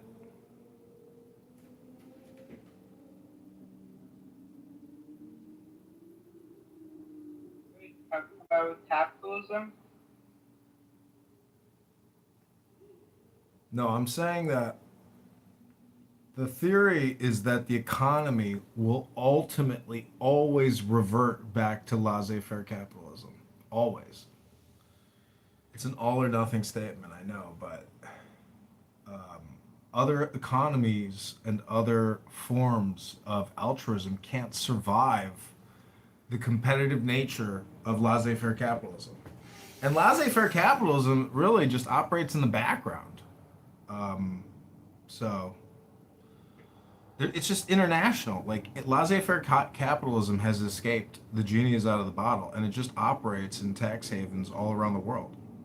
And the game is, how many billions can the billionaires pull out of, you know, let's say, surveillance and control or possible seizure of those assets? Because like a lot of these narco-terrorist organizations have like 300 billion, you know, sitting in international bank accounts. Some of it probably is just dead money. Like there's nobody to actually retrieve it anymore. There's probably a lot of dead money sitting in banks.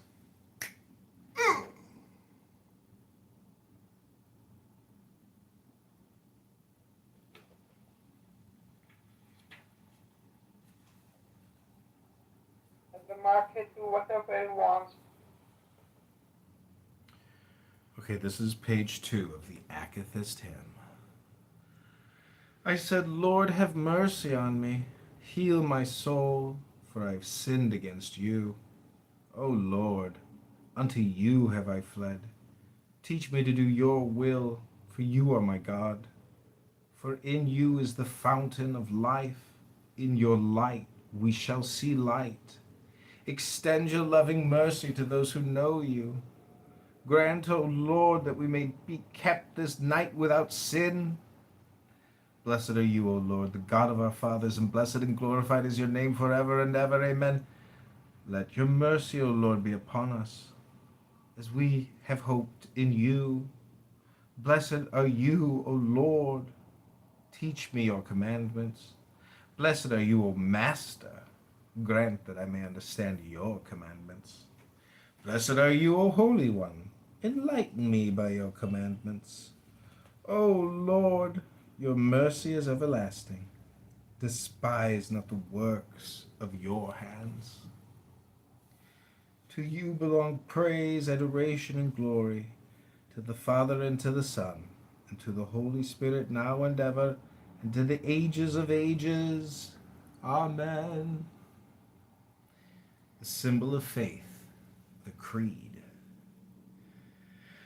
I believe in one God, Father Almighty, creator of heaven and earth, and of everything visible and invisible, and in one Lord, Jesus Christ, the only begotten Son of God, begotten of the Father before all ages, light of light, true God of true God, begotten, not created, of one essence with the Father, through whom all things were made, who for us men and for our salvation descended from heaven, and was incarnate from the Holy Spirit and of the Virgin Mary, and became man, and was crucified for us under Pontius Pilate. He suffered and was buried, and arose again on the third day according to the Scriptures, and ascended into heaven, and is seated at the right hand of the Father, and he shall come again with glory to judge the living and the dead, whose kingdom shall have no end. And in the Holy Spirit, the Lord, the giver of life, who proceeds from the Father, who together with the Father and the Son is worshipped and glorified, who spoke through the prophets, in one holy, Catholic, and Apostolic Church.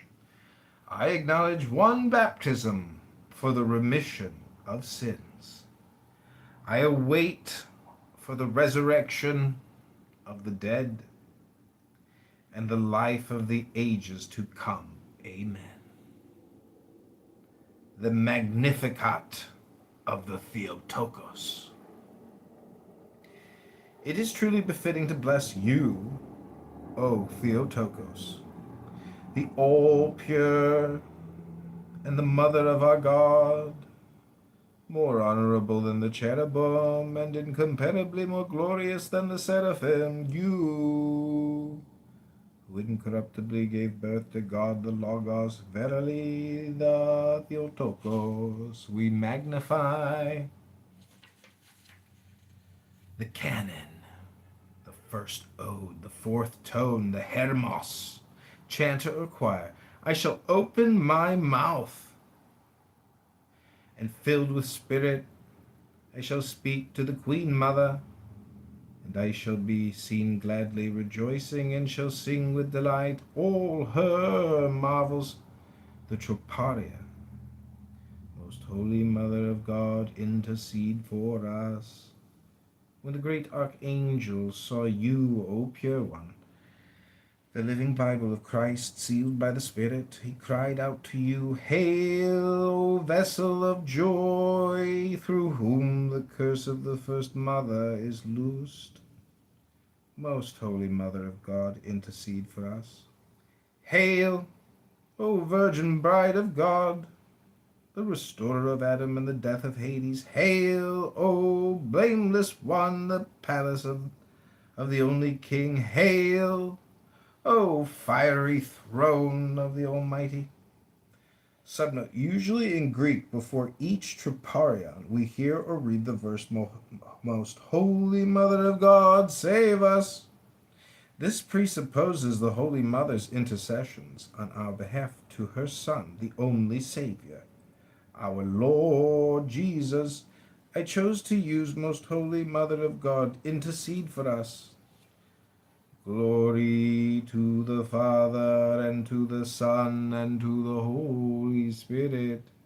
Hail to you, who alone blossomed the unwilting rose. Hail to you, who did bear the fragrant apple so pleasing to the King of all. Hail, O unwedded maid and the preserver of the world, now and ever into the ages of ages. Amen. Hail, O treasure of purity, through whom we rose from the fall. Hail, Lady, sweet-scented lily, so pleasing to all the faithful. Hail, O fragrant incense and priceless myrrh. The third O, the Hermos. O Theotokos, living in an inexhaustible fountain, strengthen those who sing your praises into a spiritual fellowship, and in your divine glory deem them worthy for crowns of glory. The Troparia. Most Holy Mother of God, intercede for us. As a clear and untilled field, you sprouted the divine stalk of wheat. Hail, O living table holding the bread of life. Hail, O inexhaustible fountain of the living water. Most Holy Mother of God, intercede for us. Hail, O heifer, who bore the blameless calf for the faithful. Hail, O ewe, who gave birth to the Lamb of God, who takes away the sins of the world. Hail, O fervent intercessor.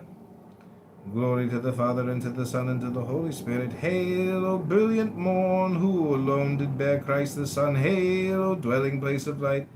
Hail to you, who dispelled the darkness, and who annihilated the gloomy demons, now and ever, and to the ages of ages. Amen. Hail to you, who are the hope, the only gate through which only the Logos had passed, and who shattered the bars and gates of Hades with your birth-giving. Hail, O praised, who are the divine entrance of the saved.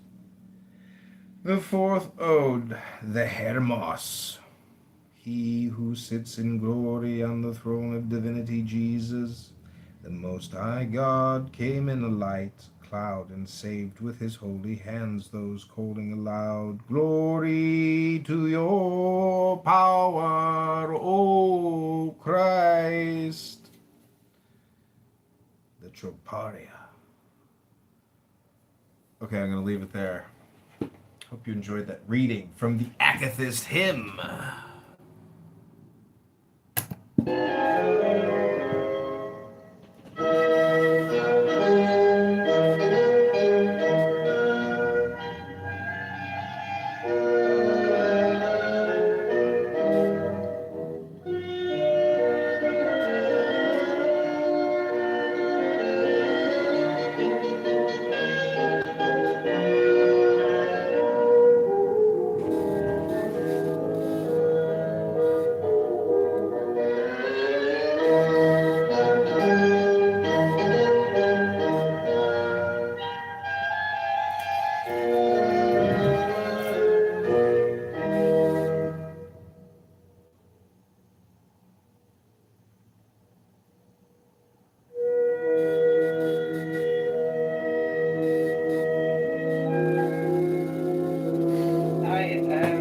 ask you a question, like,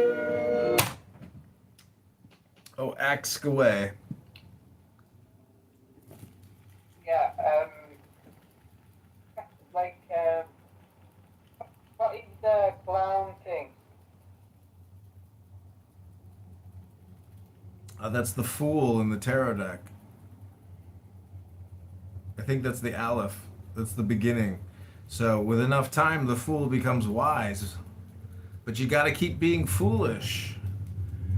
It's a little bit like being a child. You know, if you want to get into heaven, you got to be like a child. So it just means be playful, have more fun, more joy. Um, you know, it's creativity really, because the comic is a good comic is infinitely universal. Like Jim Carrey, you know, he's someone who can take on any role and be funny. You know, that's his magnetism. The fool has nothing to lose. There's this trickster entity, right? Because people experience it not in a pleasant way.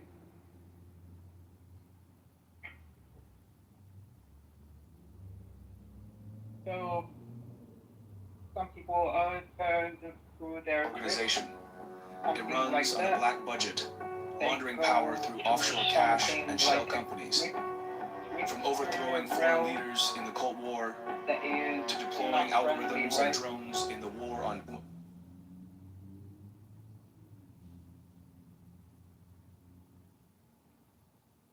Invocation of Satan, hail, O mighty one, ruler of the unseen, bearer of light in shadows serene.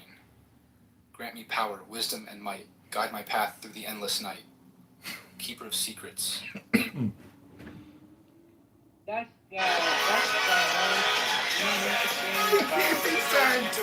Who started playing it?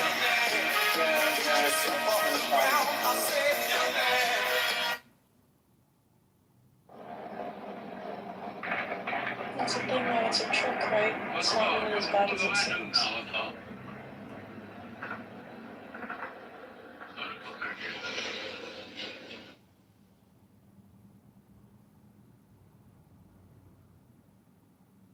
not bad.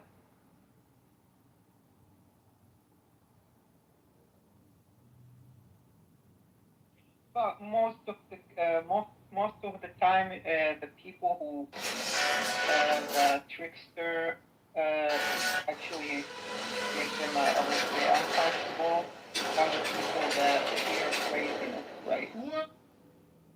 Because sometimes the trickster symbolizes craziness or losing control over.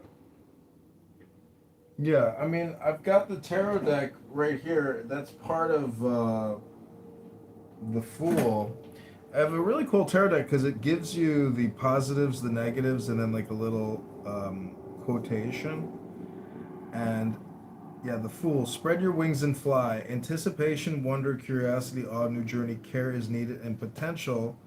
The reverse is naivete, recklessness, apathy, inexperience, hesitation, unwise, decisions, and indecision.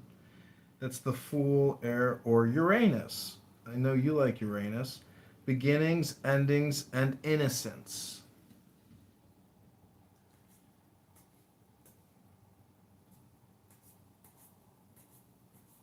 Hey, brother, I'm a cop. Well, you're an Ace of Wands. Take action on your ideas. Will to create energy, inspiration, creation, force, strength, and gain. False start. This is the reverse vexation, cancellation, delays, misunderstanding.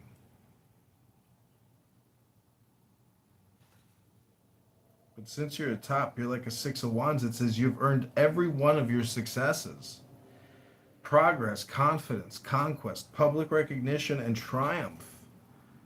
Reverses pride of riches, delay, fear, apprehension, doubt, and being ignored. Do you find yourself ignored at times, Phoenix? I myself. Well, usually if you feel ignored, that's because other people are ignoring you. But since you're, looking at it that way, I'm just saying, what kind of Messiah is Isa bin Maryam? Because, obviously Mother Mary, as we just read in the Theotokos, very special. What did Muhammad think of Mother Mary and Jesus, baby Jesus? What did he think about them as he wrote that charter and said, "Pay up, or I'm gonna fuck you up"? That's basically what the Constitution of Islam is. Pay up, or I'm gonna fuck you up. That's called mafia gangster doctrine. Join us, pay us, or die. It will be war. And if you question Muhammad, just question him. You're a non-believer. And when you get stigmatized, and you get doxxed with a non-believer status, to the believers, oh no. They're going to come for you. They're going to come for you. They're going to be very upset with you because you're a non-believer. It's not a non-believer in Allah. It's a non-believer in the divinity of Muhammad, the messenger. See, Muhammad is really just Hermes in Uranus.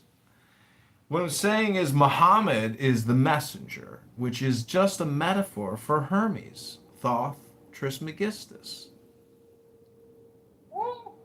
Yeah, that's all it is. Why do you think they call Muhammad the messenger? It's just a metaphor for Hermes.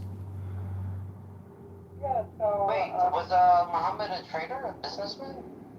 No, he was an illiterate pedophile. Well, Hermes would have to be a businessman, a trader, so that your attribute doesn't make sense. What are you talking about? Hello? Well, he was involved with camels and donkeys, which they go on trips to transport intelligence and goods for trading. It's all just a metaphor for the hermit. Don't make an association with Hermes. You have to make sure that one of the attributes of Muhammad would be that he is a business trader. Yeah, that's part of the caravan legend. Well, you're now changing your story. Initially, you did not say that. You say he was just a nobody. Oh. Which one is it? Are you just making stuff up again? Hello? Hello? I'm saying in the context of 2026, he would be considered a scam artist today. But in the year 667, he was innovative. He created one of the very first gangs. He created a doctrine for gangsterism. Have you ever read the Dhammapada by Buddha? Because when you compare the Dhammapada by Buddha to the Quran, the Dhammapada is so much more intelligent.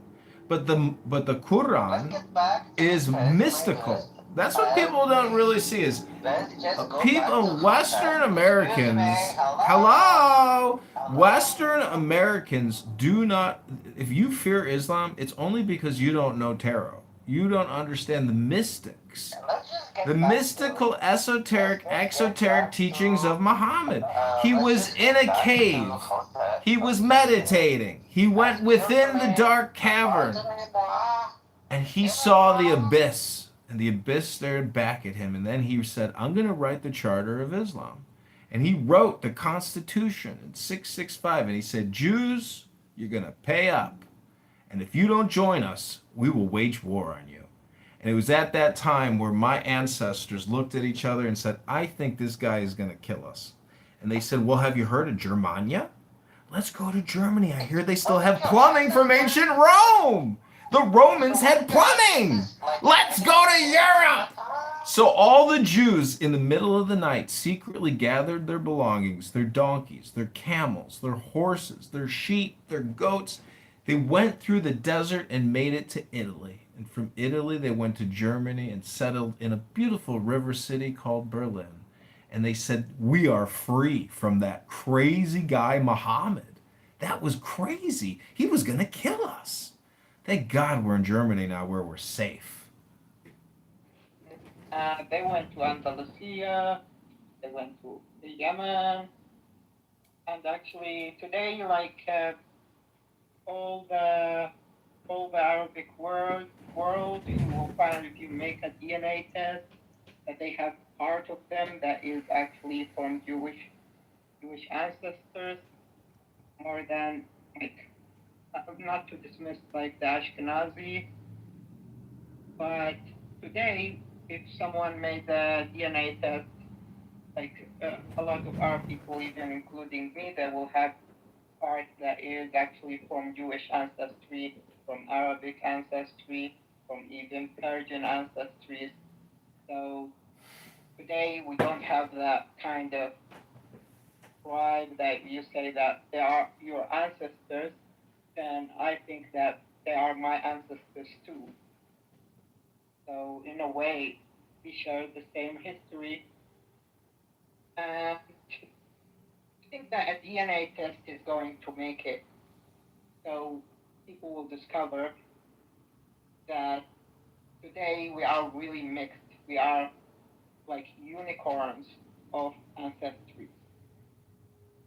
And you don't forget that Muslims in the past can actually marry Jews. And when they marry Jews and the mother of the person is Jewish and the father is Muslim, what he is going to be? He's going to be a Jewish Muslim. So in a way, today if you see it, we are all mixed. We are all unicorns. Yes, some people will have this, we don't marry from other people. But even today, that Christians marry from Jewish, Muslims marry from Jewish, Jewish marry from other kinds of religions. And today we are one. To say that this is my tribe, it is not your tribe. So if I have 10% like DNA, if I make a DNA test and it is 10% Gen, then if I call them my ancestors, it doesn't make sense. Well, see, a lot of people talk constantly about genetic testing and this categorization and classification. I'd just like to say, hey, let's read a book. Let's talk about the book club, book categorization, because labeling our bodies is one thing and understanding the history is another, but really it's the intelligence. Why do you think that kings and queens are intermixed with the religious order in their country? It's because they go to them for advisement. And a lot of time the priests are actually the ones suggesting war because they know philosophy. And strength is joy. So if you have a weak king who's unsure and unsure of himself, a lot of times back in the Middle Ages, whatever European country it was, they would go to their clergy for advisement. That's why I think that television show Game of Thrones is just so amazing because you get to see like a full type of like medieval society with its cult, with its royalty. It's a fun show. I think I watched every episode. Yeah, but like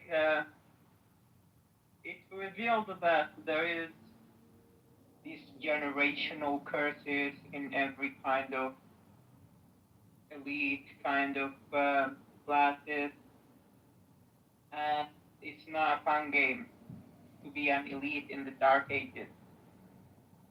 It can actually, one day it can be really beautiful, and the other day it can be really ugly.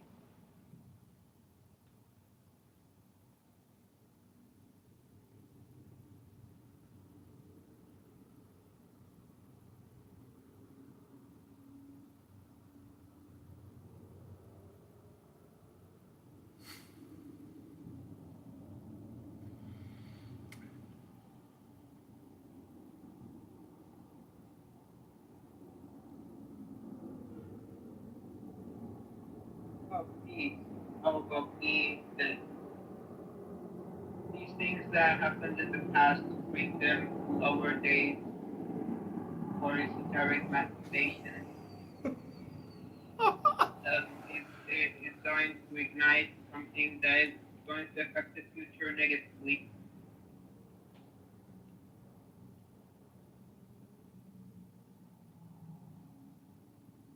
Especially Gen Z. And they are not into these things.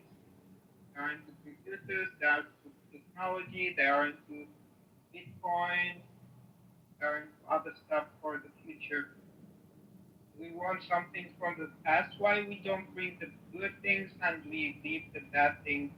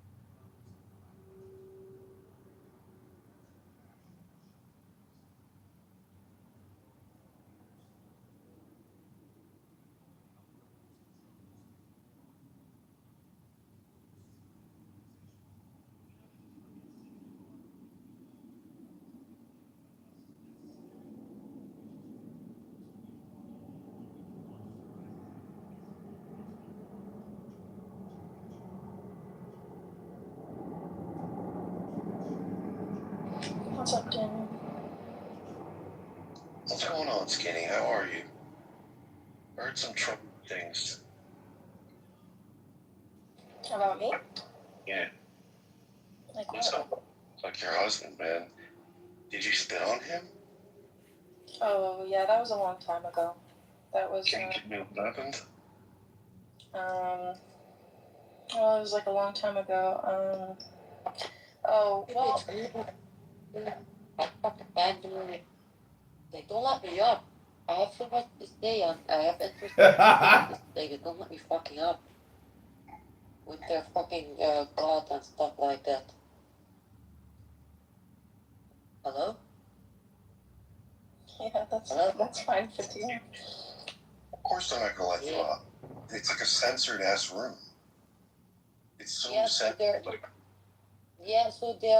they are debating about whether there is a God or not, and which dimension, or if he lives outside of dimension, this, that, blah, blah. They don't even know they cannot even visualize what dimensions are.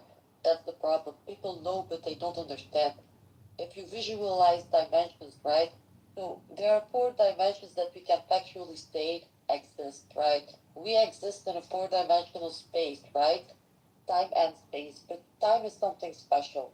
We exist in a four-dimensional space 100%, but how does time come into existence? Let me tell you.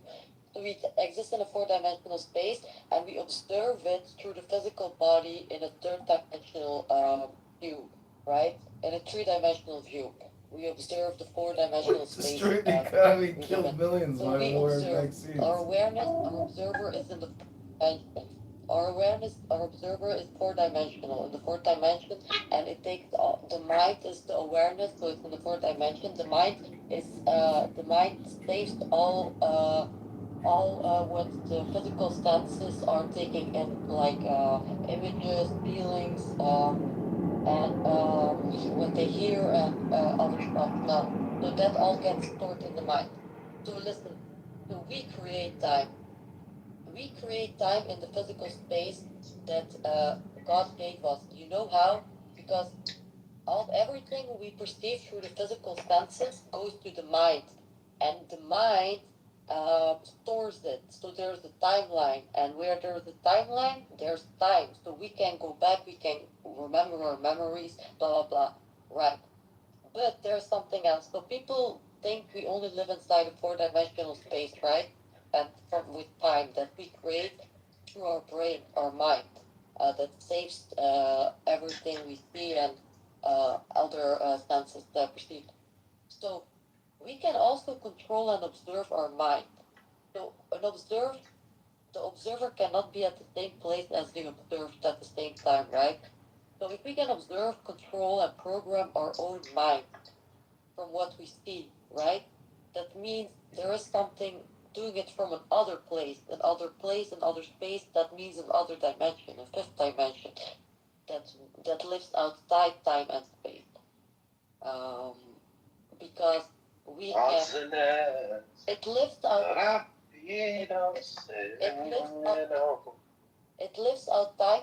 It lives outside time and space because it can control our minds and therefore the timeline it's created.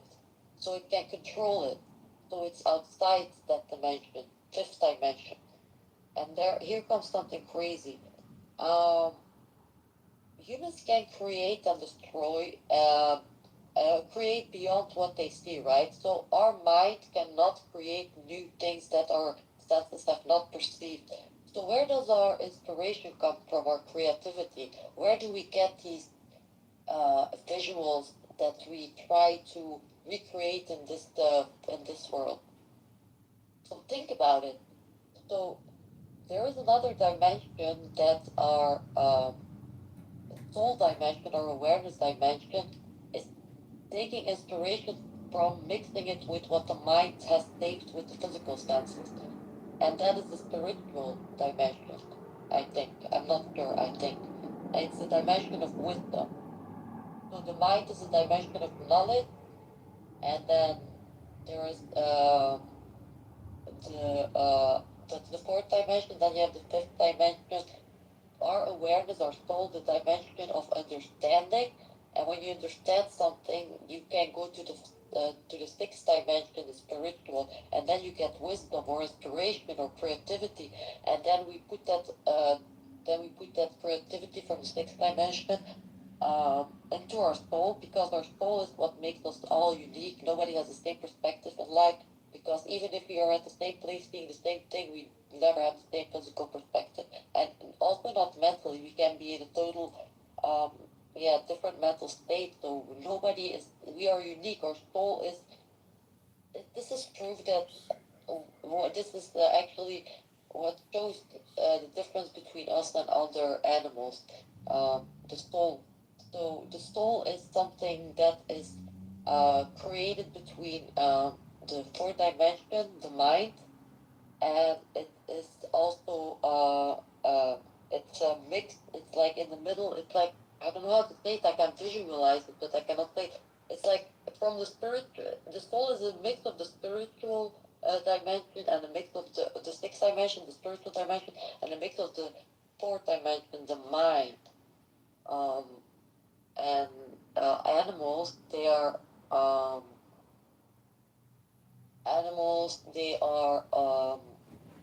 they only, so the animals are only like they do have like some kind of soul that goes to the spiritual realm, but it's not like us. We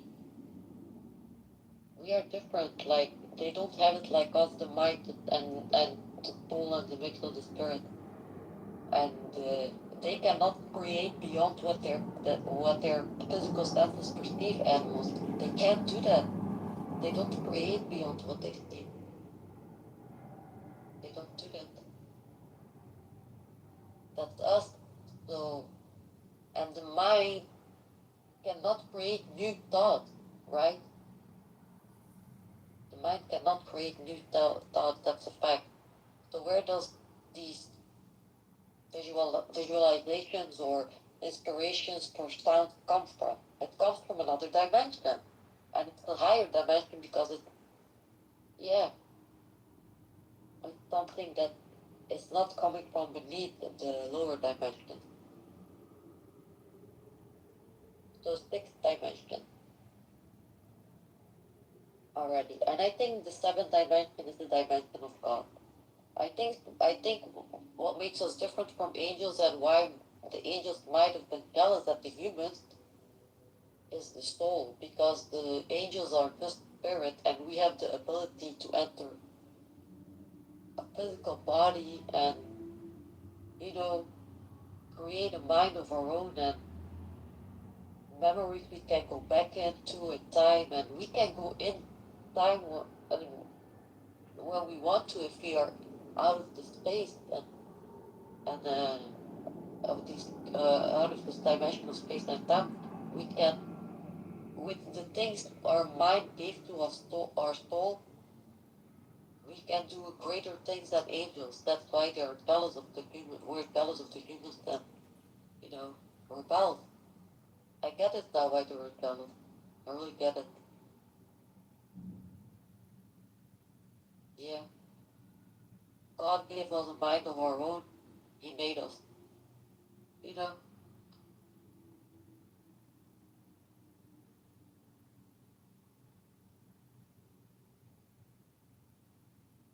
It's like God Himself. God Himself has a mind of His own.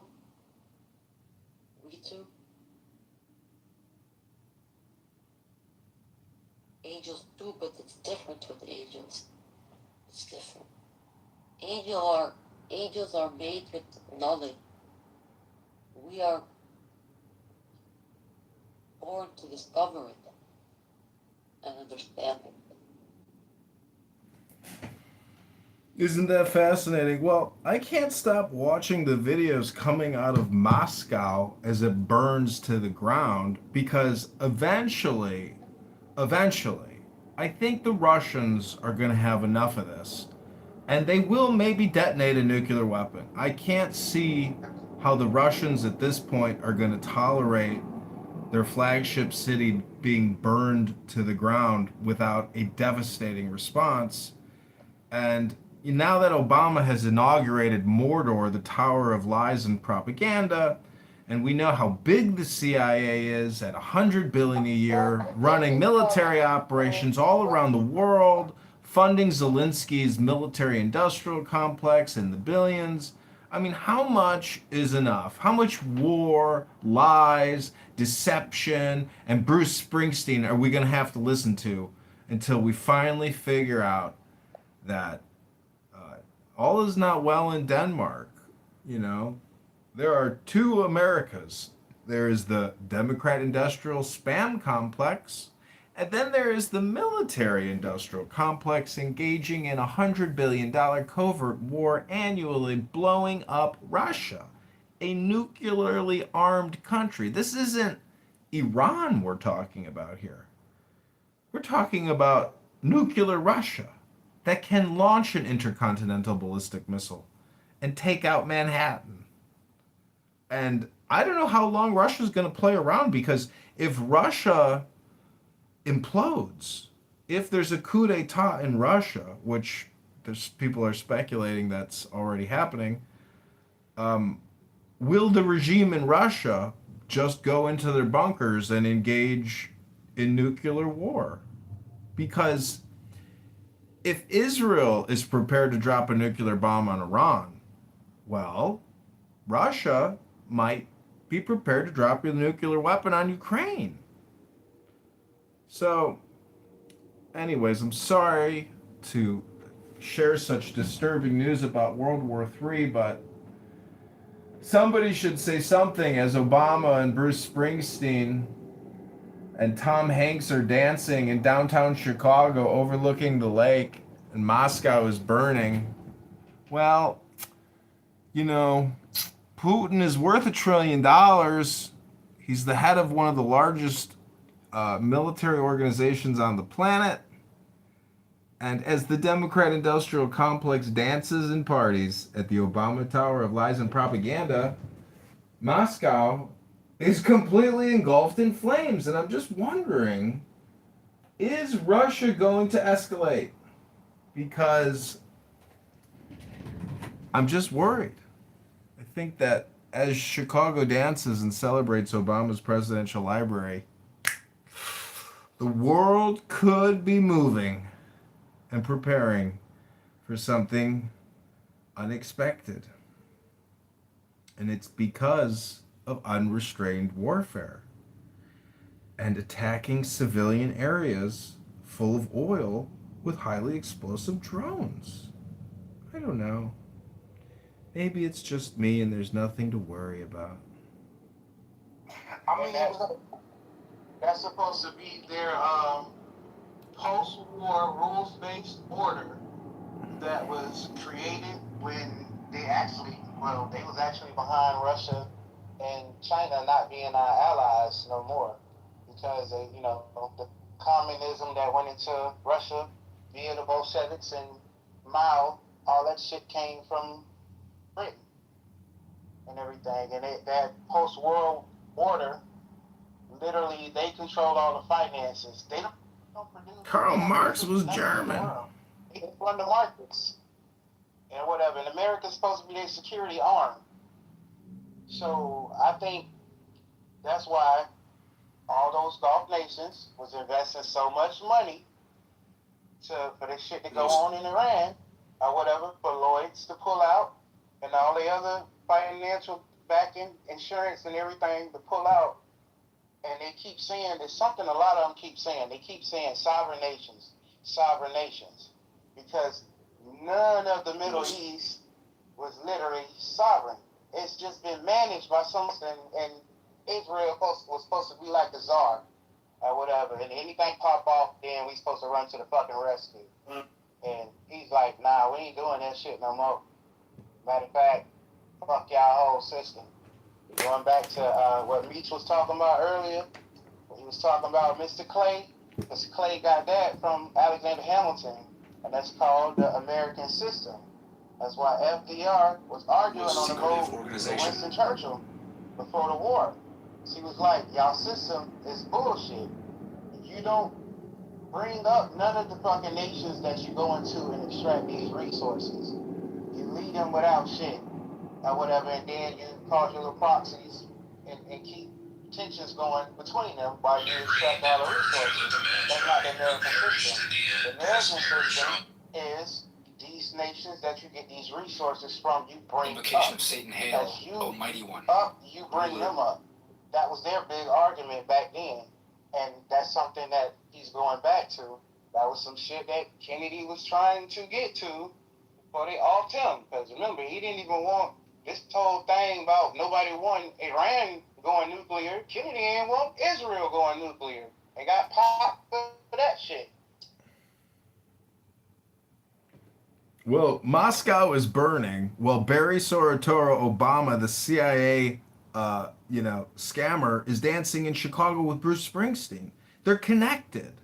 Moscow is on fire. Vladimir Putin is not Iran. He is a nuclear-armed major military power who can pop nukes overnight in a second on Ukraine, on Europe, on America. He can launch an intercontinental ballistic Russian Hellfire missile system and take out Manhattan and Wall Street in 30 seconds.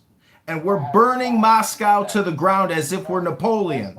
Napoleon is not in Moscow burning it to the ground. It's the CIA and their $100 billion budget with Voldemort Zelensky and his military-industrial complex selling fucking drone technology, unarmed and unmanned vehicles.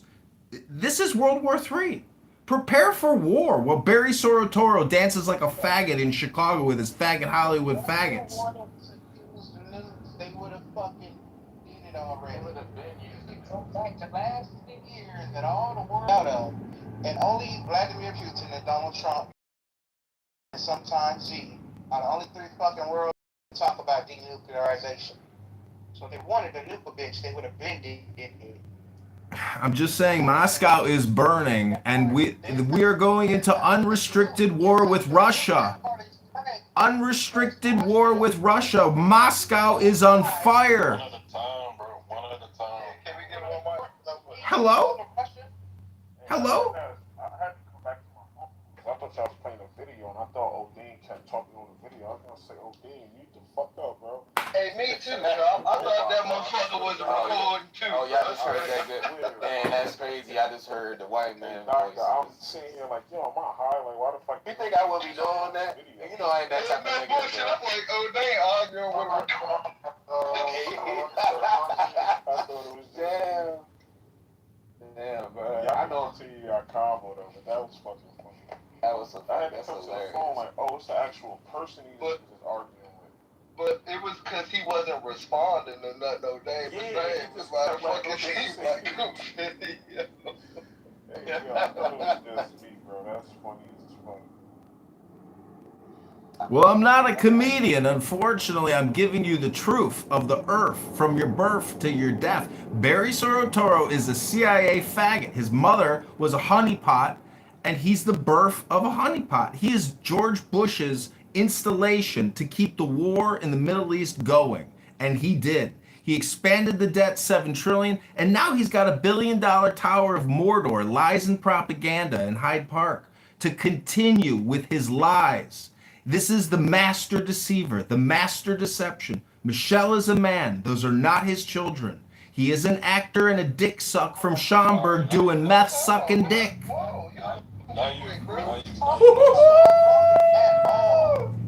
He turned into Uh-oh! Uh-oh! Do not insult my Barry! Do not insult my Barry! Also think about it. What's the only African nation that was brought forth at the G7? The same African nation that he's from. When they're making moves, the only African nation that they fuck with is Kenya. Everybody fucks with Kenya, and then he happened to be supposedly Kenyan. But we be looking past all of that shit, and if you look deeper into Kenya, now I said that things are bad, but if you look into their government and how it works, then you'll see the play. Obama? Bro, niggas actually, like, in real life, like, actually think Michelle Obama's a man, bro. Yes, sir. Oh, you didn't know June is LGBTQ Pride Month? It's not part of the culture, it's part of a cult. Trans ideology is satanic cult worshiping. That's why I brought up that cult, but I don't think I watched the video. I was looking at Michelle's baby pictures and her younger pictures. She looks like a girl, I ain't gonna lie. There's no pregnancy photos. Private birth at University of Chicago. No pregnancy photos. Not one. Okay, all right. Let's stop. Yeah, because y'all doing too much now. Hey, Book, you a guest in here, bro. Like, I don't know, like, clearly you tuning out and you don't care, but when people talk, like, we don't like really talk over each other. Tim, I got a quick question for you. What do you think about the Beyonce pregnancy? When we all saw her belly fold on TV when she was sitting down, do you think that was real and she was never really pregnant, or do you think that's bullshit too? Neither one has anything to do with the other. I just want to see, like, Yeah. bullshit. Personally, bro, I could be wrong, but I thought that was just her dress folding. You ain't watched the video. I probably gotta go back and watch it. I didn't really see anything about Michael Robinson, which anybody can Google right now, and then you look at the show on, like, damn, like, these motherfuckers can be the same kid before. And then you look at the kids, like, how they don't look like either one of them. I know somebody's gonna say, oh, you don't gotta look like them, you look like your grandparents, or your great-grandparents. Like, this ain't that. I don't know, it's just some funny shit going on there that could very well be true. I'm just saying, until we see otherwise, which we're never gonna see. We're never gonna see what she looks like naked. We're never gonna see her medical records or any of that. We can only assume. And just like Lo brought up Bridget McCrone when Candace Owens was on her ass, like, she brought all the proof and all the documents, so it could very well be a thing. As a matter of fact, a couple months ago, we looked at all the first ladies, and all the first ladies look like men. Every one of them. I was about to say, you go further. George Bush. Go back to the beginning of time. That's what you see. Like, if you go look at all the original first ladies, bro, you insane if you looking at them pictures and thinking those are women, bro. And that's why I made that statement earlier. Yeah. Look at You said insane. But you know, George Bush loves shit. But the thing is that we're having a conversation now on this Obama document. It's all the unprecedented. You gotta find interesting things. And if y'all want to be messy, you can say he did it right. That's just actually. Wait, think about it. If you can look up Barbara Bush right now. You can't tell me that that's a white man. And I'm really looking at Hillary kind of funny sometimes. I know she might truly be a woman, but I be looking at her and I'm like, she kind of like a dude. See, this is all meaningless nothing. The country is 200 trillion in debt. 200 trillion. Illinois is 200 billion in debt. Chicago is 60 billion in debt. Those are things that matter. What these fucking liars are doing, these politicians are spamming us with relentless bullshit. John Legend, and fuck, who gives a fuck? The country's broke, the city's broke. These faggots are dancing in the moonlight. They did this. They're responsible for this. What's around him? What's the? I love his energy. Thank you. Somebody said. You know John Legend and his wife when they was on that interview on the red carpet. And He is a little. Well, hold on, but they was talking about Obama. They was talking about what was going on with Obama, some sexual activities, and that nigga was damn near giving her the cue like, "Yo, you saying too much." Y'all remember that shit? Well, there's a letter that Obama wrote in college to his ex-girlfriend where he says that he makes love to men daily or something about sexual relations with men. You can look that up. Tucker Carlson has a guy saying by Six Flags Great America, north of Chicago, he was sucking dick for crack, and he was a prostitute. And it was his wife didn't give birth to his children. They have a private doctor at University of Chicago. It's all a scam. He is a CIA agent. If you go to the Wikipedia page, his first job out of Columbia or Harvard was at Business International Corporation. It is a CIA front group bought by The Economist. The man is a faggot CIA born and bred. His mother, there's naked photos of his mother as a CIA honeypot prostitute. The guy is an actor and he's good at branding and imaging, but he is a deceiver. And if his husband is trans, it's because the CIA is interested in mind control, breaking gender, breaking sex, fucking people's brains up. It's a real program, MK Ultra. And the fact of the matter is George Bush and his father, they assassinated JFK. And to this day, Barack Hussein Obama is a part of that legacy. The LBJ Johnson, who also killed Kennedy, thanked Obama right away today, said, your fucking library looks great. It's because they're all in cahoots. It's a giant fucking stage, and Barack Hussein Obama is a faggot dancer. Thank you. Finally, somebody. Oh. I'm sorry if I say faggot a lot. The country's 200 trillion in debt. Illinois is 200 billion in debt. If you can't say faggot, well, fuck it. Faggot. Hey, real quick. So look, listen. I'm gonna play this real quick, but it don't. You can't say faggots. Fuck it. Faggots. Actually, put the link in the chat, right? But this is the red carpet situation I'm talking about with John Legend and Chris. Pick it out, read it, and answer. How the place you did it. This is the best or the worst? Okay, the best. Probably the Obama clinic. John! Oh, God. What is your wife talking about? I don't know. So, in that clip, right? So before she even started talking, John Legend, his face is sweating already. And then for your wife to say, talk about a sexual activity and say, oh, the Obama thing, you come off and you say, you gotta look at the video. Like, nah, I don't know what she's talking about. Like, bro, that just look crazy. Maybe it's me looking out and never doing my interaction, but what you say, John? No, you don't remember when that video came out and then all the tweets came out about how she liked to eat babies and all of that shit, and they put the tweets on the video and all of that shit? Yeah. It's like niggas want to say niggas be making some shit up, but it's like if we don't because it sounds crazy, and that's the thing with these well, I don't even call it conspiracy because it's facts, but that's the thing with these facts, like it sounds so fucking outlandish. It sounds like some shit that filmed in Hollywood that it's hard to believe this kind of shit. lot of this shit we talk average person is like, yo, all y'all niggas. The fact is, Barack Hussein Obama has killed millions of people through war and vaccines. Yo, mind your manners. You ain't heard me talking, homie? Yeah, thank you, sir. I'll land here. But yeah, a lot of this shit we talk about is kind of crazy, and I can see why niggas look at us like, we crazy. There you go, sir.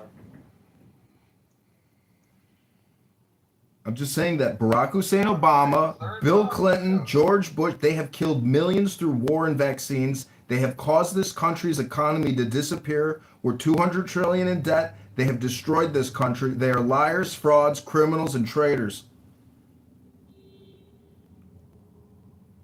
I agree with all that. And what you said, doctor? I said you called his ass sir. And I'm gonna call him sir too. Hey sir. You know they always been there ever since they stole this country and started, right? Well, I think it started with JFK's assassination to 9/11 to COVID-19. Man, fuck no. Fuck no. Man, fuck no. Ever since they came stealing little Indian princesses off the goddamn shoreline. Fuck no. Fuck you talking about. Yeah, but as soon as African Americans joined the Union Army, they became conspirators themselves. 600,000 people died during the Civil War, dying to liberate African Americans. It's your country now. But Barry Soetoro Obama is not with you. He ain't even ADOS. His mother is a CIA prostitute. What the fuck is that introduction about 600,000 black people? Hey, look, hold on real quick. Let's do this real quick. Yeah, I just rolled up, so it's probably one of the nights. Yeah, me too. I rolled it up. Me too. I don't know who the fuck that introduction was. It's good. That's why I want to keep it on like kind of like how we going with the conversation and topic. All right, so doctor, you here now, right? All right, so based off the topic, what's going on right now? J.D. Vance talking greasy to Israel and not Netanyahu. Trump been talking greasy to these motherfuckers for the past couple of weeks, going back to a couple of months, right? All right, so I've been saying it's two scenarios.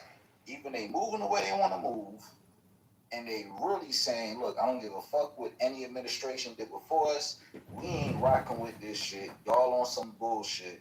And they really doing something that nobody had the balls to do. Or two, because it's only two options with this, right? Or this shit is all a show. But if you feel like, I'm trying to bring it back to the So even if you feel like it's a show, right?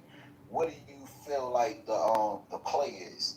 If you feel like the first option ain't what it is, what do you feel like the play is when it comes to the second option?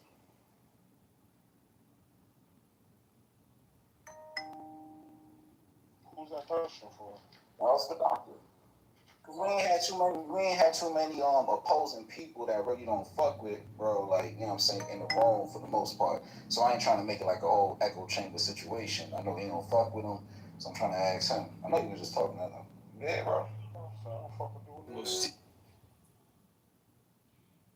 Simple and plain. The only reason there's a quote unquote beef between Israel and Trump is, or Netanyahu, or Israel by proxy, is that they've come to the realization that there is no win.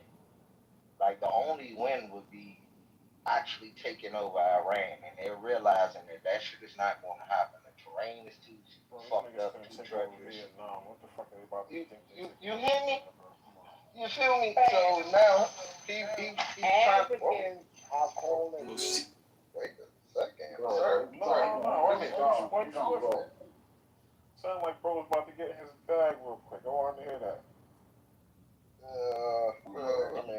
After I finish, y'all keep them out of the room. Nah, ain't Go ahead. Doctor. I don't know if he was coming up here to troll or not, but I think he heard something about. I don't think so. I think he just got passed. Yeah, I think it's a little bit rude, but yeah, go ahead. Thing is, that's it though, bruh. And Trump is trying to gracefully back the fuck out, right? And save face to the American public simultaneously. Back out of what? Back out of what? Out of Iran. You prove me wrong. Hey, just mute your mic and we'll put one mic on you pause after you finish. Chill out, man. Unless you trolling, let me know now so I don't let you. Alright, cool. Go ahead, doctor. Get Doctor back out of what? What are you backing out of? Out of Iran, period. Out of the conflict, and try to find a way to look like he actually got them to adhere to some of the things that he wanted, right? And simple and plain, Netanyahu just wanted them to continue to let full forces, throughout Iran, the Strait. I believe he probably wanted them to bomb the island, like all that shit. And Trump realized that that's not smart because that's going to totally devastate all oil production in that area. Like that shit is going to cease because Iran is going to make sure that the UAE not sending no war, nothing if that shit get bombed. Well, so let me ask you this real quick. So you can tell what nigga trolling or not. Most secretive organ. Can I add my opinion next? Hey, African man. Go ahead, woman. Yeah, what ain't a woman? Man, kick that mama. Let the soft voice go. Yeah, Lord. Back to you, Steve. No, just to answer, I guess, whatever's going on between Netanyahu, we know that Israel plays a big part in AIPAC. We know that they put a lot of money into not just Republicans, but also Democrats, with Trump especially. So I think, Trump did have his back to a certain point, but, I don't want to let me put my tinfoil hat on. But, so if you look into Israel and, they're still waiting for their Messiah to come, right? So there's a video, it's on Twitter, I'll post it in the chat, but it was a long time ago, and they're pretty much, these rabbis are trying to speed up the events of their Messiah coming, but that would consist of them rebuilding their temple. And if you know where their temple is located, it's also located where there's a holy site for the Muslim community as well. It's called the Mosque the Dome of the Rock. They want to destroy that and then build on there. Yeah, you're exactly. Right. And Israel knows if so with this escalation between, they're highlighting, we're fighting terrorists, we're fighting Islam. That's how, the regime or whatever the case may be. So, but they know that this main regime, Islamic regime, would have the major problem if they were to mess with that site. They know that it will cause, it's also in the Quran, they will never destroy it because Allah protects us all the time. So it will never happen. But that's what they're aiming for. They're digging underneath. Yeah, so why does so many Muslims I'm not Muslim, but I do understand your perspective. I'm getting away from the... Yeah, the Muslims bomb the shit out of us. We're on it. We're talking about Israel. It's not about Muslim or Christian. It's from Abraham. I know, but you just mentioned the Quran, which is Muslim. But anyway, look, go ahead. Finish it. Yeah, well, I understand you felt the need to, hold on to that holy site. And I'm not...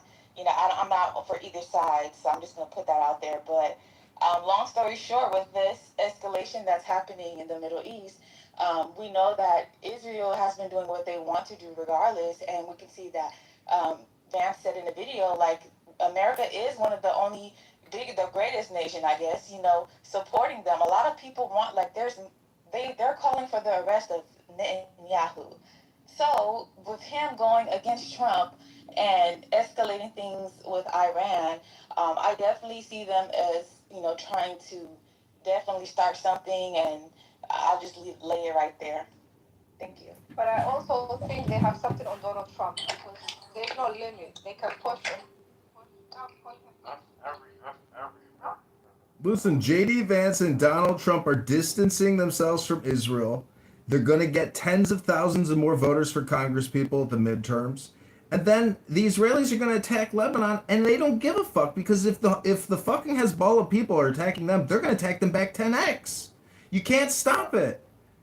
I suddenly think Trump really cares. Like, Trump will bomb the shit out of Palestine and all those Middle Eastern countries still.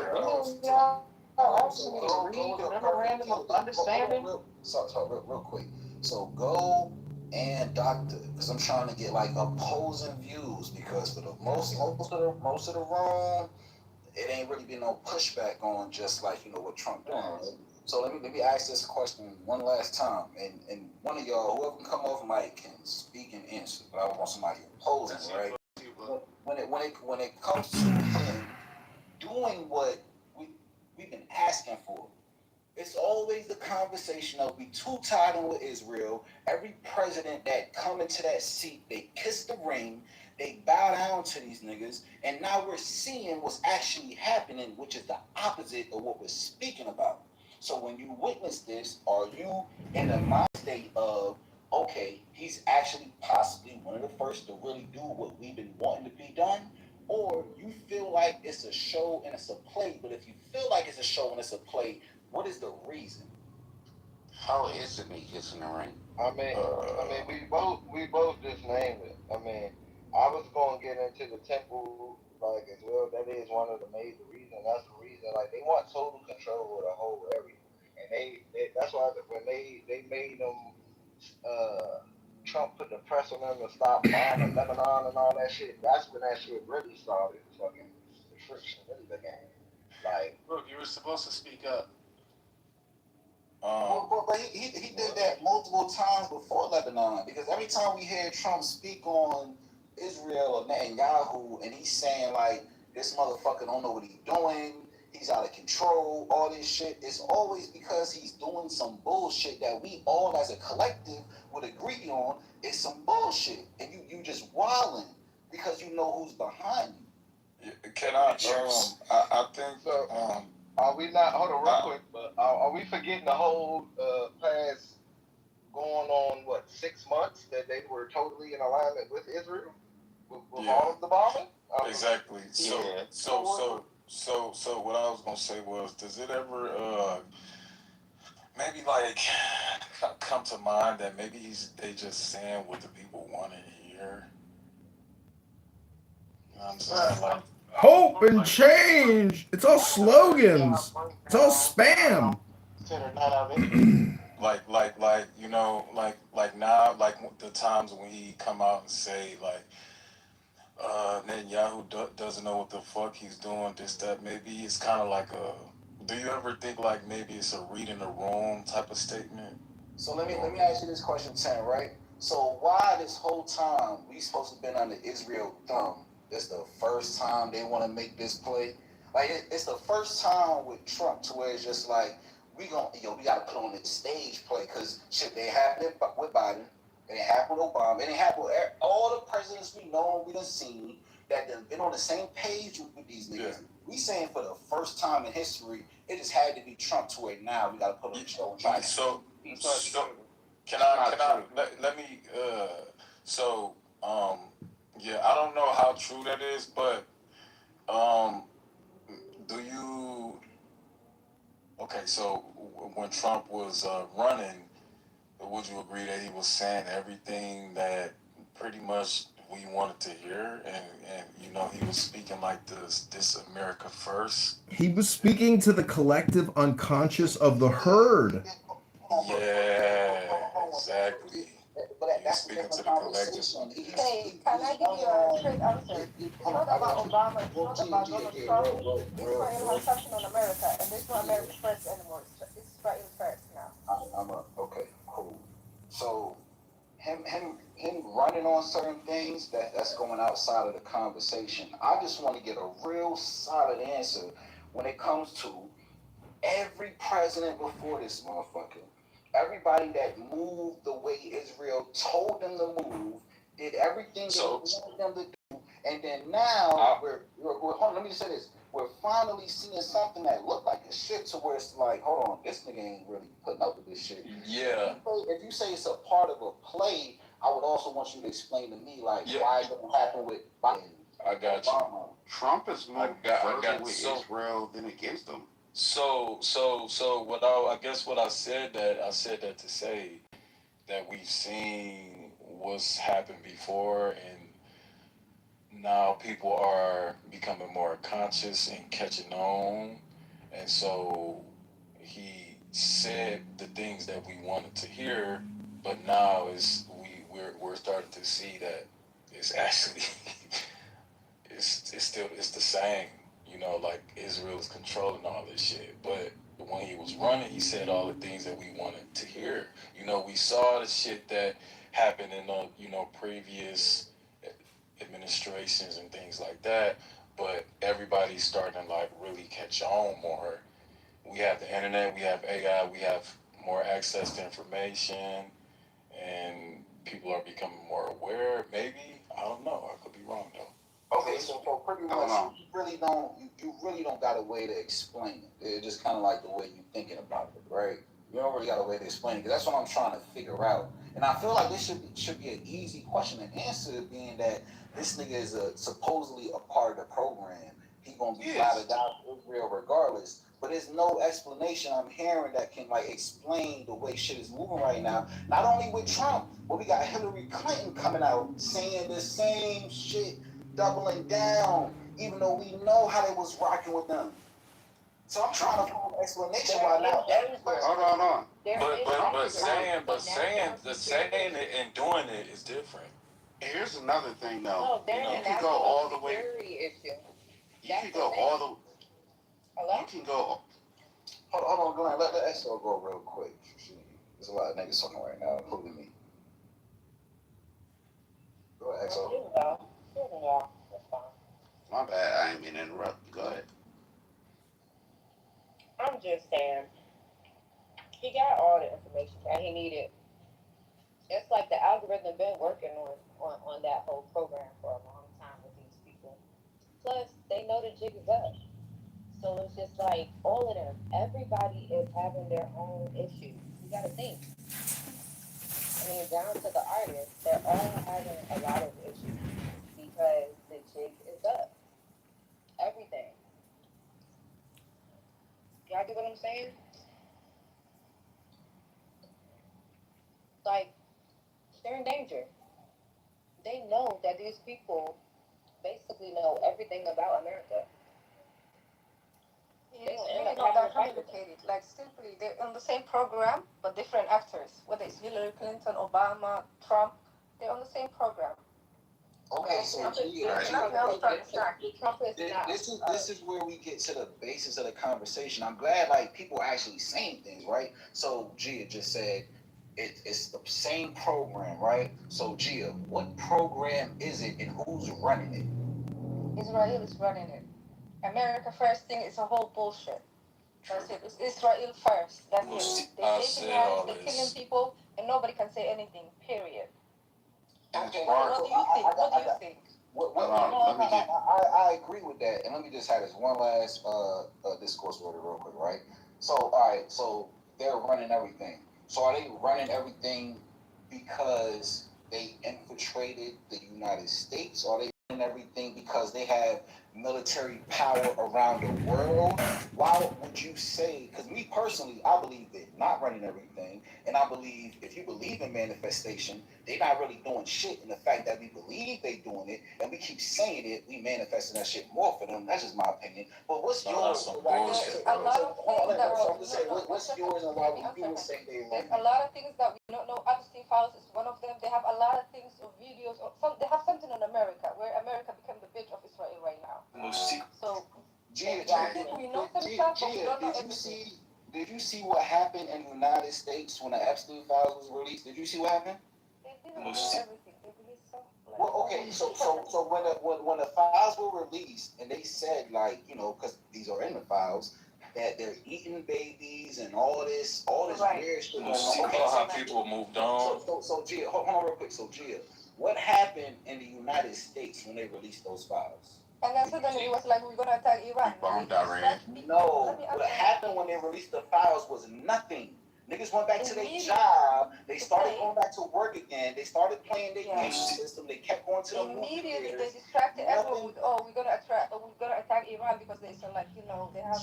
Nothing happened. I'm telling you. All right, real quick. We're dancing around the simple fact that the biggest contributor to our economy is the petrodollar, right? And the fact that this war is destabilizing world economic or trade, right? And Israel doesn't give a fuck because the bulk of their economy doesn't come from oil. The bulk of their economy comes from the tech sector. So what they can do is afford to have this war. They don't give a fuck because their economy is not suffering. The reason Donald Trump has to make the deal is because our economy depends on the fucking oil business and the petrodollar. That's simple and plain, bro. Hey, doctor. So let me ask you a question real quick, right? So when the petrodollar was dismantled, because you know what it was, right? We on the same page. You there? Yo. I'm here. Okay, so when that shit popped off, and what was it, 22? When they said fuck y'all, the petrodollar, we done with y'all. Y'all not gonna be able to move like this no more. When did it get reinstated, or when did it come back? Because I might have missed something. I'm just seeing if you know.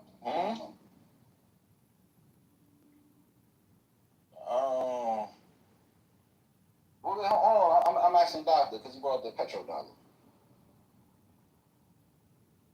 All right, well, he probably looking it up or something. Go ahead. And also, quick question: how many people does America need? That's the question. If you didn't know, all major Gulf exports are still through the petrodollar, including Saudi Arabia, the UAE, Kuwait, Iraq, and Qatar. What are you talking about again? How much weight does it? I know it. So here's the thing, because before you came in, I lay out the whole situation when it came to that, when it came to the Prince of Saudi, all that, right? So what's the weight? What's the level scale if you're talking about the petrodollar that has when it comes to the way we're able to move and do what we want to do, or it can stop us from moving how we move? Like, what's the weight of that? If you could put it on a graph, a scale, how would you weigh that? How would you weigh that? You're gonna have to rephrase the question. Yeah, because Okay. I think, doctor, I think you should say that whole thing you said about the petrol. I think you should say all that shit one more time. What happened, bro? They under the force that countries don't operate through the petrodollar anymore. That shit was only for like a brief second. I think maybe a year. After that, they went right back to that shit. What are you talking about? All those countries I just named. Hey, why they stop though? What was the cause of that? What was the cause? Because they wanted independence and they wanted to get from about of that shit. And then after certain proxy wars was waged and certain heads of states were eliminated, then they were right back on. What are we talking about? Okay, so that's what I'm saying. That's why I be bringing up Saudi Arabia, right? And I'm just gonna say, do y'all research on the Saudi prince? Do y'all research on the Vegas shooting? And do y'all research on when the Saudi prince left Vegas and went back to Saudi Arabia, why did 7 families die? So I get the surface level explanation for certain things, but I'll be trying to see who really be going into what's really going on when it come behind that. Go into it then. Well, I did. This would be like the 4th, 5th time I did it tonight, so I don't want to keep on repeating it. But I'll just say, doctor, even to you, listen to what I'm saying and looking at it. You can say like, fuck it, whatever. You ain't saying shit. But I feel like unless you go into that, you would have to come and have a different view, or maybe you won't have a different view, but most likely you would on what that shit was really about. And then now, even with separating from Israel, it plays even a major part because now we talking about the whole Saudi Arabia connection is 600 billion from them to the United States, the 250 million in arms and weapons to the United States. Like that, now it's a different conversation. You see, like what's happening today. Shit, I would say this nigga lined this up to move like this from the time he got in office. He just let them keep wilding out so they can give him enough rope to hang themselves. And that's what it is.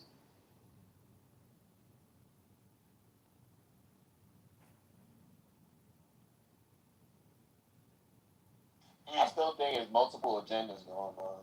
We got that John, that a cult. That's what I'm saying. I don't know. Maybe I don't know if you ever watched any of the videos I sent put in the chat. Still. Yeah, we got dialogue. My bad. I was trying to. No, you good. I'm just saying, like, sure what's going on over there. These niggas is fighting. It's like how we watching the World Cup. So we see everybody. It's just like the NBA. Like we can look at politics as like the league, but every country got their own their own franchise, and everyone's fighting to be the champion. Because that move that Trump pulled, like even them saying that, yo, the UAE is the one they're literally calling the UAE the second Israel. They're the ones that's been dropping the bombs. They're the one that dropped their shit on Qatar. So they're the ones that's bombing Iran. They're bombing Lebanon. Wait, dang. So Israel said that, or who said that? Trump said that about. I'm about to take this call. But Trump said that about the UAE. It was in one of the links that I dropped. He said it at the G7. I'll be right back. Yeah, we learned back from that when he was talking about the dialogue.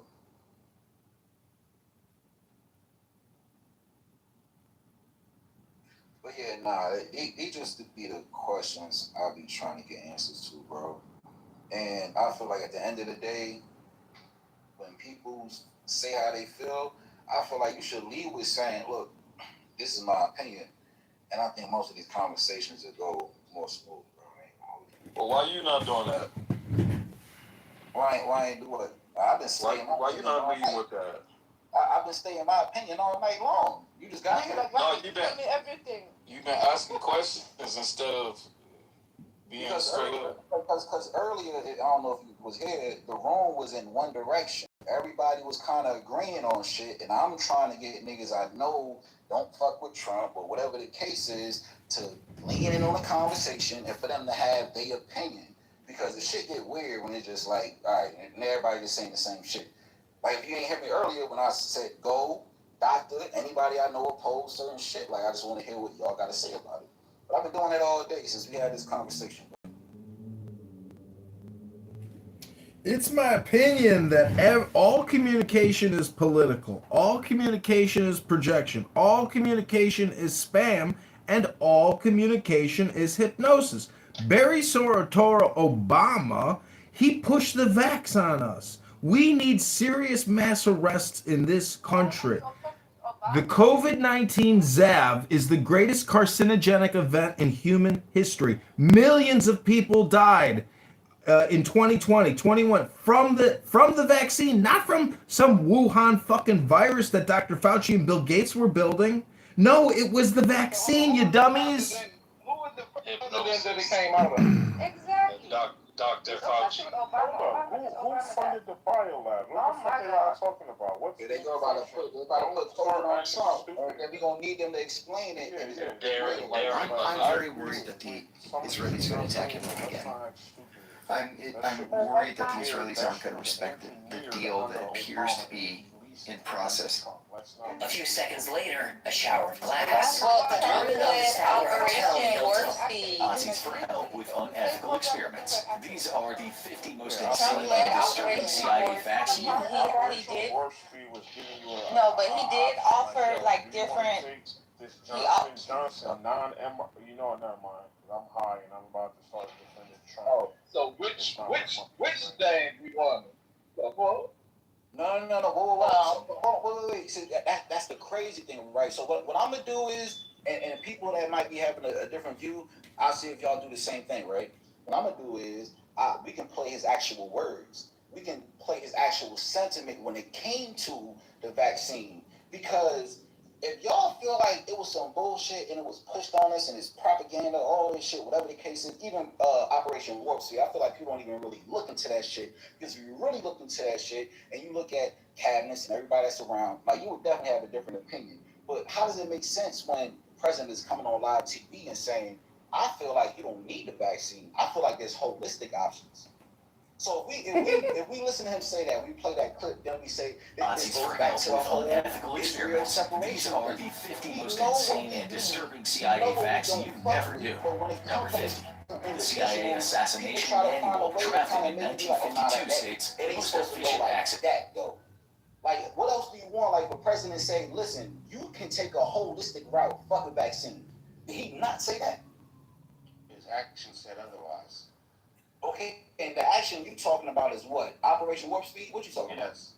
Because here's the one thing, you can't talk one thing and say something else. Like, your actions gonna have to line. Otherwise, either your actions don't mean shit or your words don't mean shit. Hey, Brian, so Operation Warp Speed was put together, structured, put in a package all by Trump. That's how that went down? Operation Warp Speed. Operation Warp. Because I'm the one who brought up Operation Warp Speed. I wasn't bringing it to tie Trump and For help forcing the with vaccine unethical on people because experiments. we These are have the to look into 50 most federal and insane local and disturbing policies. CIA It facts was you never mostly knew. Democratic policies that had people forcing to distance, and a lot of red states were still open, like Florida. So I'm not even gonna dive that deep into it. I just brought up Operation Warp Speed because I don't recall Obama being a part of the vaccine. The vaccine program and the funding was launched by the Pentagon under the George Bush administration. Tens of billions a year in annual defense funding for biological and chemical weapon research. It's all bullshit. Barack Hussein Obama helped push it. Obama was a part of the manufacturing of the disease. We're not talking about linking him to the vaccine. That's not what anyone's saying. Like those biolabs, the gain of function with Fauci, all of those emails that came out that the niggas just want to act oblivious to. Like that shit was manufactured in the Ukraine. A whole bunch of biolabs are all along the borders and they're released. Like we did all of this shit the whole 2020, 2021, and 2022. Like, what are we doing here? Well, besides the vaccines, I think there's a. Go ahead. Sorry. Yeah, I also want to say that he was a part of the SARS-2 whole epidemic as well, and COVID-19 is SARS-2. So yeah, it's just SARS-2. It's literally SARS-2 repackaged, and then the vaccine doesn't even have the whatever is in the actual, you know, strand of the what is it called?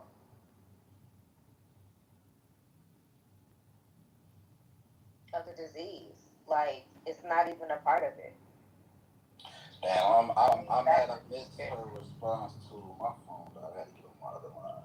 But sheesh, I don't know how we gonna put this all on one person. That shit kind of crazy. Well, besides the vaccine, we know like they're trying to, because I think the guy Unethical experiments. These are the 50 most insane and disturbing CIA facts you never knew. Number 50. The CIA Assassination Manual, drafted in 1952, states the most efficient accident in simplest. So many ways. So I'm not pro vaccine. I'm pro. Most secretive organization.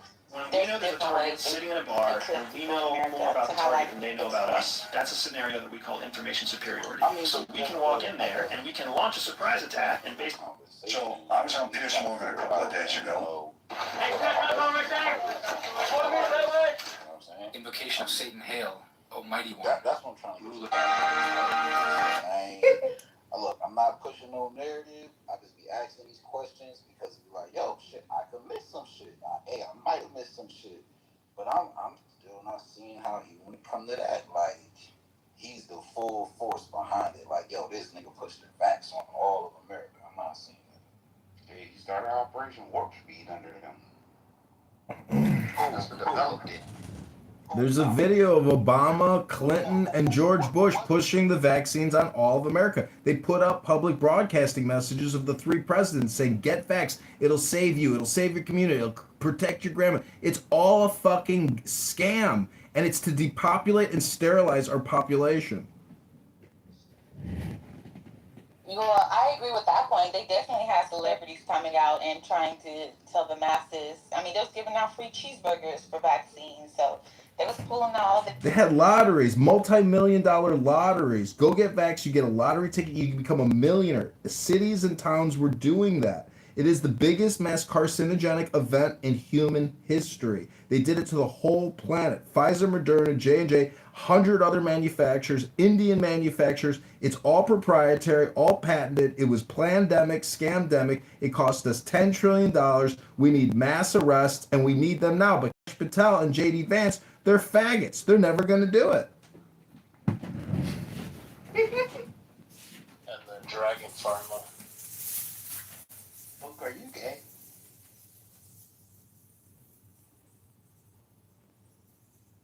Hey, yo, I ain't gonna hold you. That's why I stopped having these Trump combos a long time ago, bro. Hey, bro, that's why I just stayed on mute. I'm like, look, I'm not about to start. Yeah, John, they did that in California. They did a raffle. to the lottery for the vaccines.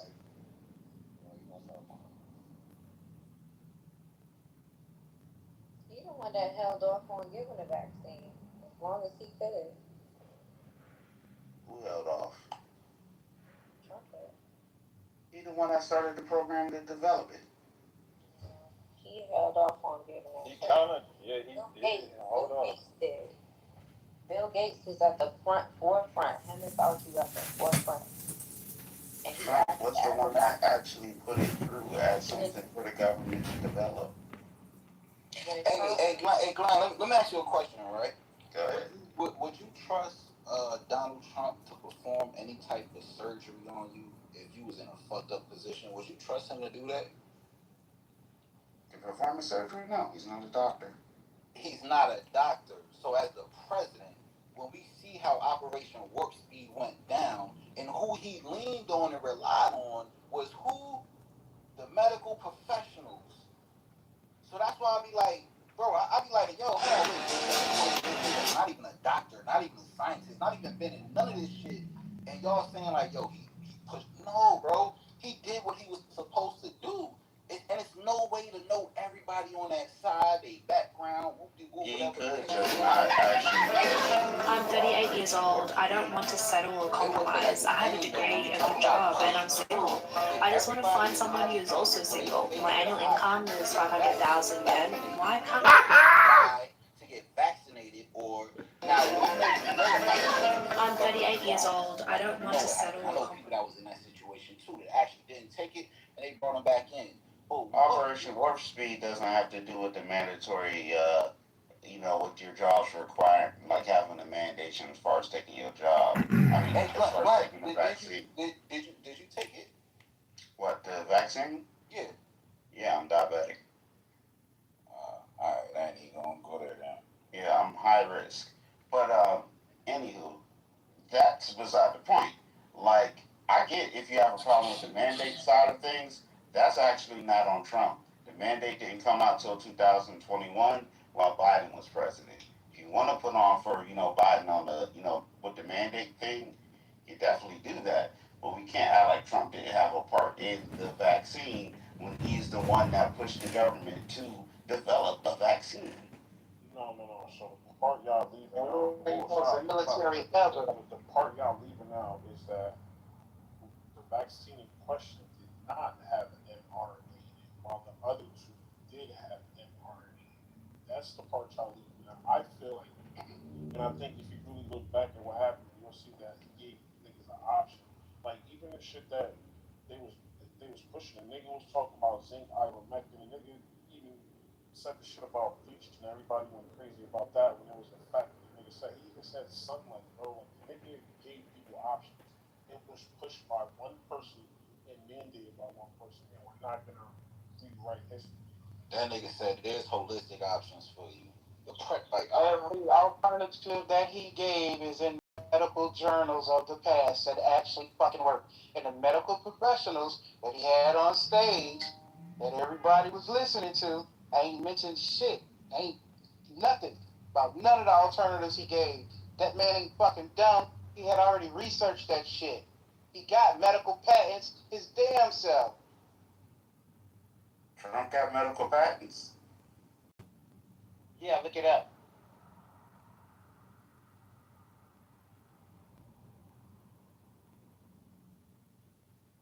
Remember when he was talking about putting a tube with the light down your throat, into your lungs, and all that other shit? That came from Tesla. It was used way back in the days. What patent Trump got? Now everybody got. It's not about the Trump patent. It's Pfizer, Moderna, J&J, the Indian manufacturers. Where y'all take up arms for this old motherfucker? With the Indian pharma. I talked to my mother. I said, "You got vaccinated?" She said, "Yeah, I went to the firehouse. They vaccinated me at the community center." I said, "What? A fireman and vaccinate? You didn't even go to a doctor?" A firefighter vaccine.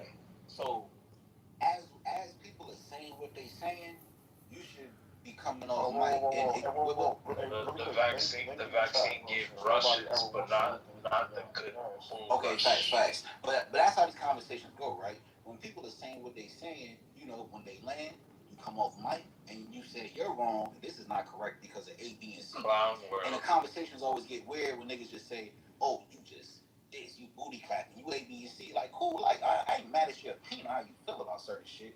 But as it's going, and when these points are getting ran through, it needs to be stopped by when that person boots up, gets off mic, and you should say, "Bro, this is why you're wrong." Like, is that not how these conversations should go on my trip? Yeah, that's green bean fascism censorship world where green beaners think they know everything. What was that?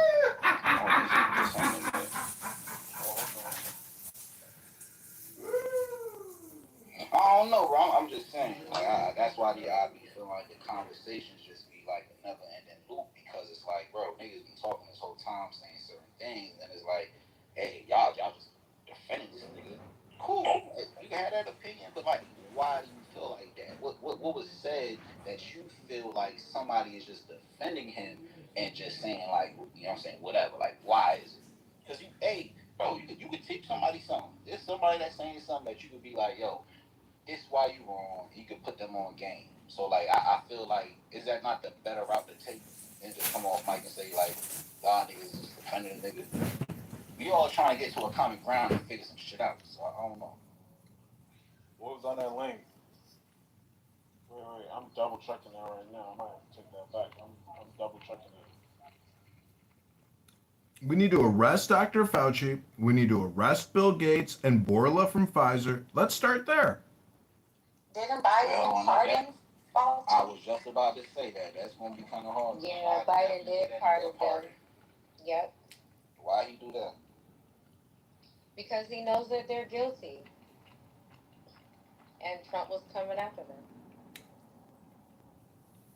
Not only that, like, when Trump got into office, didn't he dismantle the WHO, the us being a part of the World Economic Forum? He pulled us out of WHO and he started to break down the CDC.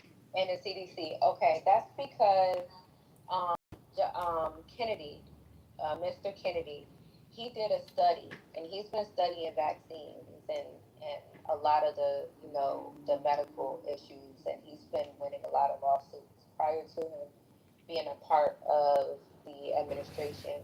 And what he came up with was that Israel created a vaccine, which is what they did, and they administered it, but it only attacks people that are not a part of their bloodline or something.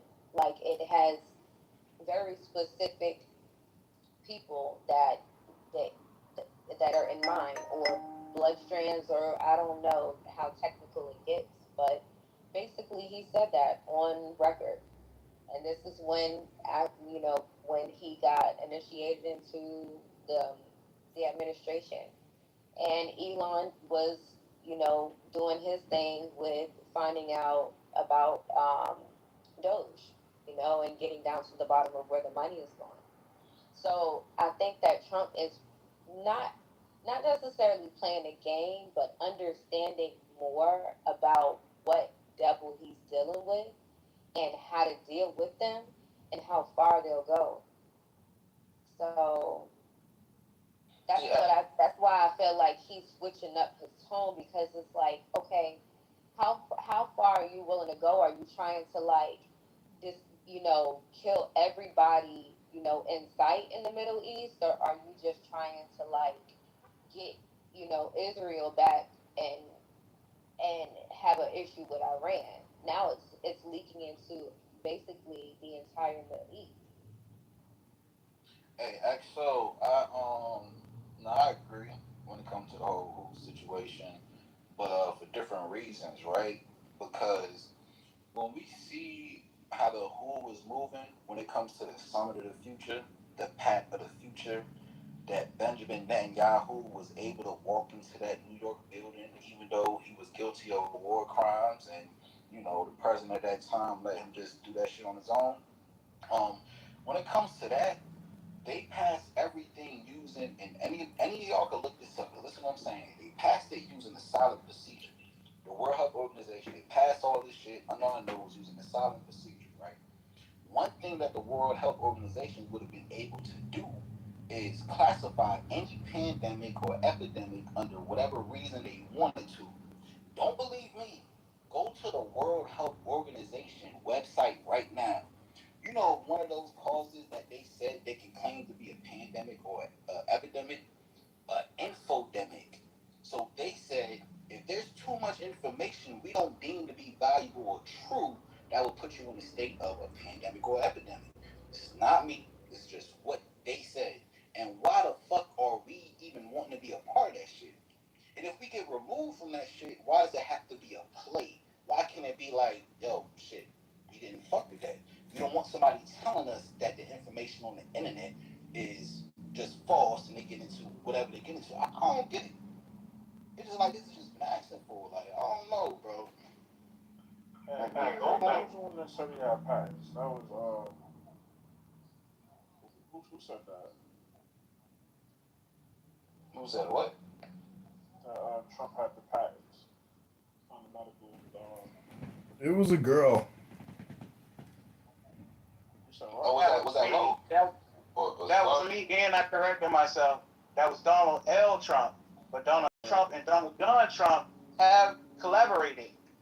Okay, yeah, because I like to be factual when I post links, and I'm like, hold up, like, let me double check that. Then I put the patent link in the chat, so anybody that wanted to search there. And then I put the original clip where he said what he said in the chat, and I was looking to see if he patented anything. So I correct myself also. Yeah, I was about to say, I don't see anything at the U.S. office with that nigga. Yeah, that's why I dropped the rest of that shit I dropped in the chat for further reading. See, Fauci's in trouble because he was actively engaged in covering it up. And he was funding through EcoHealth Alliance and Peter Strzok. It's a big business. It's not, these weapon biodefense labs, they're offensive weapon lab systems, global, in 30 countries. As a taxpayer, you go into work 3 out of 5 days a year to fund the military-industrial complex, the Medicare, Medicaid industrial complex, the judicial, legal, political industrial complex. You're a slave in this country because the country is now $40 trillion in debt. If you own a home, your property taxes over the next 10 years are going to be hundreds of thousands of dollars. The system is broken. It's upside down, and now it's become a debt slave economy. If we don't have politicians willing to file federal bankruptcy to discharge public debt and rein in the spending, it has become a communist slave state, not laissez-faire capitalism. It has become a communist gulag slave system. It's called altruism, socialism, sacrificing yourself for others. It's a scam. Affordability is a scam. It's a spam. It's a communication spam. And these socialist, criminal, liberal, progressive Democrats are fraudsters, liars, and spammers. And if they'll take money from the ADL, they'll take money from you. And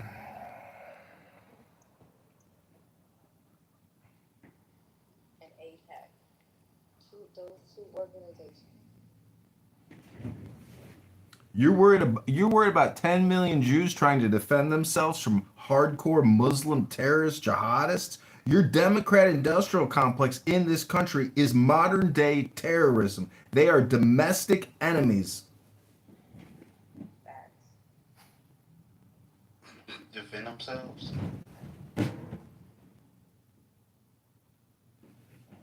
They do overdo it. You can't lie. Well, it's force multipliers. The U.S. government has the same policy. If we lose 10,000, our enemies are going to lose 100,000. It's not that. They're expanding outward. And that's not defense. It's proactive defense. When a rocket comes into your backyard and kills 30 school children, well, there's going to be some Jews that got the weapons, the technology, and the will to go kill, to stop that from happening, to create a security buffer. Sound like you a Zionist, honestly. Wait, but do you really think Iran has the military equipment that can reach America? Not Iran. They can hit Europe. Say it, tell it. He been saying it since the 90s. Iran is 1 month away. They're 6 months away from a nuclear weapon. 30 years of that shit. Hey, Glenn, you know what else Diddy been saying since the 90s? That I don't even really got to worry about the United States. Like, they just like a little, you know what I'm saying? I can do whatever I want with them. And we had that old video when they recorded him when he went to, I forgot where it was. But that's why I be asking these questions, bro. I'm not, like I said, I'm not even trying to take a stance. I just want somebody to explain their thoughts and feelings on what they feel like is really going on, being that now all of this Israel, United States connection, gang banging, we all for one. Like, why do y'all feel like, or whoever, bro, I ain't speaking to nobody specifically, just like it's cap. That's all I want to know. Cause like, hey, it can open my mind to something. But like, why do you feel like it's cap? You feel like it's cap, man? Yeah, like, let me say this. BB been barking up the tree for damn near 30 years trying to get somebody to back Israel on some shit. Trump is the first person to actually put some shit to it. Bombed them last year in the summer and said we completely took out their nuclear structure, but then somehow back when it came to the winter, that bombing that we did in the summer didn't end up paying out, so now we gotta attack them. Trump is the first person to actually go as far as BB wanted him to go. So I can't say he's standing up against the man. He's gone further than anybody else did. But now you got a little bit. What happened to Gaza when Biden was in office? What happened in Gaza? Yeah. You talk about October 7th. Just Gaza in general. What happened to Gaza when Biden was in office? Because when you say go as far as you wanted him to, with Iran, like Trump, you feel like Trump went further than the last administration did? And look, I ain't gangbanging, I ain't picking a side. I'm just trying to ask questions. You feel like this current administration went further than the last administration did when it came to Gaza? I didn't say Gaza. Well, I'm asking about it. I was talking about Iran. Like, that's an entirely different thing. Yeah, but it's still on topic, though. Because, all right, so let me ask you this. What do you feel like was more of a genocide, Gaza or Iran? Gaza. Okay.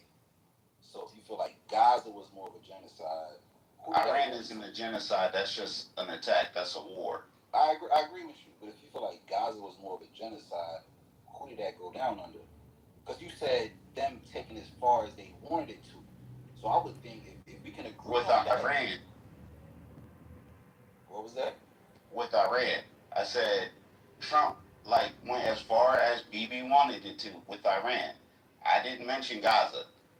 Well, well, the way I'm taking it, correct me if I'm wrong, when you say Trump went as far as he wanted to, you're saying there's no other previous president that went as far as Netanyahu wanted them to go.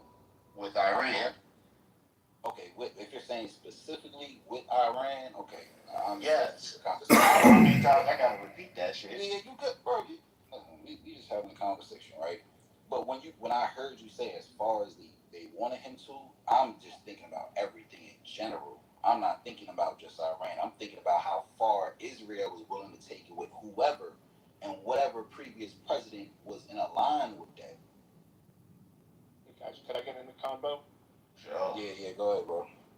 Iran was not Israel's plan. They have shared interests. Israel. That's what I was kind of like thinking, but I ain't want to kind of Look, go ahead, in the combo. Why you talking about people not reading their opinions, but you not? I'll try and hold on. Let Randy go. Okay. So yes, last year the U.S. and Israel dealt a major blow to Iran's nuclear program. This year's war is about a new topic, Iran's ballistic missile program, which is separate from its nuclear program. Iran has been ramping up its ballistic missile production and targeting them against Israel. And so that's the difference between last year's war and this one. Plus, him to the goo.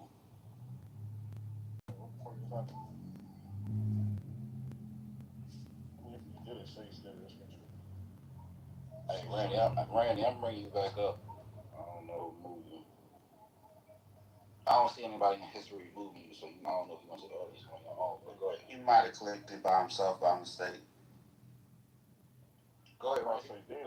Obviously, somebody doesn't like what I'm saying and moved me to the goo. Well, we can see the history. Well, I didn't move. You can see the history. You can see that I didn't move myself. Chill out, man. Just say what you gotta say and keep it. I didn't move myself. That's Thank cool. you. I'm I'm past chill. that now. So say what you gotta say and keep it. Okay, I was in the middle of saying, okay, a couple of mistruths have been spoken here. Number one, this year's war is about the ballistic missile program.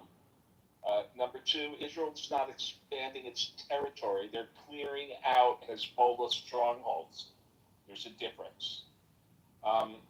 As far as, Iran having a nuclear weapon is not just a threat to Israel. Iran is a jihadist country. They are not rational players in the way that other countries are. The normal theories of, in other words, they are willing to sacrifice half their population if necessary, if it furthers their agenda. They're not just another country trying to get nuclear weapons. They are a jihadist, Islamist, extremist country, and if the world is safer with them not having a nuclear program. The Trump deal that he just signed with them, the capitulation deal, makes the world less safe. Okay? The world is not safer with Iran having a nuclear program. The world is safer with Iran not having a nuclear program. And this is where my balance of not being biased or just looking at one side comes into play, because I'm a completely disagree. Like, that's why I be saying, like, I just want people to prove like what they talking about, right? Bro, me personally, I have no belief that Iran had any type of nuclear weapons, no capability of bombing the United States, fucking the United States up, fucking Israel up. I'm not gonna believe that. Even if Trump said it, like, and he did, like, I don't believe it. I don't believe that. You don't believe Iran has a nuclear program? Hey, hold on. No, not at all. What country is at war with most of the Middle Trump's East? interest in anything nuclear over there in Iran is to obtain the fucking material to test the isotopes, because Hillary sold the fucking uranium-1 shit to Russia, and Russia passed it off to fucking Iran. I would That agree is with his that main more. interest when it comes to anything fucking nuclear in Iran. I would agree with that more versus than we just sitting here saying like, yo, Iran got all this nuclear equipment, they about to fuck America up, all that shit. No, I'm not agreeing with that, because there's no evidence, there's no proof of that. I don't care who said it. Trump, current administration, there's no proof of that shit. And here's the thing about it.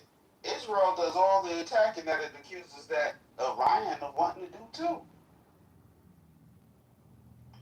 What I would say, just to kind of agree with Randy to a certain point, because I'm not biased, I don't think Iran is competition for America military, but I do know Iran is known to fund little terrorist groups, Hezbollah, the IRGC, the Islamic Brotherhood.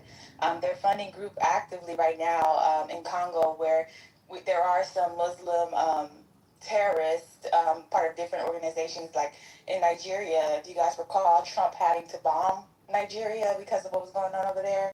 But I would say Iran is not as innocent as we are trying to portray.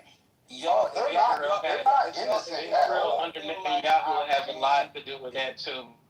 Yeah, but here's the thing though, like, They're not innocent at all. We just can't pretend that we're. My bad. No, you good. Let me just say this real quick, bro. Because now I'm speaking on something that, as I was previously speaking, that you would think I would be on the same side, but I'm like on the opposite side with it. I don't believe it. I don't believe Iran has anything. And I believe if Iran had anything, they would have been did what they was. Ain't they chanting death to America? If they over there chanting death to America, why has they not went ahead and went through what they planned? Why have they not went ahead and went through and bombing us, bombing our allies, whatever the case is? Like, it seems like it's just weak. There's nothing going on. And it reminds me of 9/11 Well, we sit here saying these niggas got weapons of mass destruction, bro. And to add to that, why are they chanting death to America? Well, let me ask you this: do you think that North Korea has a nuclear weapon? I feel like anybody. I don't feel like they do. I feel like anybody that has a nuclear weapon, looking at how the world is being ran right now, and looking at who's in control and in charge, if you really, Niggas gotta have something. We bully everybody man, else. well, hey, look, it's a possibility, right? But I'm just saying, like, looking at how things are moving, why nobody busting a move? What they waiting for? So somebody tell me what they waiting for. That's like how people in Atlanta are. Everybody got guns, so you think twice about pulling guns. Everywhere else, just like you the bully and you the only nigga with a gun, you bully everybody. But when niggas got the same artillery you got, you think twice about that shit. They may not have a destruction. They got something, bro. They got something that'll level this motherfucker. Hey, to me that sounds like they really ain't got shit, because if you feel like everybody got what you got, and you feel like somebody might have a little bit more than you already feeling like shit. I really can't even do nothing. This is my last resort. Like, okay, if it really do pop off, all right, I'm gonna go ahead and push the button. But it's not a scenario of shit. I can just shut this shit down if I want to. This is short mutual destruction, what Chop is describing. You say what? It's called a short mutual destruction. Yeah, exactly. Where it's pretty much like, it's like if one person press off with it, the other person press off, and they're both gonna die. It's like a short. It's 100%, and nobody about to survive. So don't nobody actually want to do it, but they also don't want to get rid of it because they don't want the other person to be able to take them off. That still sound like a last resort to me, though. That still sound like a managed proxy nation is not to make a move until they're instructed to make a move. But everything changes once you have a martyr, a system that praises martyrhood. In other words, North Korea has a nuclear weapon, but they understand mutual deterrence. They understand that if they use it, it's going to be used against them. Iran is the first country that believes in shaheeds, martyrs. They are willing to sacrifice half their country in the interest of advancing their Islamic resolution. Mutual deterrence will not work with Iran. They are different than every other country. Is that what Israel not? Right, so is what I'm They literally drop bombs on themselves. They literally did that. So. Who literally did what? Just so I understand. I mean, you're sacrificing your own people for I don't know if you're a part of that. When did Israel sacrifice their own people? You're doing it right now because Iran has been bombing you guys, like literally, like it's still going on. Well, they're at war. Yeah, it's a war, but it's provoked. You guys provoked them. You guys just hit them. This last time, there was so many peace deals. Iran is funding proxies, Hezbollah, and Hamas. It's time to get rid of the head of the snake. No, Israel helped with the funding of Hezbollah and Hamas. Hold on 1 second, D. Hold on 1 second. You guys. Like I said earlier, the nigga is Zionist. Yeah, I'm just saying. Let's just call a spade a spade. Like, you guys have been the aggressor. You've been the aggressor. Since October 7th. And that's the God honest truth. Okay, first of all, I'm not Israeli, so when you say you guys... You're a Zionist, though. Okay, first of all, you learned a big word there. By you saying I'm a Zionist, what does a Zionist mean? What? It means a person that believes...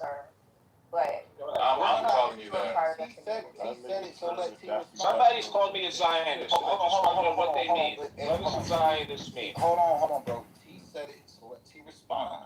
What you mean, bro? Yeah, a Zionist is someone who believes in Israel's right to exist. I mean, personally, I think someone who believes in Israel. Yeah, well, Israel's right to exist at the expense of other countries or whatever. Oh, now you're not an altruist. Yes, people are trying to remove their existence. So they were at peace. October 6th, they were at peace. October 7th, they were attacked. At any time, Hamas could have released the hostages and ended the war, but Hamas held on to the hostages and killed them and raped them and did a lot of shit. So yeah, Israel. Netanyahu helped fund Hamas. It's a complicated What are you situation, though. talking about? It's very complicated, though. You just simplified it. But you a Zionist. Does it matter if he's from Mars or Uranus? If he's got an accurate opinion, it doesn't matter if he is from Uranus. Listen, October 6th, there was a ceasefire. Okay? Israel left Gaza in 2006. Right away, Gaza elected Hamas. Hamas declared war on Israel and fired thousands of rockets into Israel between 2006 and 2023. These are facts. Now you can say, oh, Israel had no. They have no military though. But they had Think about rockets. it, this didn't start. This didn't start. There were October 50,000 6th. people in Hamas. When you say they have no military, they sure do have a military. They don't have a military, and There's 50,000 soldiers in Hamas. okay, They don't have airplanes, but they have a military. you guys have Yeah, America. and that's by the help of fucking Benjamin Netanyahu. The Prince of Qatar already exposed his ass. The Operation Black Raven. Okay, but you guys have America. Right? So And it's, Hamas has Iran. I mean, but so then it's equal. It matches up. You can't just be Okay. like. So we've And come here's the a thing. long way. Yeah, we've come a long way. I mean, hey, listen. If this is how if I live in America, so look, however y'all get it done, right? I'm just stating the obvious and the facts. The facts, I learned the facts from you guys or from that group. You know, the rabbis, they do have YouTube pages now. So if you guys don't want people to know this information, don't share it. It's easy to find it. There's nothing. No. What is incriminating? I'm trying to understand what should they be sharing? Randy, I'm gonna give you the mic because the mic is gonna be solely on you when I ask this question, right? When you make this statement about that 50,000, I want to know where did you get it from? What news source you got it from? Yeah, yo, chop chip. Well, what news source you got it from? I just want you to put in the chat when you say 50,000.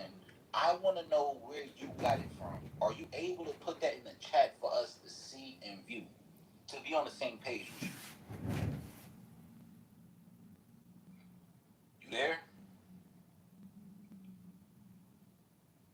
Yo.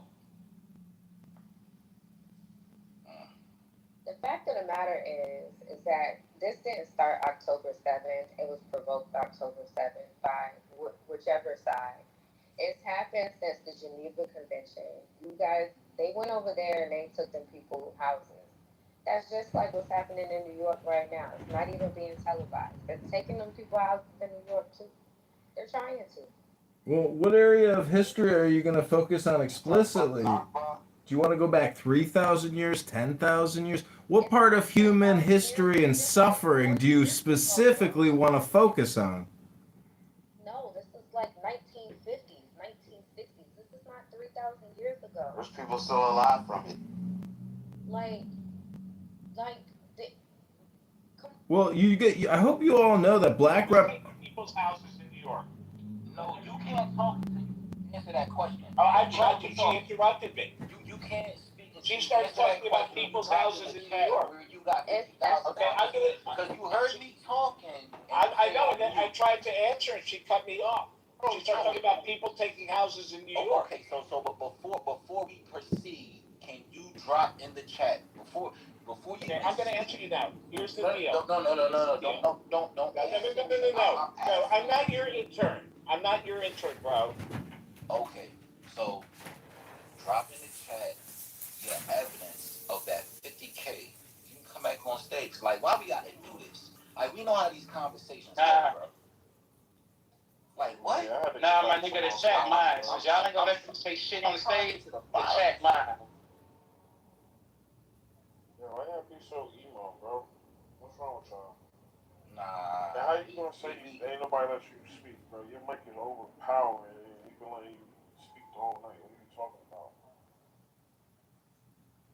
That shit crazy. It ain't. Only when you speak, then you shut the fuck up. Dude, Randy, you gotta chill too, man. don't know what the fuck that was about, but this ain't that.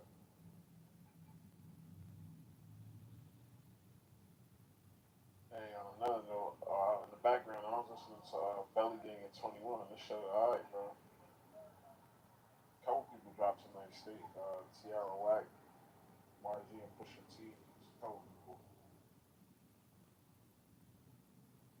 I'm posting everything I was gonna speak about in the chat. Bro, just say it. The floor is open.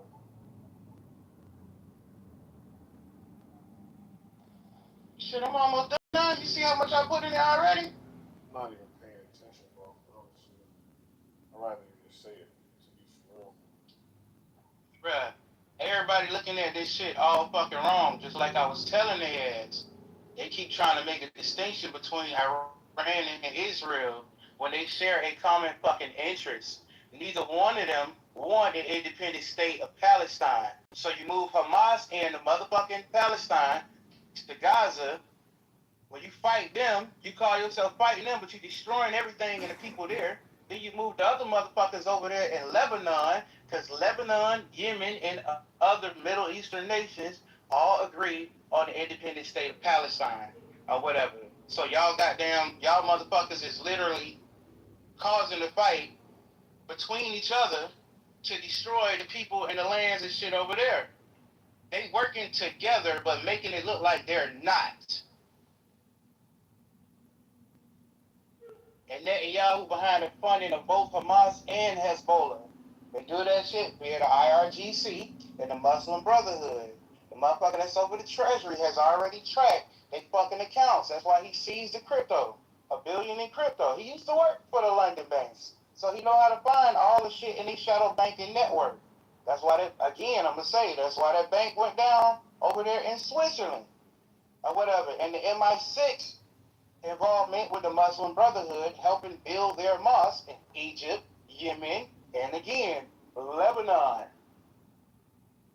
All the same nations that agree on an independent state of Palestine. This is where you put your fucking brotherhoods and shit. And the MI6 calls all three locations strategic assets. This shit is bigger than Israel, bigger than Iran, and all of it goes right back to fucking Britain, City of London, and all that other shit. Wait, did you say that Hezbollah is in Lebanon? Because I've been trying to figure out what's going on with the recent strikes over there. So you're kind of like putting something together. Yeah, Hezbollah in Lebanon and Hamas is in Gaza. But their money and shit coming from the same sources. And Netanyahu, he came out his mouth himself to prevent a Palestinian military. He was going to fund Hamas because he does not want an independent Palestine. Iran doesn't want an independent Palestine either. So thus, the enemy of my enemy becomes my friend. And we keep this shit destabilized, and who's making all the fucking money, and who controlling the global shipping routes and setting the price of oil and everything? The British motherfuckers. That's why Trump breaking away from their asses too. He literally just took the whole global economy.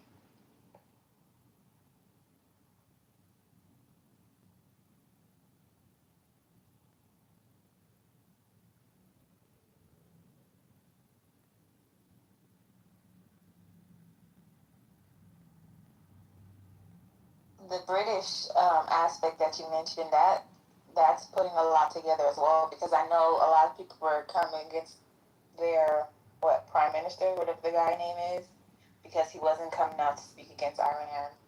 But Britain itself, they've been having a lot of protests over there. People are talking about how it's the IRGC, they're operating over there as well. But shit, that's a whole nother story. All of that shit is. Remember when the king came over here and he visited like a few months ago, and he was talking about the something that we signed with them. Yeah, the treaty, the two-pillar system, where they're post-rules-based order, and that post-rules-based order has come to a close. He was trying to face on the shit. However, but it's literally coming to a close because the guy over there, Star, he's saying it. Mark Carney, he's saying it, and everything. Without America, that shit doesn't exist. They was even talking about their military plans because they haven't made military plans in the last 30 years. They always depended on us. NATO was not going to get involved in none of that shit down there because NATO was only supposed to protect the lands of Europe. Even though they got a fucking navy, they ain't supposed to get involved in nothing else. Right. But the whole reason why America got strong is because a lot of nations wasn't being protected. And we said, okay, well, we'll protect you. That's how we got to be as globally big as that we are now. Like, but the fact of the matter is that the king still has, they still have some interest in Canada, America, and Israel, and they want interest and need to keep interest in the Middle East because they just lost Africa. So keep in mind, Africa is receiving their independence as well. So right, but if they still want to have any interest in this, they have to play by different rules, not the rules, the game board that they established to run all these other proxies. They've been using America as a proxy, Iran as a proxy, Israel, every nation was being used as a proxy against each other. Britain, EU, they don't produce shit, but what? Why? Somebody mentioned the shit earlier. When your nation ain't producing and always depending on other nations, this shit is about more strong sovereign nations, and all these other nations can produce and sustain their own. They can make money and trade however they want to. That's what we moving to. Nations operating, trading with who they want to trade with, not because you say we got to, and you set the price on everything. Now we want to negotiate for this and that. We should have the freedom to do that. That's why a lot of the Gulf states invested so much money before this shit with Iran even kicked off. And when he's saying that, okay, they came to a deal, and he's talking about investment in Iran, the same Gulf states are the ones that's going to invest in Iran. no, here's the thing. The big thing that people are not that Iran is playing chess. So when they close the Strait of Hormuz, that is a big trade route for America, right? And they've already made agreements. So every time that we send a ship through there, we literally have to pay them money. We're we're going to be making Iran so rich, and they're already rich. But the fact of the matter is, they weren't going to allow us to come there at all. And we have so many different people so many different companies that ship through that strait. It's like I think 30% or 40%. Yeah, but when you go back and look at how this whole post-World War rules-based order was established, and you look at shipping and maritime or whatever, that shit still goes back to Britain over 150 years ago and everything. Iran really wasn't running shit. Iran really wasn't running shit. They call it a choke point for a reason because many nations depend on that choke point. That is a main choke point and everything. Right. They did a deal with China already. Finances and everything is not controlled by them. You remember when people always talk about, oh, we're going to have a World War III because only these banks are not Rothschild central banks? That was some bullshit because British took over that shit when they put in the clerics. When they on King Reza or whatever put the clerics in, they've been running since. That's why it's called an Iranian central bank because it's connected to their system. There's only that SWIFT central banking system. They've been in control of it. Or I say they give you these people or whatever, and you really think they running shit, but they not. In the background, it's called this is what they call it. They call it a soft power. Just like King Charles was talking about, the soft power of leadership over America. Because in 1871 they came and took this shit back.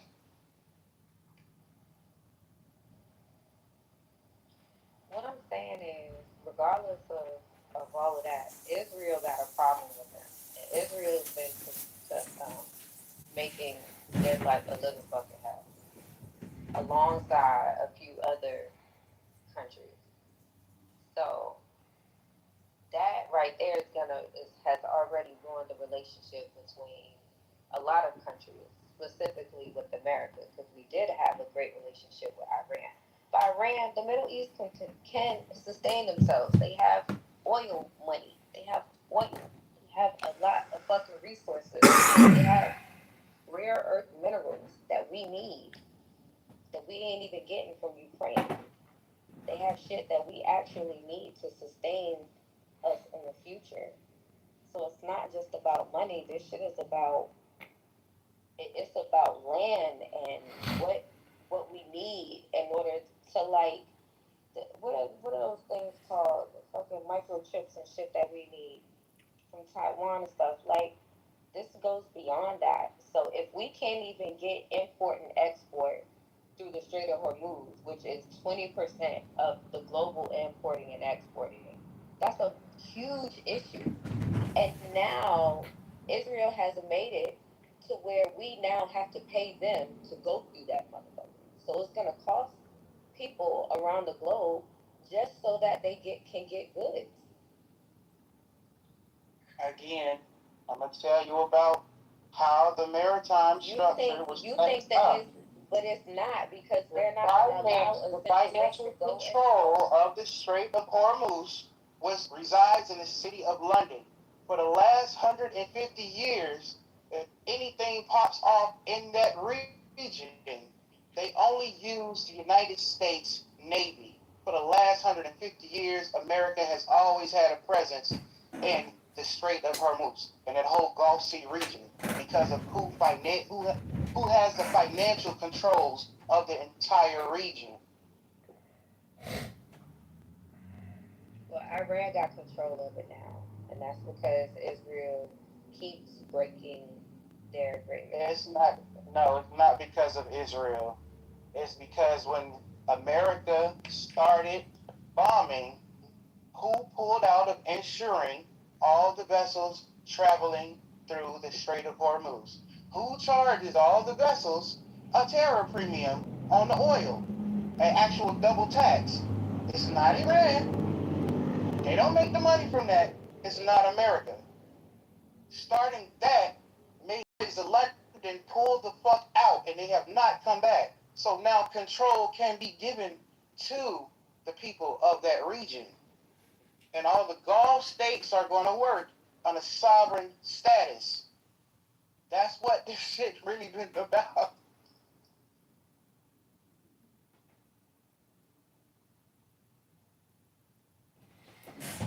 Well, one way to look at life is to come to the conclusion that there's not a speck of dust out of place in the whole universe, that everything is as the way it is, and there's nothing new under the sun. And there never will be anything new under the sun because everything has already been. The question is, if you are coming on Clown House every single day and just repeating the same shit, well, you're the kind of loser that goes to a casino and plays a slot machine. Because the slot machine is just a blown up version of your cell phone, and you're putting money into it. It's no different. It's the same thing with Clown House. If you don't modify your experience, well, then you're just redundant, and you're a placebo. You're just doing the same thing over and over and over again. So how do you change the material world? How do you manifest? How do you make the subject into the object and the object into your subject? Well, it starts with a book. Any good book will do. Any kind of mystical adventure like Rumi or Lao Tzu or Confucius or any kind of philosopher. That's the real joy of life. That's how you get the strength you're looking for. That's the spam and scam that Barack Hussein Obama and his husband do every day. She sits there and praises him. Oh, Barack, you gave me the strength. You were always there for me.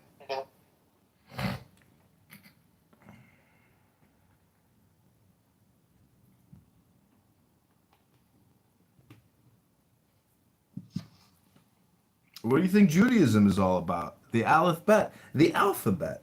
They create with words. And the subjects take the suggestions and the conditions and they say, oh, is it true? Is that the truth? Or is that a lie? I can't tell. Because when you lie so good, it sounds like a truth.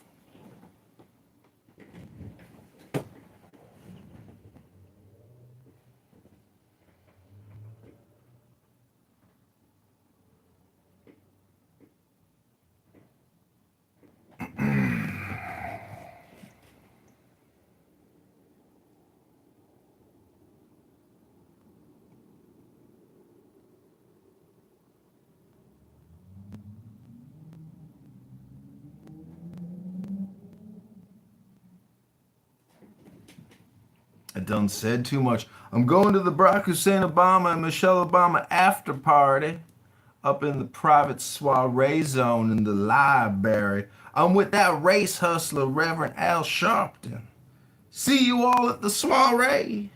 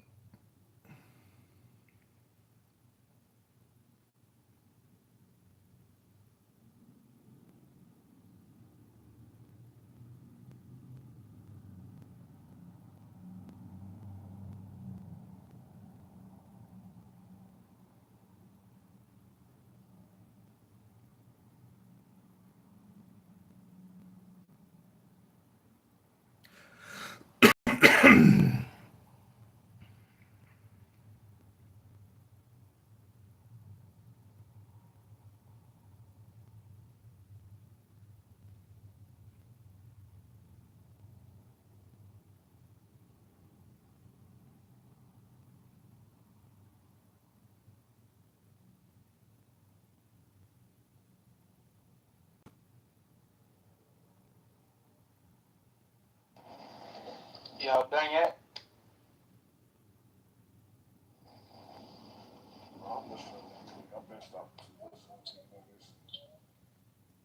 All right, so I got something here. I've been having some last couple of weeks. I just update the information that I be getting.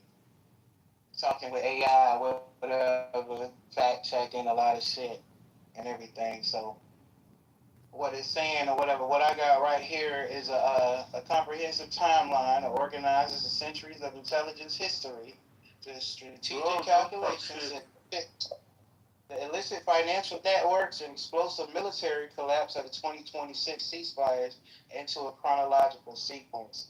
Now, the phase one, they take you back to the historical groundwork in the 1940s and 50s with the MI6 alliance and the post-World War II era. British intelligence, MI6, identifies the early Muslim Brotherhood in Egypt as strategic asset. They covertly fund its first mosque and regional.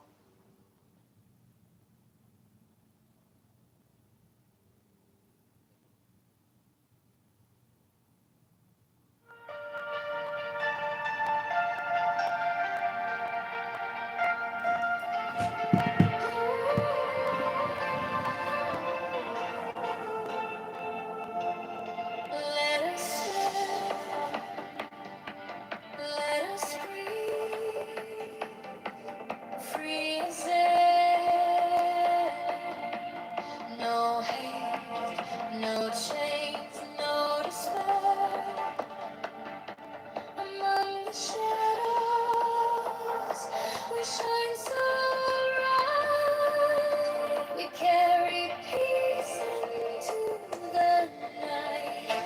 I believe that we'll rise again. No hatred, no pain, no bitter I believe that let the light begin.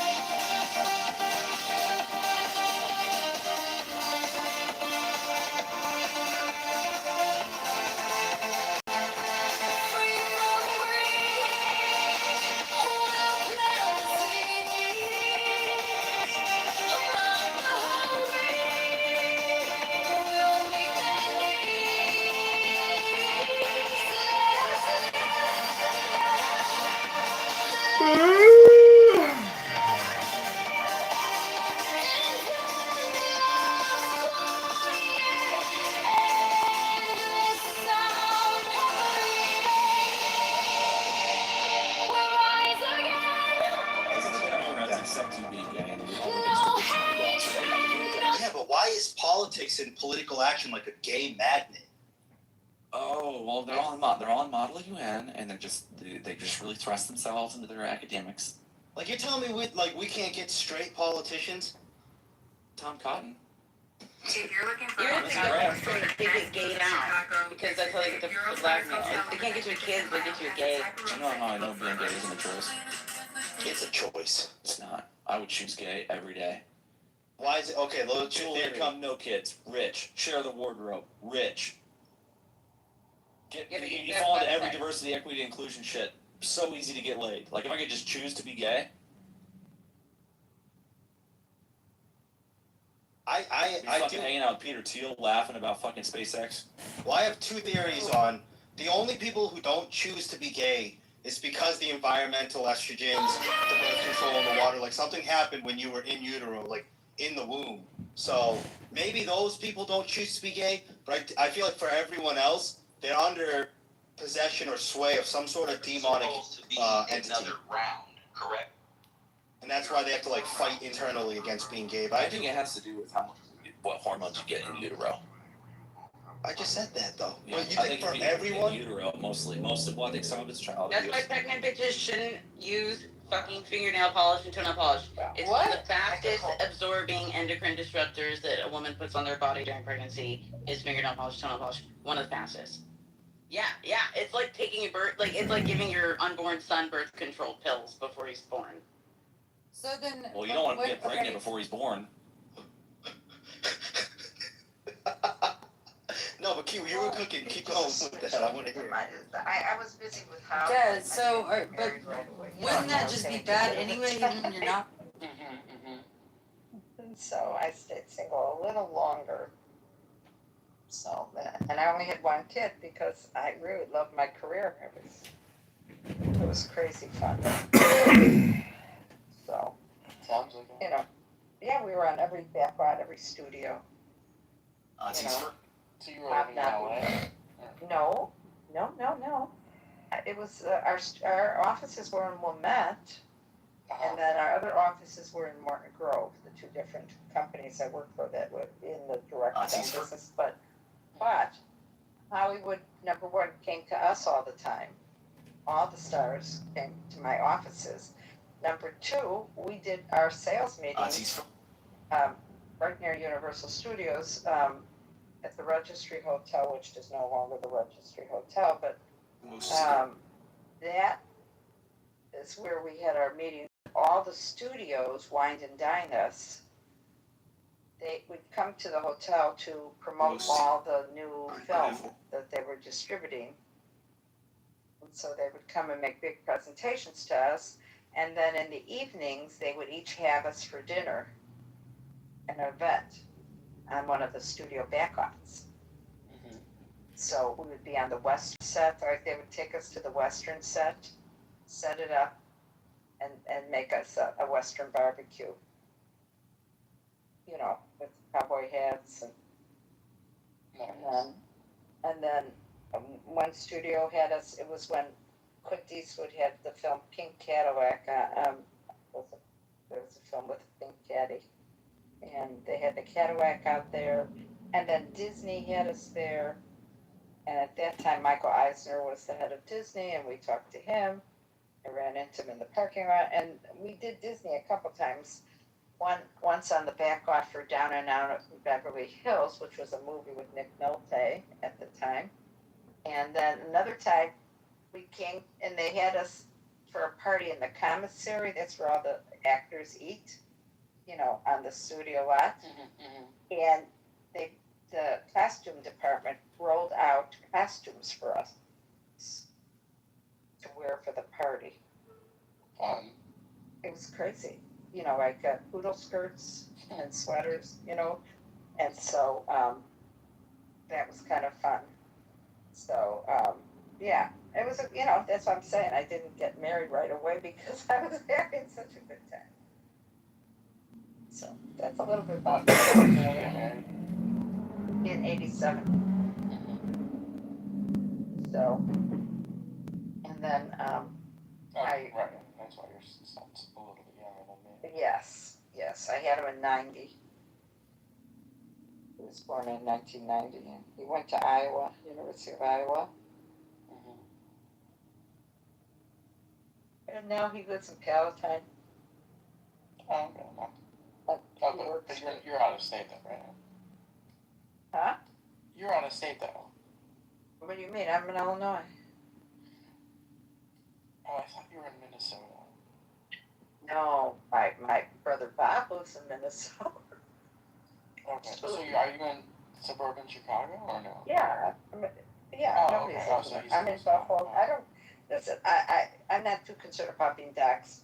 I'm in Buffalo Grove, just so you know. But because I don't cause trouble in any rooms where anybody would have to need. Right. So, yeah. Some of your friends in Chicago. Who's here? I don't know who's here. Hi. Just saying hello. Go ahead. You have How's it friends going? in Chicago. Good. A lot of friends there? No, that's what I said. How are you gonna say shit against me when I'm the one who fucking said it in the first place? Okay, well, thanks for dropping by. What the hell? What the? These people, this is what always drives me crazy. I have a ton of friends in Chicago, and I'm over there in a couple months. But then my family who lives there, they all live in Deerfield. Oh, your family's here in Deerfield? I have a bunch of first cousins. Well, I'm in Buffalo Grove. That's might as well be in Deerfield. You know what I'm saying? Okay. That's my backyard, basically. Oh yeah, I mean, my turf. Yeah, my family. My brother has a home in Highland Park. We're Buffalo Grove and Deerfield. We have cousins in Glenview and Deerfield. It's the whole.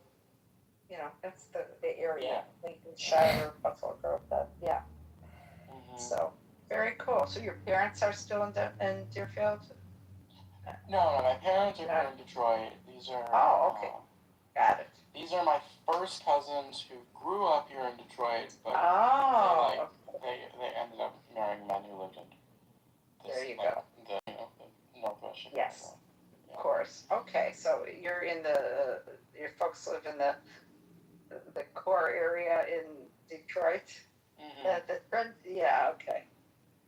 So we have friends, a lot of friends that in Detroit. Well, not in Detroit, but in the burbs of Detroit. Yeah. Right. So yeah, it's similar. Very similar. My sister-in-law's sister lives there. And we've been there quite a few times. So yeah, I mean, that's nice. And you live in the city, or are you also sort of in the burbs? I live in an inner ring suburb that touches the city. So I live like 5 miles from the city limits. So yeah, from downtown is like 20-minute drive. Oh, that's not bad. Yeah. No, that's good. No, my son has to work. He's hybrid. You know, he works both at home and in the city, and so he has to take the train. Alpine has a really good train because they run late. You know, in case he wants to do something in the city. And he has a parking space in a garage by the train, right adjacent to the tracks, not one of the vista lots. So he's got a real cushy setup, you know, for commuting. I wish we had that, like in suburban Detroit, like a train that went to the city. Oh God, yeah. He didn't really want to live in the city. I did. I lived in the city, but it's a hassle because, well, you need a garage as part of your apartment. You don't want one of the old buildings where you don't have parking because it's a nightmare. And because you can't leave your car on the street in the winter, you know what I mean? They'll tow it or whatever. So here he's living next to it.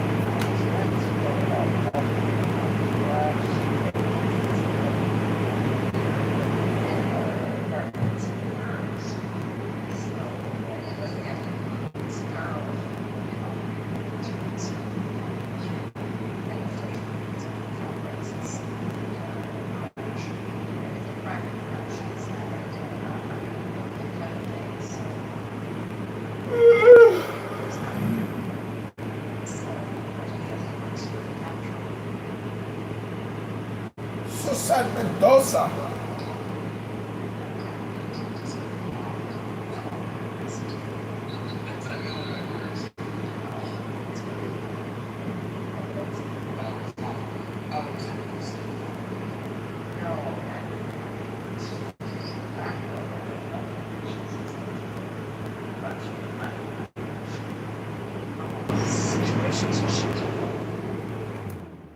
Really bad.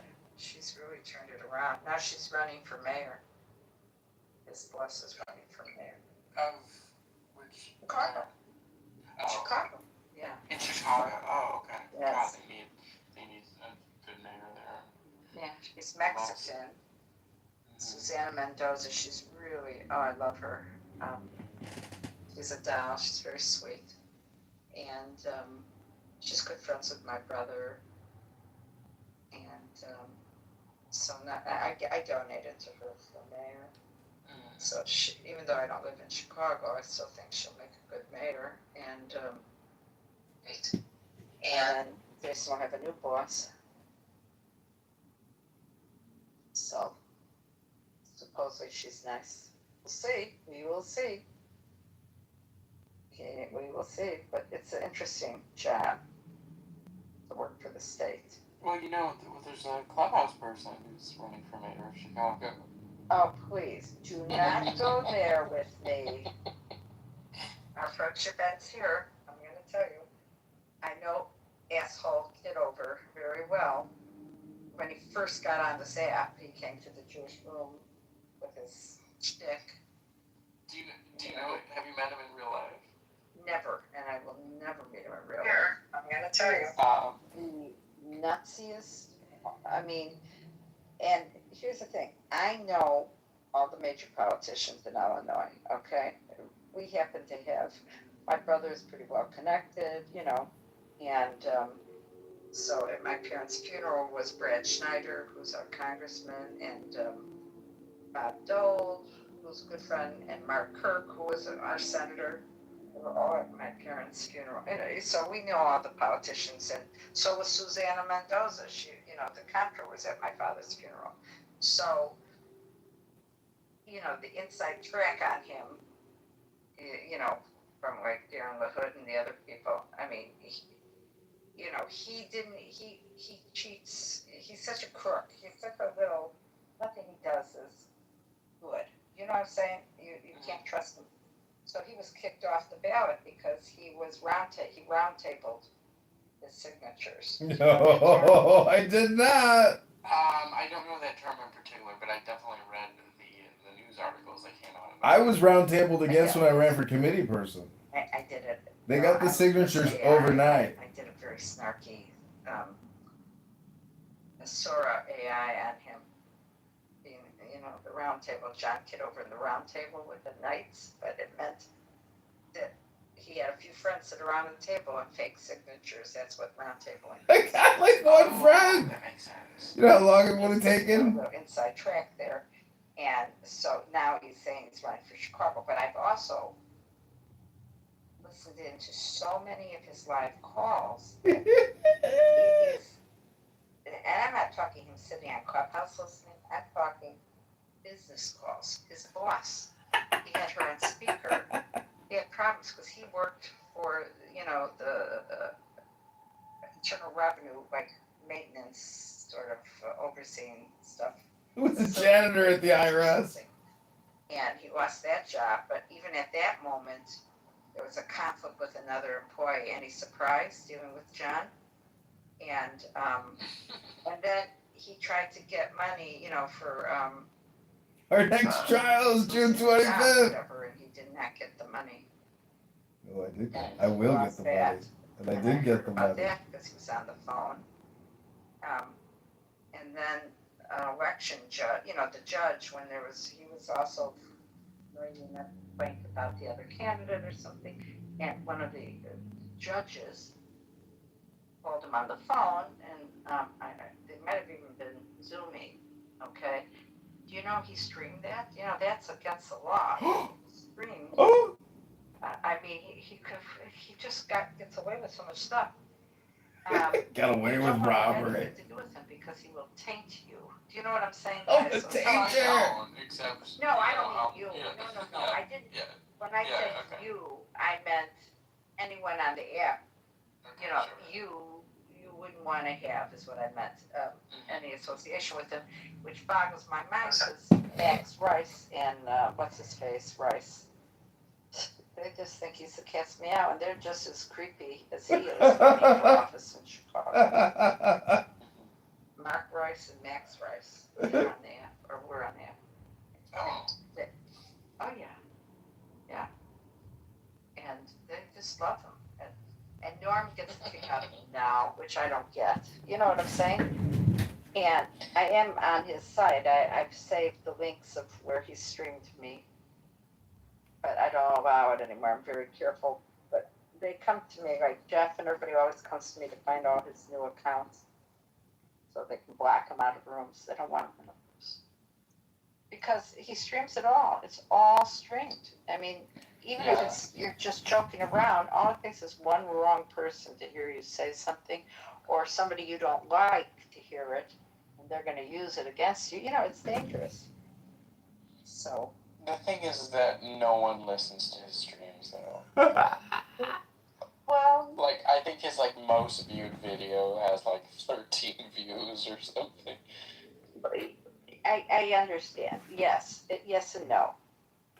But just the point that you're out there in the universe, you know what I'm saying? And in the Clubhouse element, when the other Clubhouse folk know he streams, and there's all this conflict going on. If they overhear you say something, and they don't like you, sure, they could dox you or they could cause trouble, and that has happened. So that was what made people very upset with him because there's a lot of doxing and other things going on. But he's ended up doxing himself. Mm-hmm. He used different names, Edmund, but that's the street he lived on. Oh, okay. Yeah, I know it all. He's so idiotic. He was driving at night once, streaming live. Somebody told me, I went and looked. And I could see the street addresses as he's driving. And I said, oh, that's where his gym is. And he's in Jefferson Park. I knew right where he was living. Right. And he's used Jefferson Park or whatever. He's used all the derivatives. And I know exactly the building he lives in. Yeah, those are cassettes in the back. So, it's an old, flat. You know what I mean? Mm-hmm. It's a vintage building. Mm-hmm. So, in Chicago, one of the vintage buildings in Chicago. But, he stacks himself, so now it's fair game. His name is all over the place now, because now all his websites now are pretty much his real name. All his YouTubes. Right, yeah, he's not a secret personality, right? Not anymore, no, but he has, what, and so his father died, and again, I know His this father with died. Facebook and everything, and he inherited something, and he might have bought that building or one of the buildings, or invested in his apartment, whatever. He might own a couple apartments, whatever. So that's all he has he's living off of because he lost his job. So I don't quite understand what he does with himself at this point. I'm live streaming at you on YouTube right now. That's what I'm doing. He's a politician. No, he's not, and he doesn't feel he really is. He thinks he's an entertainer. He visions himself as an entertainer, but it's like a one-trick pony. It's the same. He says the same kind of lines. Oh, yeah. It's, you know what I'm saying? Of course. Right? So he does the shtick, and it's not even good shtick. Oh, I just, he's the lowest. So that's probably the worst person on the app. I'll take Pepe over him. Pepe's pretty bad. Or a mirror. It's pretty bad. I'll take a mirror over John Kitover. Yeah. So. Once in a great while, he could hang out and be like somewhat normal, but that's a rare exception. But the problem is he's hanging out and streaming you. Right. So you have to be aware of that. Yeah. Right, because and someone like Monica who can say some things sometimes that trigger people. You know what I mean? She's very clever, and But if I was her, I wouldn't want that to live on somewhere where later on somebody knowing that he does that will go and find something. You know what I mean? Because people have. You might think nobody watches, but I know in our crowd, many people have gone through a lot of them looking, because a lot of them have are the front page, like this page on, you see this first, right? You see the little PTRs. So they go searching through those to see if there's one with them in it or somebody they were looking for. I've heard some people do some nasty things with it. Not John, but people who used it or wanted to see if they were talking about them. It becomes weird. So I just won't go on I generally won't go on stage if he's on because I don't want to be recorded. Yeah. So, but yeah, he's the other character on this app. And how many times have people reported him to? 50, 100. I think he said at one point he has 60 phones. Oh, I have taken screenshots of all the pictures of his phones. A bunch of us were doing some a bunch of us. It wasn't just me. We had a little, one night we were goofing around, very clubhousey, and we pulled up all kinds of stuff to get screenshots of all these phones. It's mind-boggling. He spent a lot of money on phones, let me tell you. Right, which is just, goes to show his mental state. Yeah, and he even set it up in the second room in his house. 4 rooms. I got 4 recording, 5 recording studios. Everywhere. But he wasn't just on Clubhouse. He was on Instagram. It's also on Facebook. It's everywhere. It's also he's on X. Well, because you remember for a while he was saying that he's making a deal with Netflix to do a documentary about Clubhouse. Oh my God! Such a talker. Yeah, such a talker. Yeah, have him give me a call when it's done. Okay. Yeah, well, you have to call his people. Yeah, I'll call his people. His people can call my people. That is so funny. Oh my God, Kitover. He's just. But his uncle was there's an interesting newspaper article. Remember, I'm a genealogist. Yeah, what kind of name is Kitover? I've never heard of a Jew named Kitover. Yeah. It's a derivative.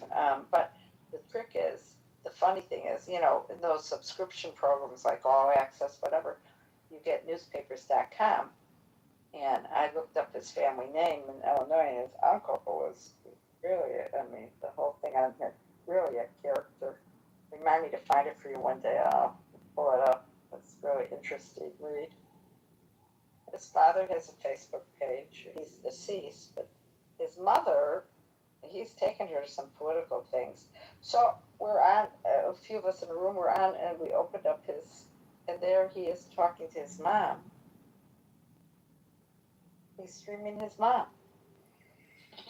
One night he was streaming some girl. He wanted to go over there and she didn't want anything to do with him, so it was pretty hilarious. Another time somebody, one of his rental properties or whatever was reaching out and can you imagine somebody doing business with him? He's streaming it live. So see, those kind of things are really serious, Fully transparent. And I think in Illinois, I'm trying to remember the law. I can't remember right now. But certain states, he could really get in trouble if, We don't like your He podcast. just thinks it's all funny. You're in big trouble, mister. But he spends 24/7 sitting in his office there. So weird. It's too bad because his mayoral campaign website looks pretty professional until you get down to the very end and his email address is a Gmail account. It's like, why would you go through all this trouble and not get a domain? It's such pretend. The politicians know him, and it's such a pretend thing. The politicians know me. He doesn't have a chance in heck, and if he gets 100 votes, I'm saying it's a joke. It's a joke. Like he said, he's got all that campaign, but nobody's looking at any of it. Right. There's nobody watching it. Nobody even looks at the real politicians. And that's sort of an illness. There's nothing legitimate about it. Sort of an illness. Sort of an illness. Think about it. Yeah, I wonder what he really gets out of it. I don't know. He lives in his own head. Do you know what I'm saying? He's like, Projection alert system has been activated. The projection alert system has been activated. I'm living rent-free in your head. how does he perceive? No, how does he perceive all this that he's doing? Right. My God, if you did it, your mother would freak. A parent or a family member, if they discovered you doing that, oh my God. It's just, I can't believe I believe totally his mother has no clue that he has all this. You know what I'm saying? And that she gets recorded. She's on a flip phone. I heard her on the phone. I mean, it's the weirdest thing. So it's not just recording Clubhouse, he just records his whole life. It's very bizarre. And it goes back in time. If you really go look, there's some old stuff. So, he's been playing farming for a long time. But I've done some, I think I have PTRs here that I never deleted, which I should delete. I have Kitover PTRs here. I have like 100 PTRs here, but let me see. You're gonna laugh. I made some obnoxious ones on here. Ready? This is a PTR I made. Mm-hmm. Here. There you go.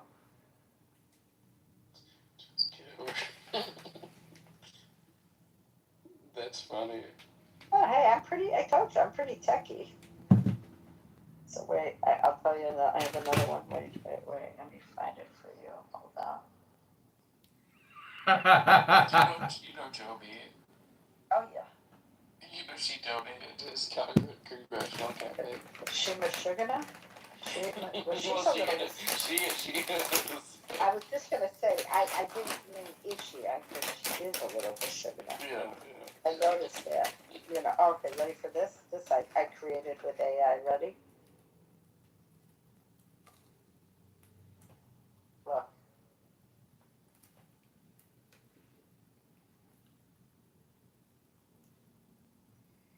That's good.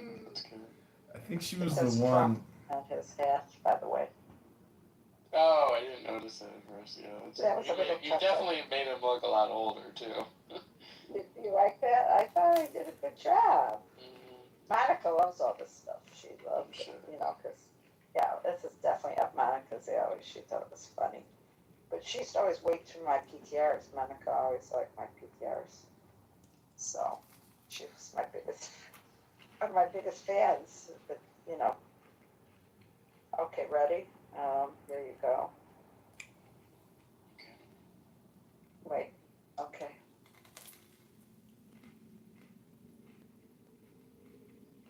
Now this Frankenstein's monster.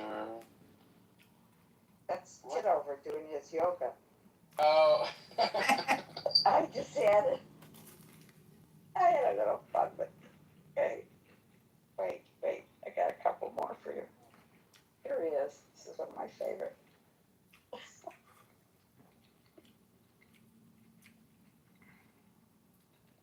Okay, let's see.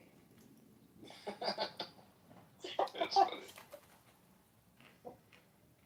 I'm telling you, we had some fun. I mean, I posted them, but as you can imagine, it was a little clubhouse conversation with a bunch of people, Definitely captured the frumpiness.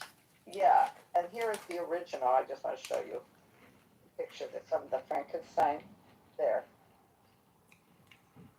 Wait, why do his arms look like that? Huh? Oh, never mind. It's his arm holding up his leg. I thought it was like... Oh, yeah. Okay. That's really gross, actually. I know. What kind of boomer am I? I'm a child. When it comes to Kitover, I'm sorry. He's like a playboy. You know what I'm saying? He's so easy to make fun of. He is so easy to make fun of. So now I've got to put I've got to PTR a bunch of things just so that that's not showing. You know what I mean? I've got to change so that's far away. I leave them there because if you're not my friend, you can't see those, but I don't want them to be up front now. Now they're up front. So I've got to just go do 1,000 PTRs. So just ignore them. I got to bury it now. I have to bury him a bit. You gotta bury the evidence of John Kitover's existence. I'm burying him. He's almost buried. I thought you would get a kick out of that, though, because, I mean, he's so busy, recording everybody. He loves AI. He is like, did you see how many Sora videos and how many he's done? No. Oh my God. He's like the AI king. He's totally AI. Totally AI. Anyways, I'm sure you want to go to bed. I probably should go to bed. And we've got Anan here. Hi, Anan. Welcome.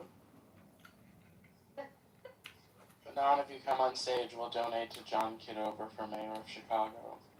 There you go. All right, well, I'm glad we got to Good night. Yeah, it was one-on-one, Elena. Yeah. Have a great Absolutely. night. See you next time. All right, take care. Good night. Bye-bye.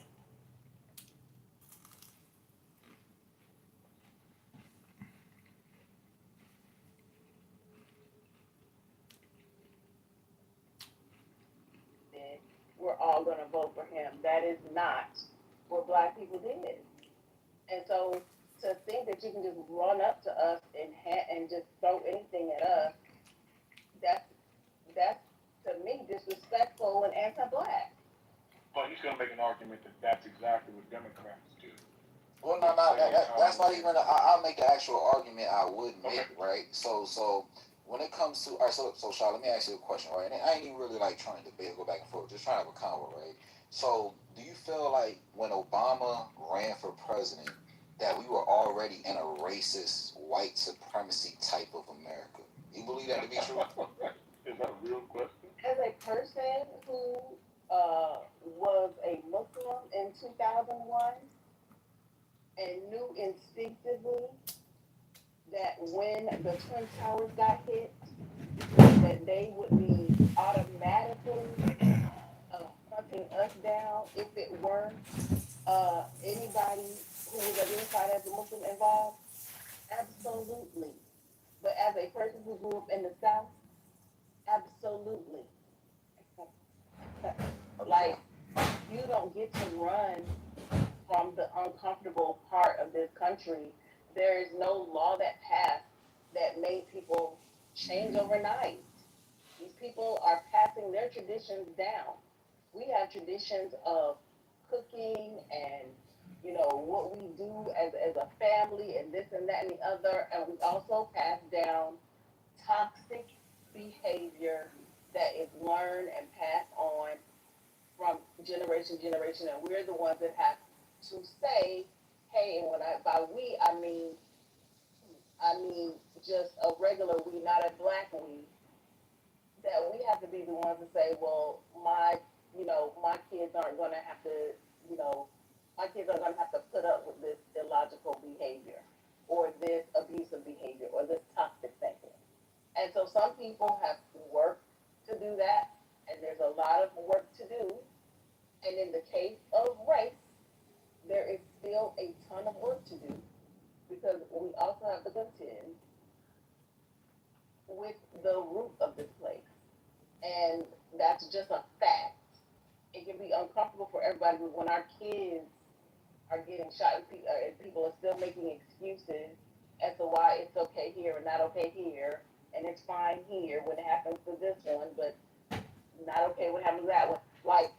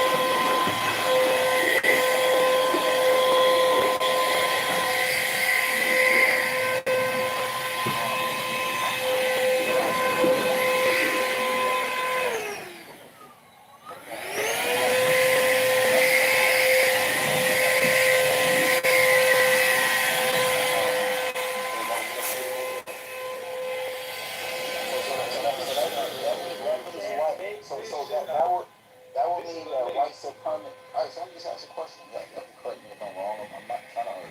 So that would mean, in that sense, white supremacy isn't as powerful as we say it is. That's not true. One thing doesn't the other. I mean, there were folks the same folks that came out and voted for Biden, the same folks voted for Barack Obama and voted for That voted twice for Barack Obama, he still would have lost the election. This has nothing to do with black voter turnout. Sure. All right, white women voted in large numbers for Barack Obama. When Hillary ran against, oh my God, turnout. You stressed the Quinn. The brother asked you a direct question, and your direct answer had to do with black voter turnout. No, that's what you said. No, okay, man. You said nothing about white women. You said nothing about white women. Because you jumped in before I could. But I jumped in before. The brother spoke. Yeah. I'm speaking now. You gave a whole complete answer. You gave a whole complete answer. And the brother's asking you an excellent question.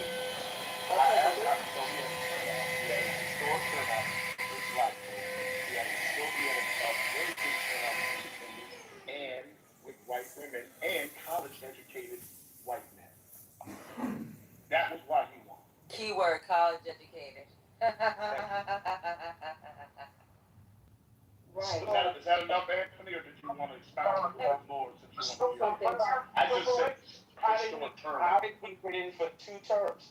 In super racist. The same people came out to vote for him. The white racist people? Pretty terrible.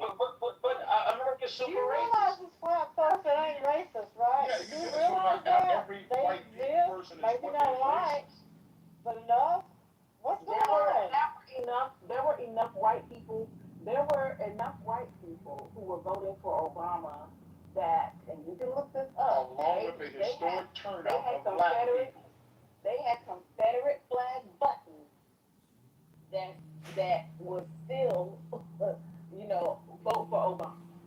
These people were in a very dire economic situation, and things were not looking good for them. he got a turnout that was really interesting because yes, even some of those rednecks popped up and said, you know what, things are not looking good for us. And part of the reason why, I'm not saying a lot of them, but a good little number of them, to where their racism doesn't always supersede their material conditions. And some of them were really not doing well. And they said, well, let me do a shot in the dark because this man is at least not gonna, kill us. He's not gonna kill us all. And we can also, I'm sorry, Jimmy. Give it a try. We can also clear this up for, I'm sorry, Michael, one more time. We can also clear this up because I think this is different. When black folks refer to white folks as being racist, so we thought we didn't necessarily need to say this, but we'll say it just in case for the slow people in the room. We don't necessarily mean that all white people are racist. We don't mean that at all. We're smart enough to understand that there are a good number of white people in this country who are not racist. But that's why I asked the question the way I did. And I said, you're asking that question with the understanding that we don't know that. Hold on. So we understand that. There were enough white people who were not racist who came out to vote, and there were enough of them that stayed home, apparently, or not enough of them came out to vote. So whatever that mixture was, there were enough of those people that came out, along with a historic number of black people that can't be overlooked. And he also won independence in the middle. So there's also a lot of people and a number of other people that we don't need to, you can go and look up the exit polling. It's very easy to do for both 2008 and 2012. Hey, but cool, I'm not the disagreeing most with pivotal thing is we're talking about is that when we say that, because you seem to be trying to imply that along with your co-host Ed McMahon as well, that we are implying that all white people are racist, and how could Obama win 2 terms if the country was so racist? Well, there's a good swath of white people in this country who are extremely racist. That's who we're referring to. We're not talking about everyone. Just so that you go forward with this conversation, so that neither of you have to say no dumb shit like that again. Go right in. Also, a fun fact about systemic racism is you don't actually need racist people to keep the system going. It's systemic. So unless you can have people who vote for Obama, they're not racist, but unless you're being actively anti-racist, you're still letting the system go as the system goes. So yeah, there was lots of non-racists voting for Obama, but the system's still gonna go. They ain't ready for that part, Mike. I heard a story when I was talking to some people, and they were doing canvassing. I think it was in West Virginia, and they knocked on the door. They were like, who are you voting for, in the election? And the woman was like, I don't know. My husband decides, and whatever. And he was like, is your husband home? It was a cleaning stream for a moment. And she was like, hey, who are we voting for? And the person Now, heard from the other word. it's a vibrator stream.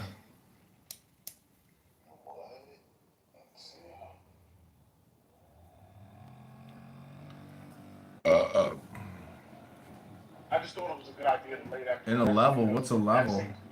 That's always Gotta level up. People keep telling me, John, you need to level up your game.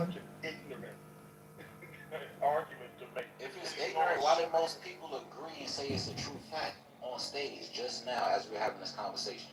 What agree to what? That America is racist. America is, but do you understand what people are saying? Did Michael just explain that to you? Do you understand what he meant when he said that? No, but what you just said, you said it as if people on this stage didn't agree and say that's facts. Literally, what you just said, you said as if people didn't agree. It is 100% a fact that America is racist. So because Obama won, there's no institutional or systemic racism? I know Ed McMahon doesn't agree with that. I'm not saying that. Ed McMahon? I'm not saying that. I posed the question. question before I even got into what I was getting into. America is 100% absolutely racist, structurally all oriented around the white man. What's going on? We're trying to have a regular conversation. Patty, don't say nothing when he calls me Ed McMahon, right, Patty? You got nothing. Ed McMahon! Different space. Guess what? I don't give a fuck. Okay? Ooh, shit. So State, why would you ask that question? Yeah, well, I don't know what to tell you. You put a hammer with a nail. Hold on, bro. To some people, everything looks like a nail. When Obama got in office, were we dealing with a white racist, white supremacy? Were we dealing with that type of America? That was the question that I asked. And I was speaking to I don't get her name wrong, my bad, but Shot. And when I asked that question, she said yes. So I just followed up and just was curious, and I wanted to ask. That's the state of the nation. How did Obama serve 2 terms? I didn't apply nothing on nobody. I was just trying to just get some understanding. I'm not saying I'm right, wrong, whatever the case is. I'm just listening to how the conversation is going, and I'm asking questions, trying to get understanding, and just doing my line digging thing. You don't mind me asking, what's wrong? I'm a grown adult. You can tell me I'm a grown adult. I got kids. I got a lot of. He said 30 earlier. Okay, I'm over 30. Yeah. Okay, so we're almost 20 years removed from that time. So there may be some things you genuinely didn't understand. So I'm telling, and listen, I apologize if you did. I'm an analog. You fought me for the cassettes. I like it. I love it. I want some more of it. Mozart! So you may not have understood that. Probably about it's cool. I didn't reject it. Nobody did that. That's all I'm saying. I just said I asked questions, and then I was trying to get understanding. So I'm really rejecting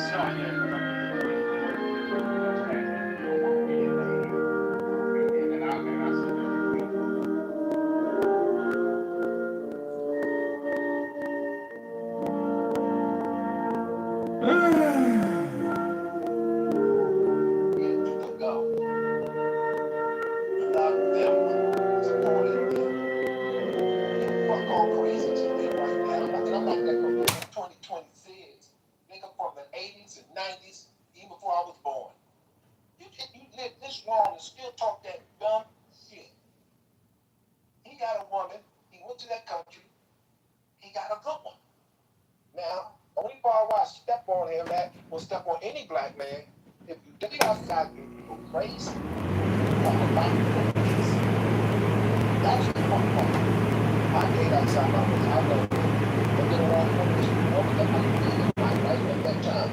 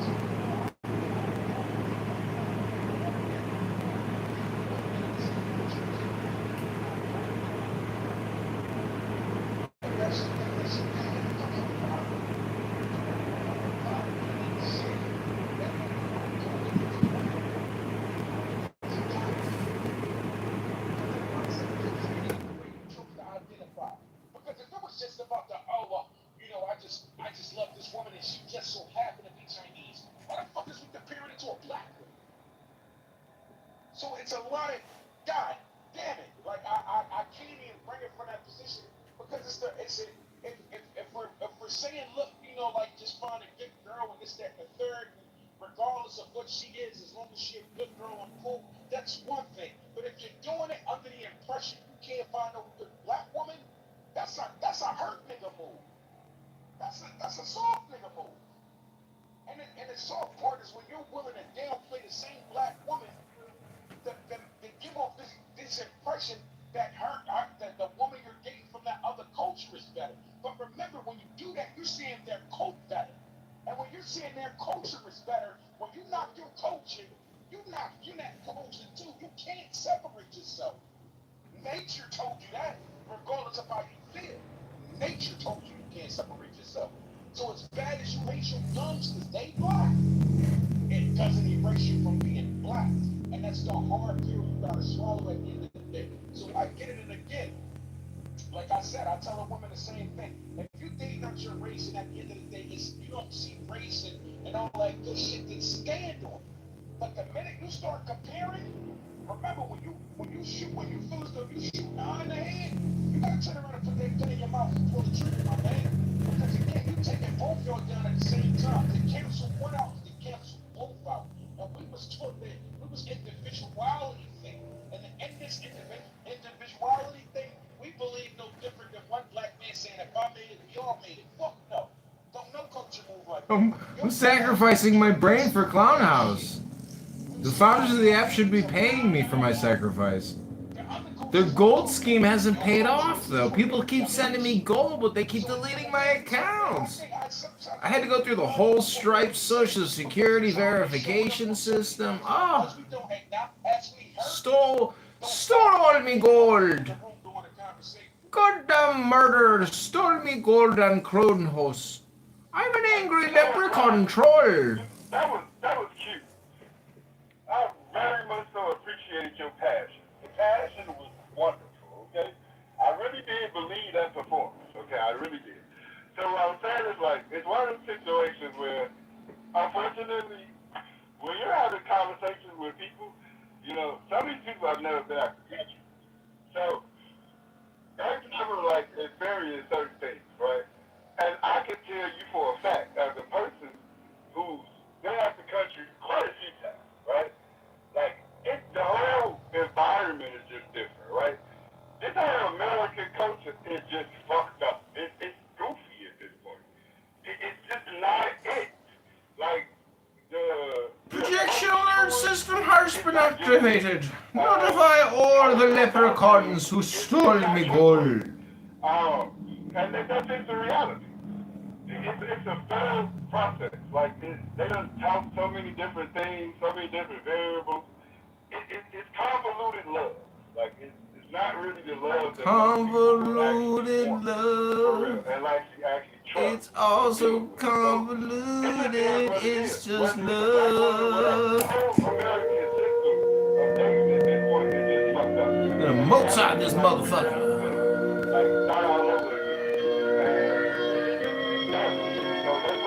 I got crepitus in my knee. It's called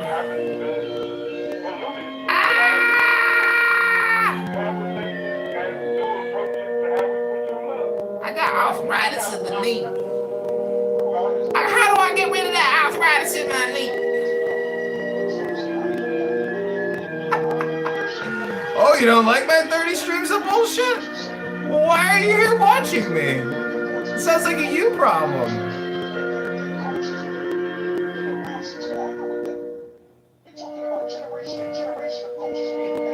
Generational trauma?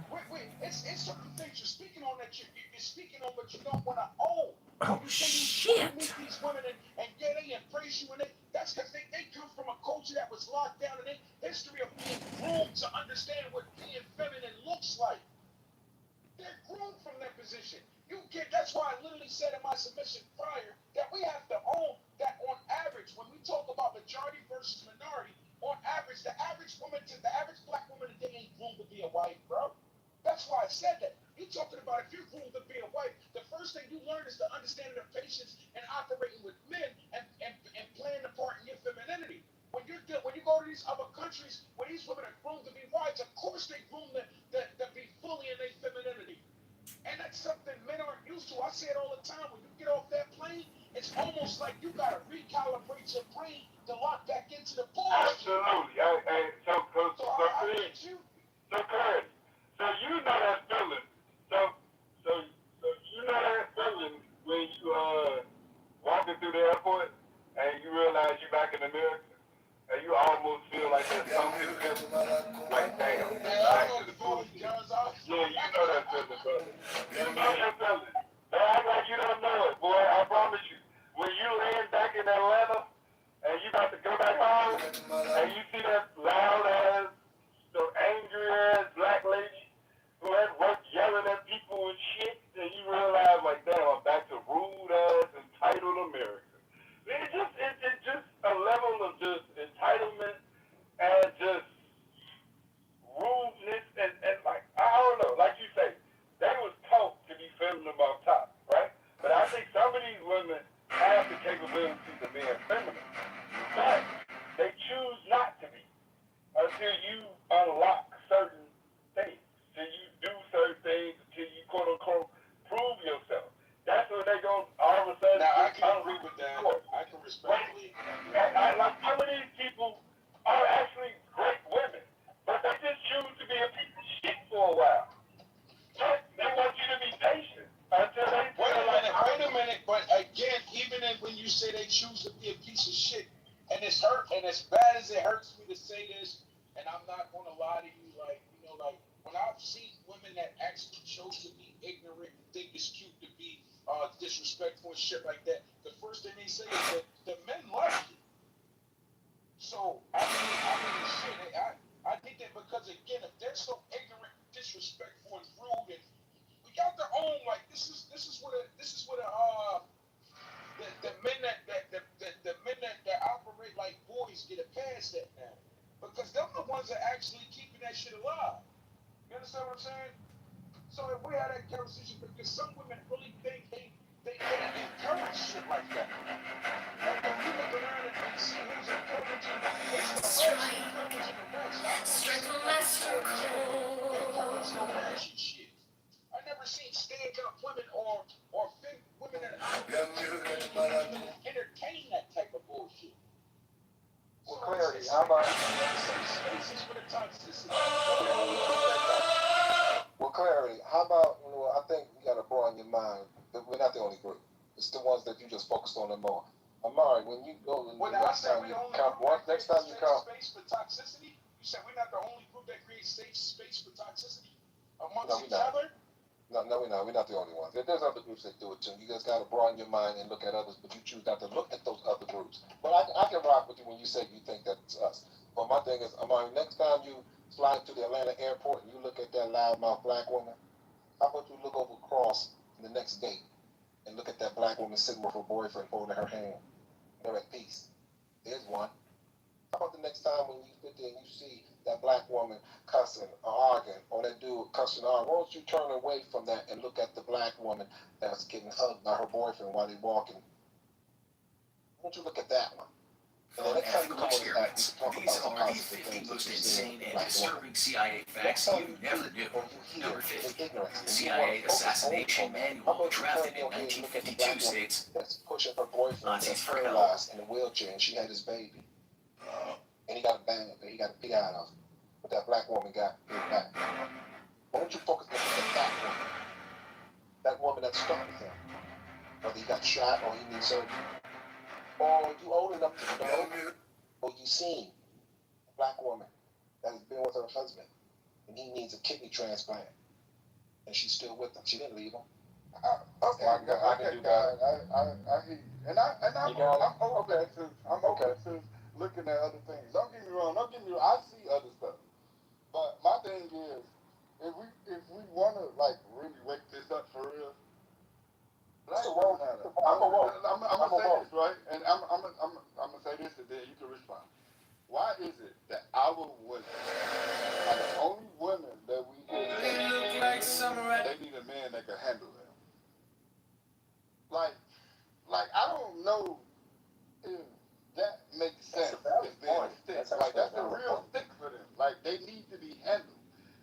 time I tell you, you handle animals, not humans. Right, well, that's why I said you gotta see it. You ain't never heard a woman say, he can handle me. Yeah, let me tell you, I'm riding on the train in the UK, going from London to Liverpool. 3 women on the train in front of me.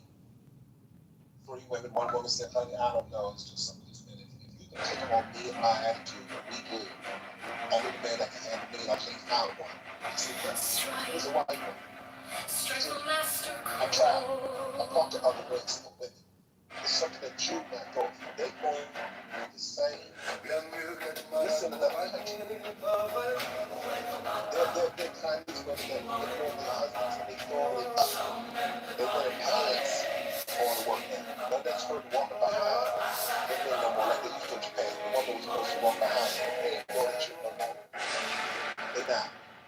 Open your eyes. What is being done? What is being said? You all are just stuck in this room.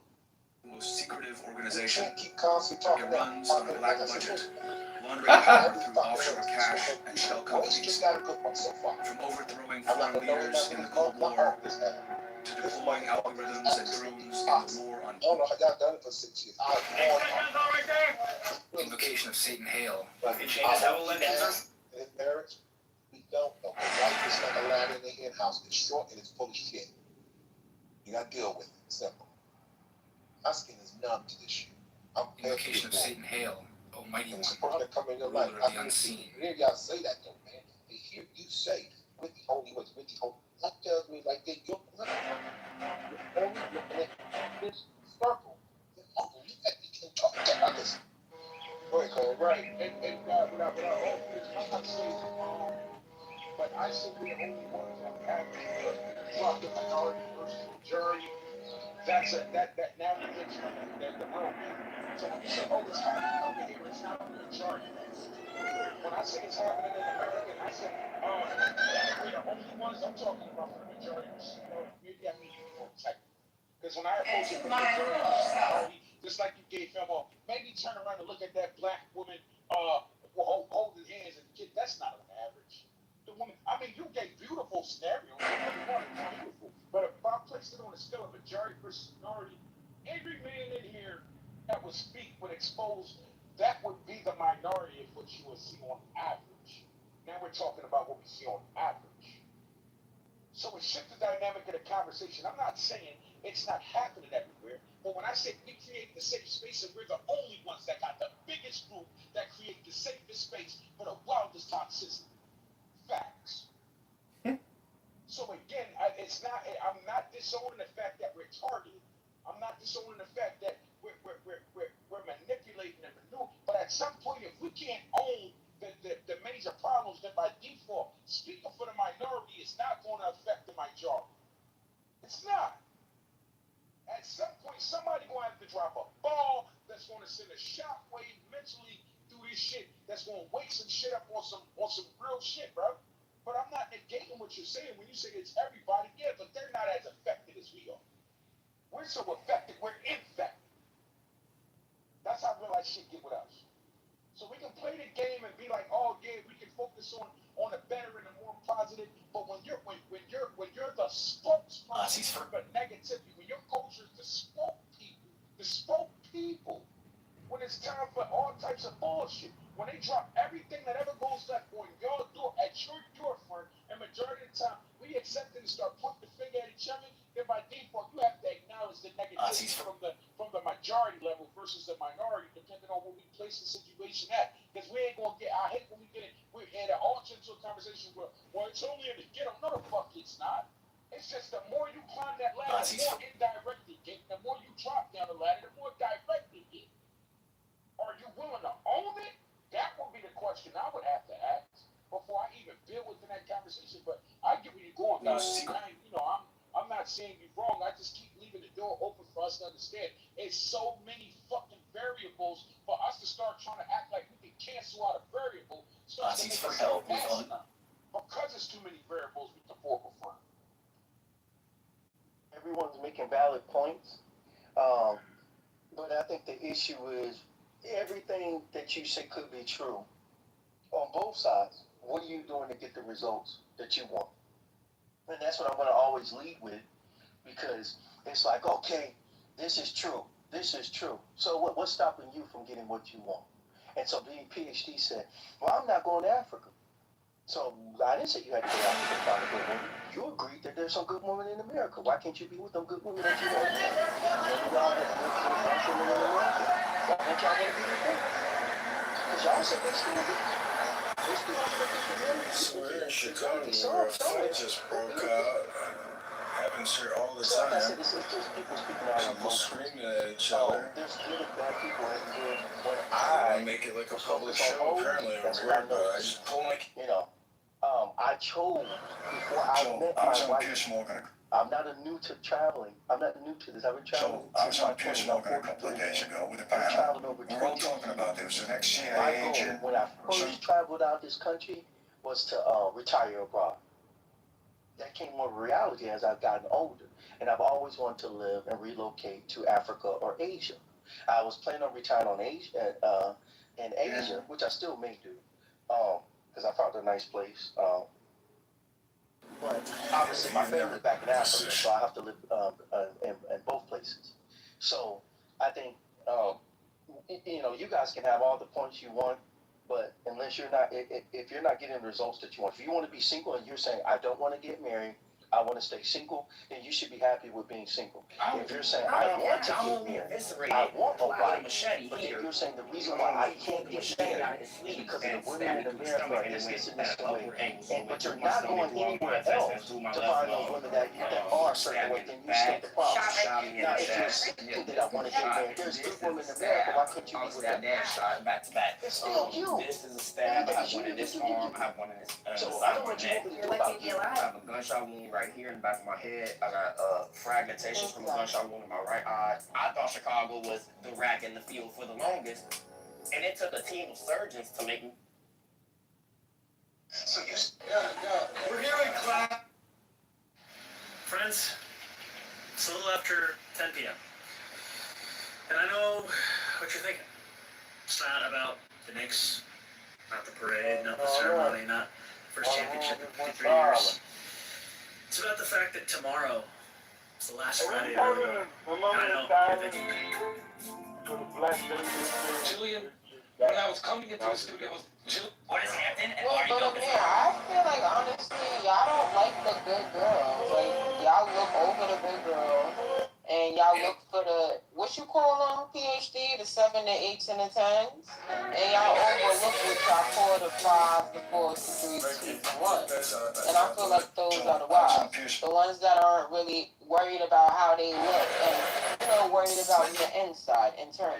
That's y'all chase that y'all niggas who chase them. We are here with Ryan today. Tell us, what is your favorite? No, it's not less than. Look, no, race. Let me finish. Cause some of them girls that y'all think 8, 10s, and 9s, they not really that. It's the maintenance that they keep up with, like the hair, the nails, the makeup. But you gotta keep up yourself to remain that number. Like most of them females don't wake up like that, my nigga. Like what the fuck? You know what an 8, 9, or 10 is? I don't know. You don't know. So what I'm saying is like an 8, 9, or 10 up that way. That's what they say. 8, 9, or 10. That's not real. Y'all don't know what the real 8, 9, or 10 is. An 8, 9, or 10, the makeup is an asset to her life. That does not make her life. That is an add-on. That's not a part of what makes her 8, 9, or 10. 8, 9, 10 is naturally beautiful, naturally attractive, and you don't need no add-ons. That's the way she wake up every day of her life. She was born facially blessed. Okay? So you can't do that. Aside, hold on. I want to say this. With the attraction, it's not true. It has nothing to do with the 8, 9, or 10. The average dude does not marry a woman who's a quote unquote 8, 9, or 10. Average people marry average people. So it's not that. It's not just. Can you tell us PhD that? Women who are the average people, people who are average or under average people get married every single day. Most people are average. And those are the people that is getting married the most because most people are average. I see niggas is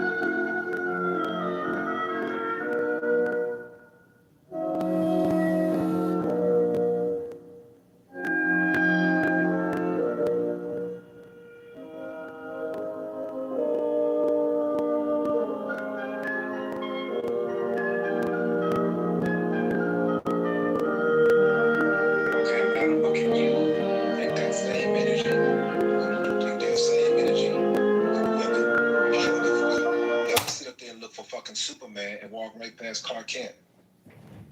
So you take that same, so you use that same energy with the women. You see? Now, as far as My intellectual rival? I don't know. I don't even want to use the word no more. Matter of fact, I haven't used it. You have to realize, first of all, race, you're not average. Now, if you got your wife, you are Superman. Naveen is actually really good. I don't know if you know Naveen, but Naveen is very good, very aggressive, and has a lot of alternative perspectives and facts, which are always interesting. So I don't know if that's intellectual, but it's more like political. In terms of like spiritual. Unconditional. This is the one that I want. So that person sees them higher than average. I'm not like. They see them higher. I just have books, you know. It's not like a competition per se, but there's a couple people that are like very intuitive on here. Most intuitive people or self-aware people get off the app because they realize it's like a waste of time. It's true. It is like talking with brain-dead language monkeys. You know, you're not rich. You're seeing skinny with the fattest man. Not stupid people, but people who can't stop using language. Tom Joyner, you look at it's English language addicts. Light skin. It's a video game for these people. His wife was not what she was married to him. He's not average. He is something to her. She was Superman, and his wife was bad. Went to the gym. If y'all follow Tom Joyner, his wife was beautiful. And people looked at him like, how empty fuck you get him? Yeah, some money, bro. That's all. You know, no, it wasn't. No, it wasn't because they've been away together before. I knew, but he told his story. Tom Joyner was with his wife when he was. Yeah, he was not Tom Joyner. He was Tom. Got you. Yeah, he was Tom before he was Tom Joyner. He told that story, and he said people looked at him like, man, how did you get that one? He said because she didn't want all that. She didn't pay attention to Superman. She played the Clark Kent. And look at him. You think Obama was average? He knew what direction he was going in. She knew what direction he was going. Michelle knew she had a winner. She knew he's not average before he got into politics, because he had something that turned her on, a strong mindset in surviving and going to accomplish and get his goals. That turned her on, and she rode with him. Look at early pictures. Look at the clothes he was fucking wearing. Are you kidding me? I guess you could say that was average to her. Yeah, they were both CIA agents working for Business International Corporation. It's on their Wikipedia page. And but make no difference. If a man turns a woman off mentally, yeah, you ain't average no more. She's done with you. Yeah, but Michelle Obama is a man. All right, now I'm gonna get ready and close this room, and I'm gonna start a new one. So, madam, be looking for the and then come get the link. You hear me, madam? Yeah, I was reading something. Yeah, I hear. Oh, you read? Not she read. All women read. All black women read. No, they don't, because they be misusing words like hell. No, we gotta read because you niggas can't. We gotta be able to read because you niggas can't. That's an absolute lie. Yeah, you seen that TikTok video? Most of them couldn't even read. That was crazy. I was shocked. Hey, Rice, they still misusing narcissists. Exactly. Exactly. Besides judging, though, I'm just saying. I think the reason why it comes off crazy. It be most of them men that be sitting on here and talking and using them words and using them wrong. Like, have y'all ever been in RPO? Black men don't go around saying we're the most educated. Have y'all ever been in RPO? Yes, when they do the reading test. Yeah, that's mostly men who fail that reading test. Every time. I bet you that. RPO is the new exotico rule. Oh, so you must have failed the test, huh? That's the new exotico rule. You must have failed the test, huh? He probably failed the test. Most of them don't. That's the exotico rule. He must have failed that test, Beauty. That's why he said he definitely did.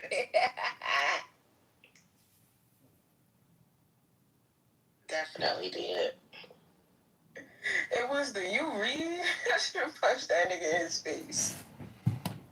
This is a good question. And that's why we don't respect it. We don't respect it. PhD was honorary. How? We don't respect the cornballs. You know what I'm saying? That don't uplift women. Like, y'all would never get our respect. I'm sorry. Well, a man can't uplift a woman. A woman has got to uplift herself. It seems like when men are not large up women's asses and they're not female centered, then they're no good. Like, what the hell? Hello? Constant validation. But isn't that what y'all do when women aren't male-centered? I don't give a fuck about what a woman got going on. Yeah, stay in your own lane, baby. Read a book. Go to the gym. They hate men. They don't want to be married. They don't respect men. They don't want to be submissive. As soon as a woman is not male-centered, y'all classify her under the same category. To be honest with you, I don't give a fuck. You could be a misandrous, not want to get married. You could be a slut. I don't care. Just living your truth. Yeah. And I'm going to move the fuck around. Like, Real shit. Real shit. Put your dog in your house. That's your prerogative. Finally, we got some motherfucking truth. I back now, as a person who worked at the library and have read over 75 books, and I ain't nowhere in the world I would fail to read this exam. I read. Did you say 75? 75 books over the past year. Man, you don't get the fuck out of here. Are we okay? Are we okay? 75. You mean your lifetime or as an adult? No, I worked at the library, fool. How you like you? I'm asking, do you mean in your lifetime 75 books or as an adult? Oh, 75 books in a lifetime is still pretty good. Okay. Like, that's not what you said. You said 75 books. I spoke very clearly in what I said. No, you didn't say that. You didn't say within a year. You said as a person that works at the library. Baby, 75 books even in a year or in a lifetime. That's pretty good, baby. 5, 4, 3, 2, bye. Let's talk about the books. What books did he read? And what did you learn? Sometimes God... Well, that's a whole conversation right there. What book do you want me to start with? Start with your favorite book. They go in the room, baby. Tarantino. That's what I'm saying. Hey, don't interrupt, bro. Wait. Hey, don't talk over me. I want to talk about gradation in the level and why all my picture frames keep adjusting without... There's no earthquake, but I don't understand why my...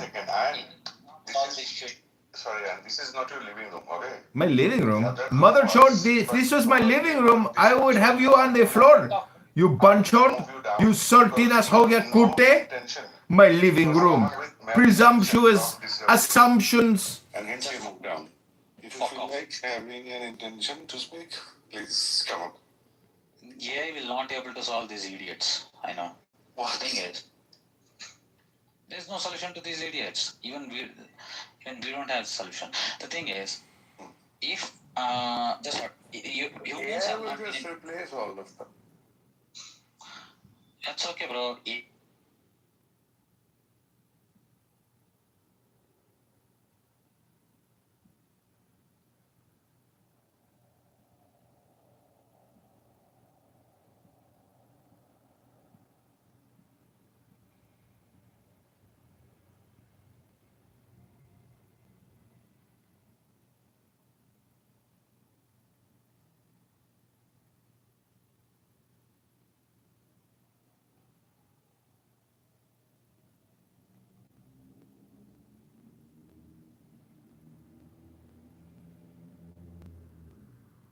Same thing over and over again.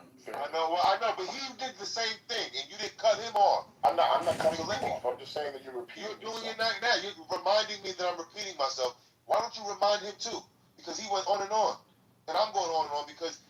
I just want to say, is that it's philosophical difference.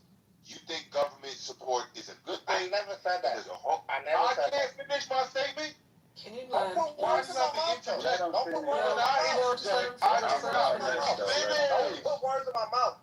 But you put words in my mouth. Yo, Let me finish my statement. you can respond afterwards. Can you please hurry up and land? please. I've been trying to. Y'all should pressure. Just get to it. Yeah. So, bro, it's a philosophical difference. I'm sorry. Can you do it again? You could have laughed on mute. I could have, but that was funny. You keep repeating yourself, dog. Because I want to. That's my starting point, so I can end. And I'm gonna go back to it. 4 times. It's a philosophical difference. So it's a philosophical difference as it relates to conservative mindset, which says the government is inefficient and it's bloated, and we're gonna right size it. So when you say, "Oh my God, the world is coming," I don't know what you just said. You said the world's basically coming to an end because he's cut. How are we going to get better as a society? Was your question? That's how we're going to get better as a society, by making these programs more efficient and making them remove the waste, fraud, and abuse. And I'll stop. Okay, so can I Joe, really quickly? Can I say this because it was very hold on. Yo, give me 1 second. Quinlet, hold on. Patrick, have you spoken yet? Yo. Yeah, you have. But it's okay. Have you? Yes, but it's okay. I don't need to speak that badly. Go ahead. Okay, thanks. Okay, I'm gonna just real quick. When it comes to the physical, the philosophy, and I understand where he's coming from. Big government, small government. The thing is, we're men. You can't say anything and not stand on it. You got to stand on it. We've never seen. Holy shit, they kicked me? No way. How the hell did they know? Oh, it must have been my PTR. And do you agree or disagree that our life will end? Meaning we come to death. Okay, please answer my question. Does a human being die? Yes or no? A human being does not, you say a human being does not die. I'm going to call you out.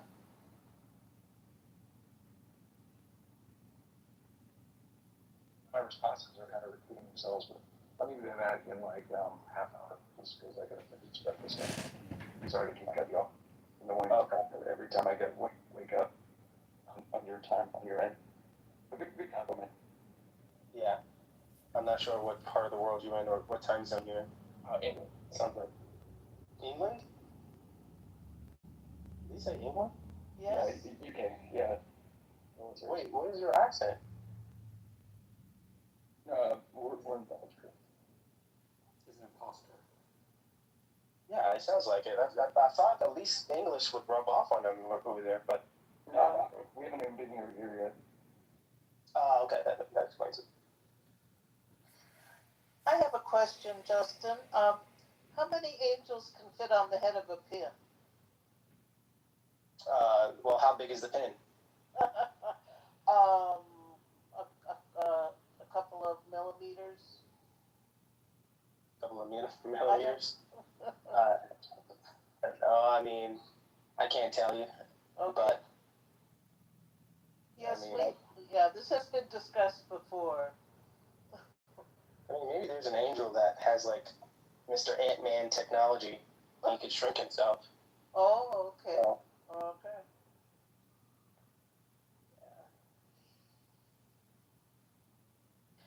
I don't, your church doesn't feel the necessity to go as far as you're going. And you say a lot of your motivation is because does the church predict aliens being demons coming as aliens, or is that yes. yes, they do? Okay. Yeah. So that's your motivation for taking this physical thing as far as you have. Well, independently. So in other words, I've been coming down this stream of thought myself without even consciously knowing that my church has been like talking about this in different ways. Oh. So every now and then, like we have a prophet named Ellen G. White, writes a lot of stuff about the subject, but I don't come across all her writings, and when I do, it's something I've read like maybe a decade ago and don't remember it. So I may be like, coming down this stream of thought thinking, oh shoot, this is the reason why we need to, I need to focus on this. then I would look back and say, oh yeah, okay, this confirms it. Like my church actually agrees with this. Just not too many people like read in the church, you know, because there's churches that have a lot of doctrine, but all they focus on is practical things like marriage, finances, God blessing you. You know, they don't really get deep into the matters that I talk about. Yeah. Yeah. Okay. As I said before, I don't think you have to have this kind of theology or whatever you want to call this to be suspicious of aliens and to suspect that they could be demons. Yeah, I'm already suspicious of aliens. I think they're pretty likely not friends, not good, and maybe not even natural beings. You know, like in the sense that just not a normal, just a different kind of species of animal. You know, I think there might be something going on there. It's pretty wild, but yeah, I'm surprised how charming they may end up being. They can be very charming. Well, the scriptures that Satan may come to you disguised as an angel of light. Right. And you know, so I don't deny that. I think we could be deceived on all kinds of levels. Like, can you imagine like if there was like some aliens that showed up and they look black? You know how many like Hebrew Israelites will fall for it? You just imagine, like, there's a lot of think tanks out there with the fallen angels. They have so many different ways to deceive us, and you know, they have ways to deceive people just like me and just like you. So, like, I think I'm doing this for all the Justins out there that can only be like convinced by my views. Of course, there's the basic, you know, there's Andrew evangelist that will win a bunch of Andrews. And you know, so that's why I'm doing it. But I believe there's people like me that will save a person like me. So that's why I'm doing it. Yeah, I mean, I hear what you're saying, and I mean, yeah, you don't think somebody needs to have all of this theology to say